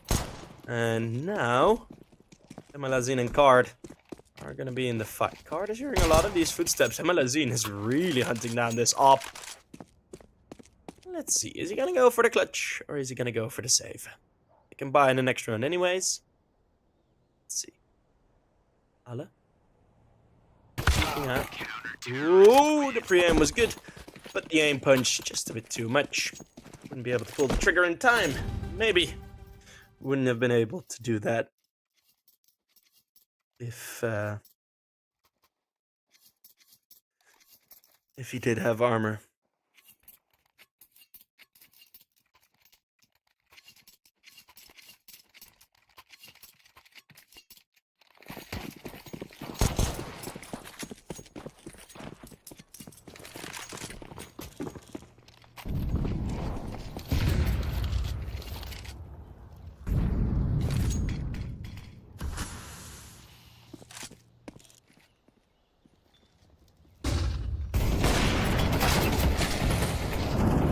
Ooh, Zoc and Emalazine getting some quick frags. I had to get a message out quick, so that's the silence. There's Allah on the box. Hasn't jumped down yet. And Bobs will be able to trade with the pre-fire, pre-aim. To the bomb site. Tricky position for Keiki. I think he has fallen back a bit though. Danoko finding Card from behind. That's a great flashbang. And full blind as Bobs. Danoko is just running through as Nyx does get a double. Oh, Nyx, he could clutch this out, but the damage going his way. Danoko still full HP. And Nyx, 2 flashbangs. Bomb needs to be fetched. He doesn't dare pull out these flashbangs. And Danoko, ooh, the peaks are coming out. Danoko is being so damn careful. That's flashbang 1 turned away from. Flashbang 2 still available. He's just gonna wait this smoke out. Maybe some fear into Danoko that he has gone through apartments. He's just gonna sit straight in this smoke, and the crosshair placement looking to be good. It is 1 bullet. That is going to be enough. 7-5. Flamingo. All due to Allison getting that 4K recover in the first half. Otherwise, it could have really gone out of control.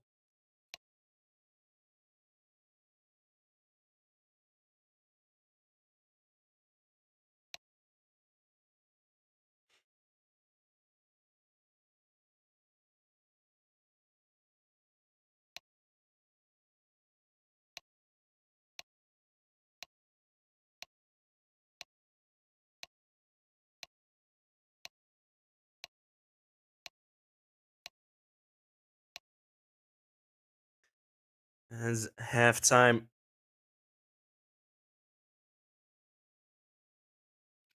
we'll be finishing up shortly as we head into the second half. Last time we also had a close fight on Mirage. Sweep or a map trade? I really have no clue.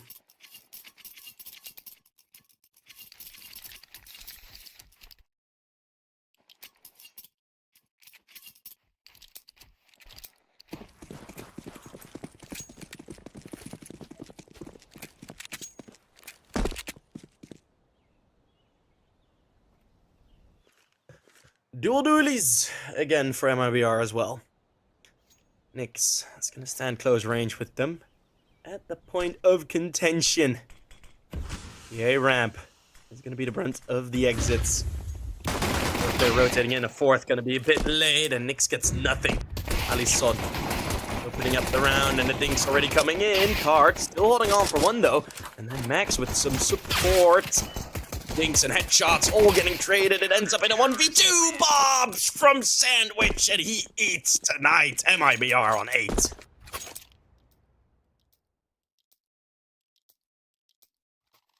jumping through the smoke, I think. Through the stair smoke to regain position on the A bomb site, and he wins the 1v2. Still a bit shrouded in the chaos.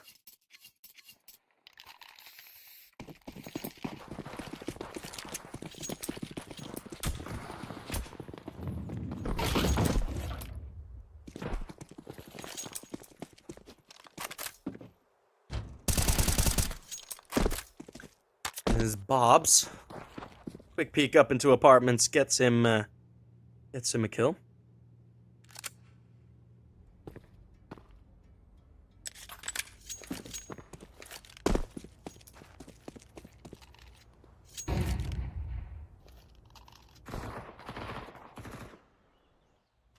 This is Amalazine taking down Ellison.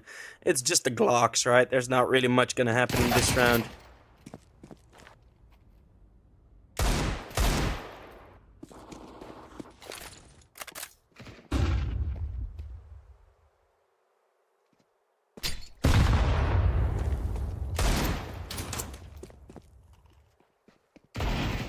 Yeah, just a Nuke left.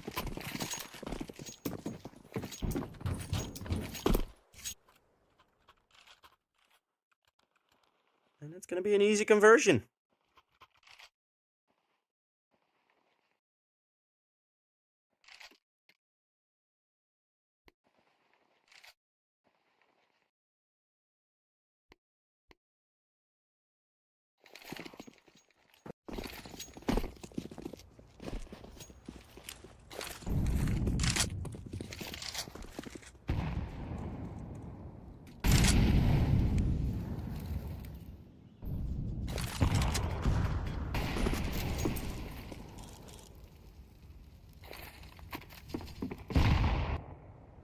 It's gonna be aggression in apartments.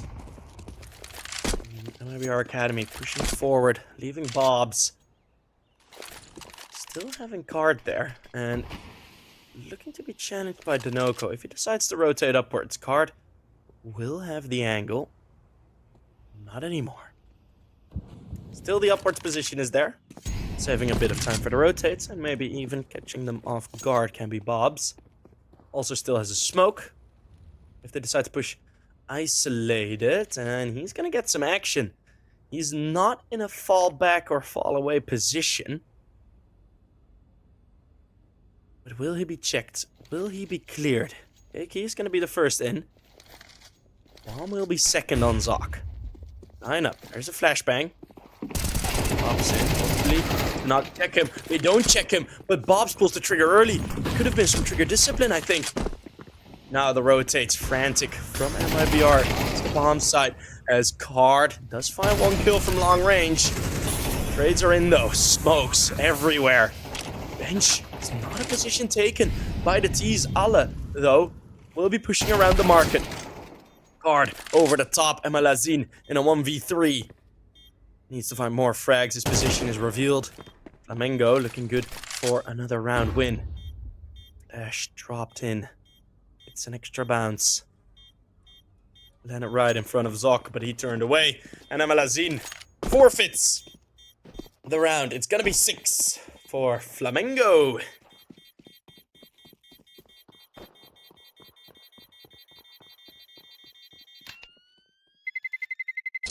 Terrorists win.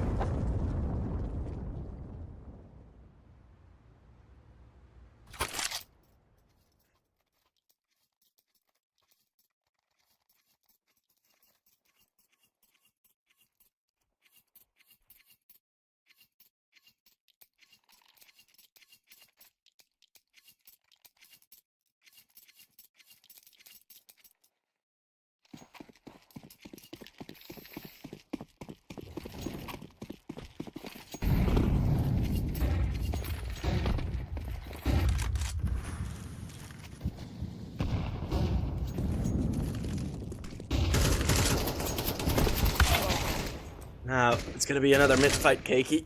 Gonna take Emalazine down, who tried to escape.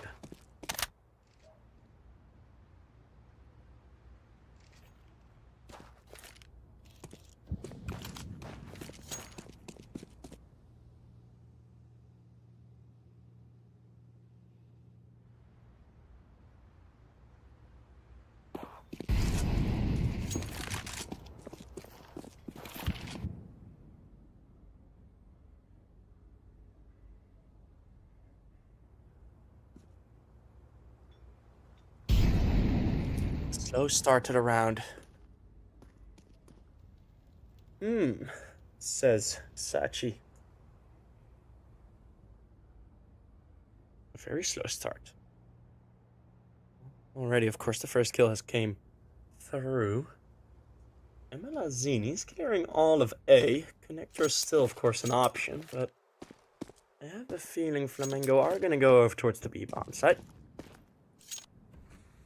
Through that main avenue through short cakey. Ooh, gets the instant one tap onto card. That's the op dropped already, and it's another headshot. Bops now in apartments, but the power of that position is lost. There's no distractions. Zoc is holding the angle. It will be a late bomb plant by Flamengo, making a bit of a comeback. Nyx is going to be the only one left standing, and both teams are having a difficult time on the CT side, holding on. For now, Ale will fall in an attempt to hunt, but one kill really isn't going to be enough.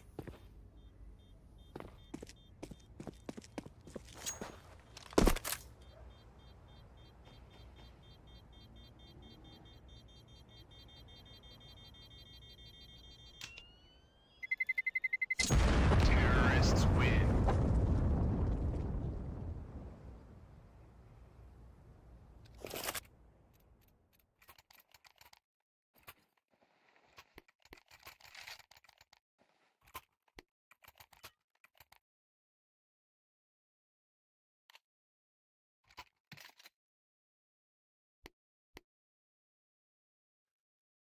Seven to 9. Let's see if some changes will be made.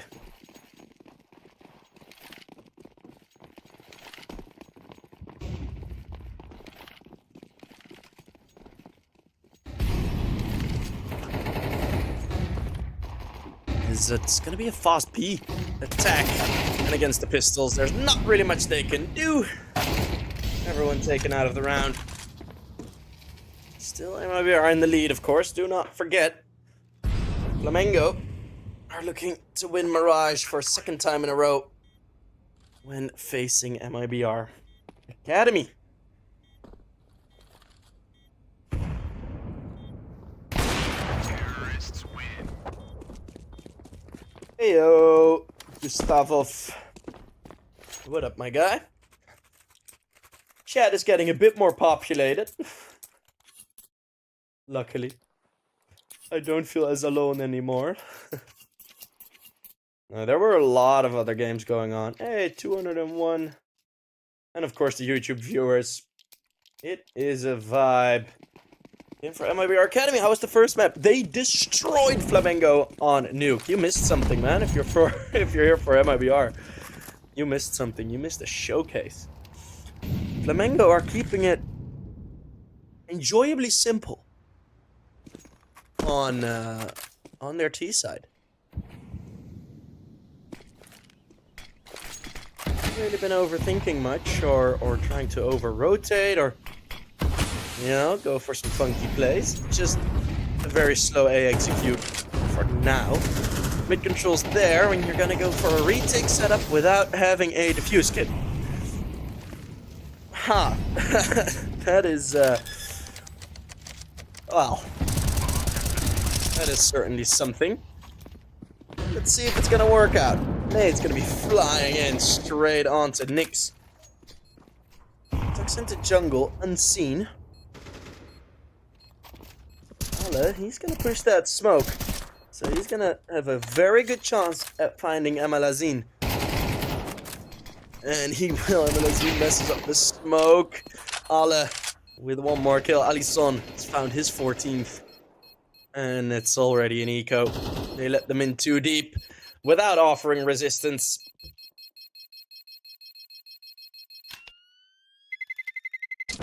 Terrorists win.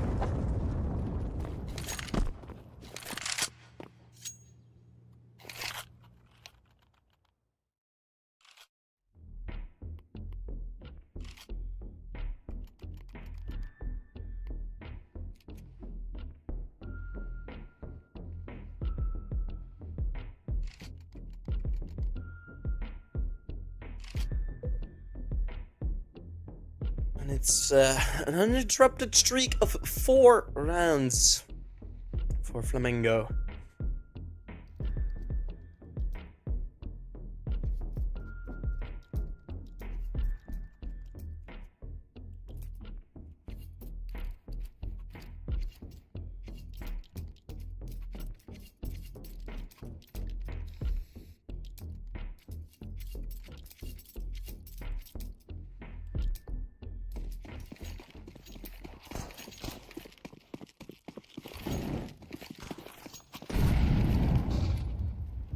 And MIBR Academy come up with this. The 3 rifles saved, 5.7, and a P250.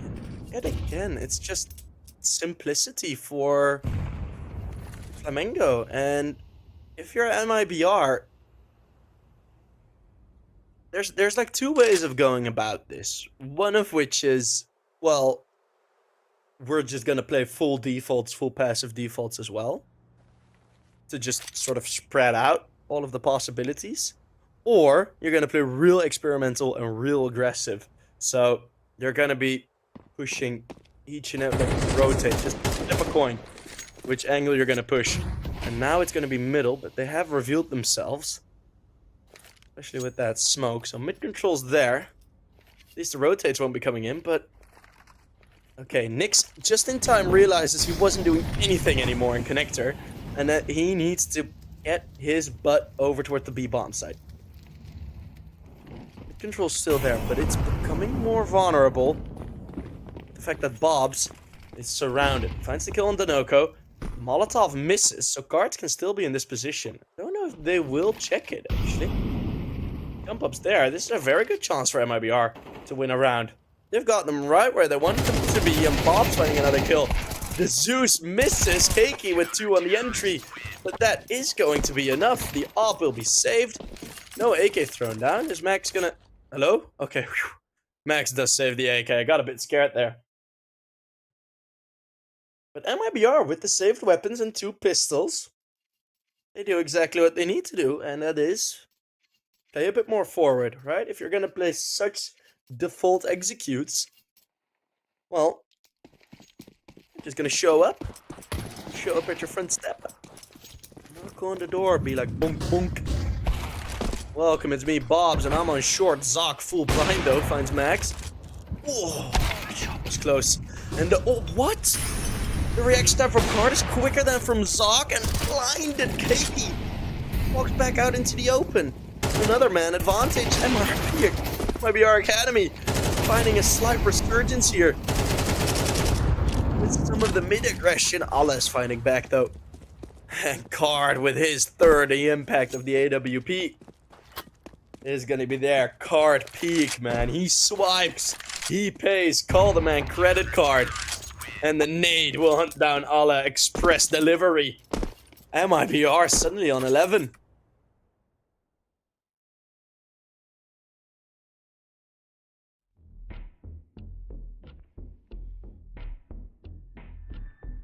Okay, I did have a couple of breaks. I had like 3 breaks of about 30 minutes today, but it has been 13 hours ago since I started casting.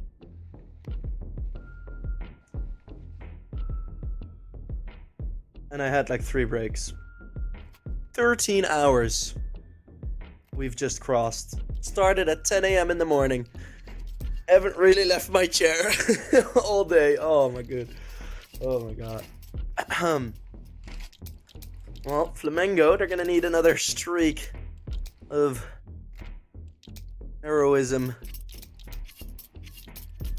Last time they needed it, it was Alisson on the CT side with a wonderful 4K and a 2v5. Now you're gonna be lightly packed. Facing off against the fully stacked CT side, and it's Max with the double, lining them up. Trying to cross into the boxes on mid-card with another headshot. 4v2. Zoc finding Max.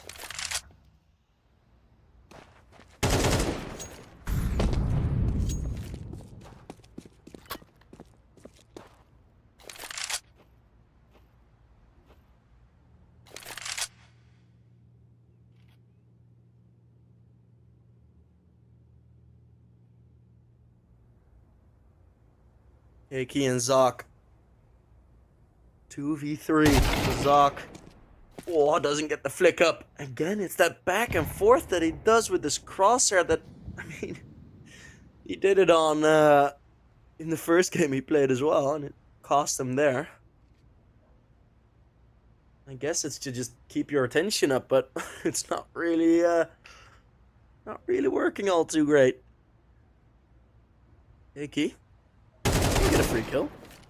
Won't complain about that. And that is his opportunity to go, but he... Well... Huh? He does have the bomb. And he's going to decide to exit out of Palace.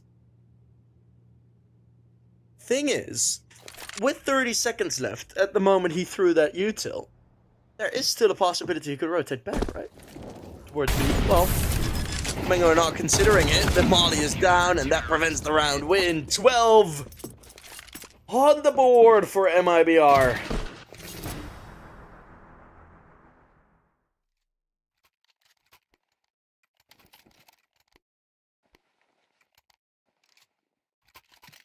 A map point.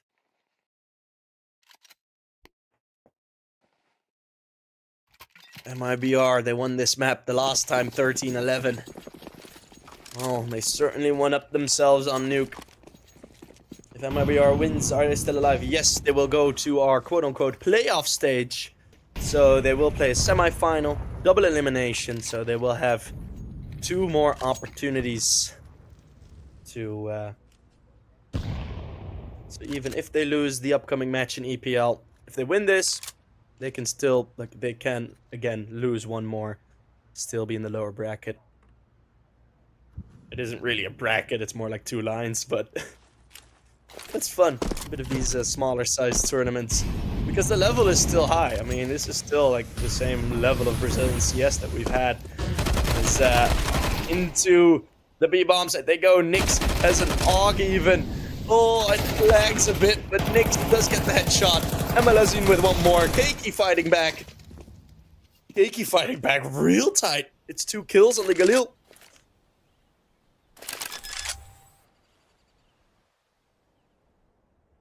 But will it be enough? The bomb plan is faked. Card with the AWP will be flashed, not pushed. Flashbang into CT, nearly the collateral, but it is Card who will get both, and finishing off a cherry on top of an excellent op showcase cake. 21 kills for Card. He has had an amazing game, just like the rest of the MIBR crew, all around the same level of damage, all around the same level of kills. They did very, very well today. And MIBR move on. Flamengo is eliminated. So Flamengo, who were in the upper bracket for their group, will now be going down into the lowers. And can you see I'm tired? Well, guys, that is it. Audic, Kase, and then we will have MIBR and Red Canids who go through. Somewhat to be expected going into this tournament that these would be our final 4. The winner from this, however, is still quite uncertain. I reckon it's going to be someone from either Red Canids, Kase, or Audic. Most likely Audic, as they did make it into the armor. Well, Red Canids did as well. So I guess we'll have to wait and see. But now for me, how many people are still watching? I think it's about 200. Yes. Oh, what a day. I've been streaming for 13 hours. We've been live here. I want to thank Caps and Vice for joining me on this journey of 5 best of 3s on one day. Thank you guys all very much for joining in here in our final game stream. Congratulations to MIBR. They really deserve that victory. So, thank you guys very much for watching. My name has been Servo Sheep all throughout today from 10 a.m. to 11 p.m. See you guys on the next stream. Peace out.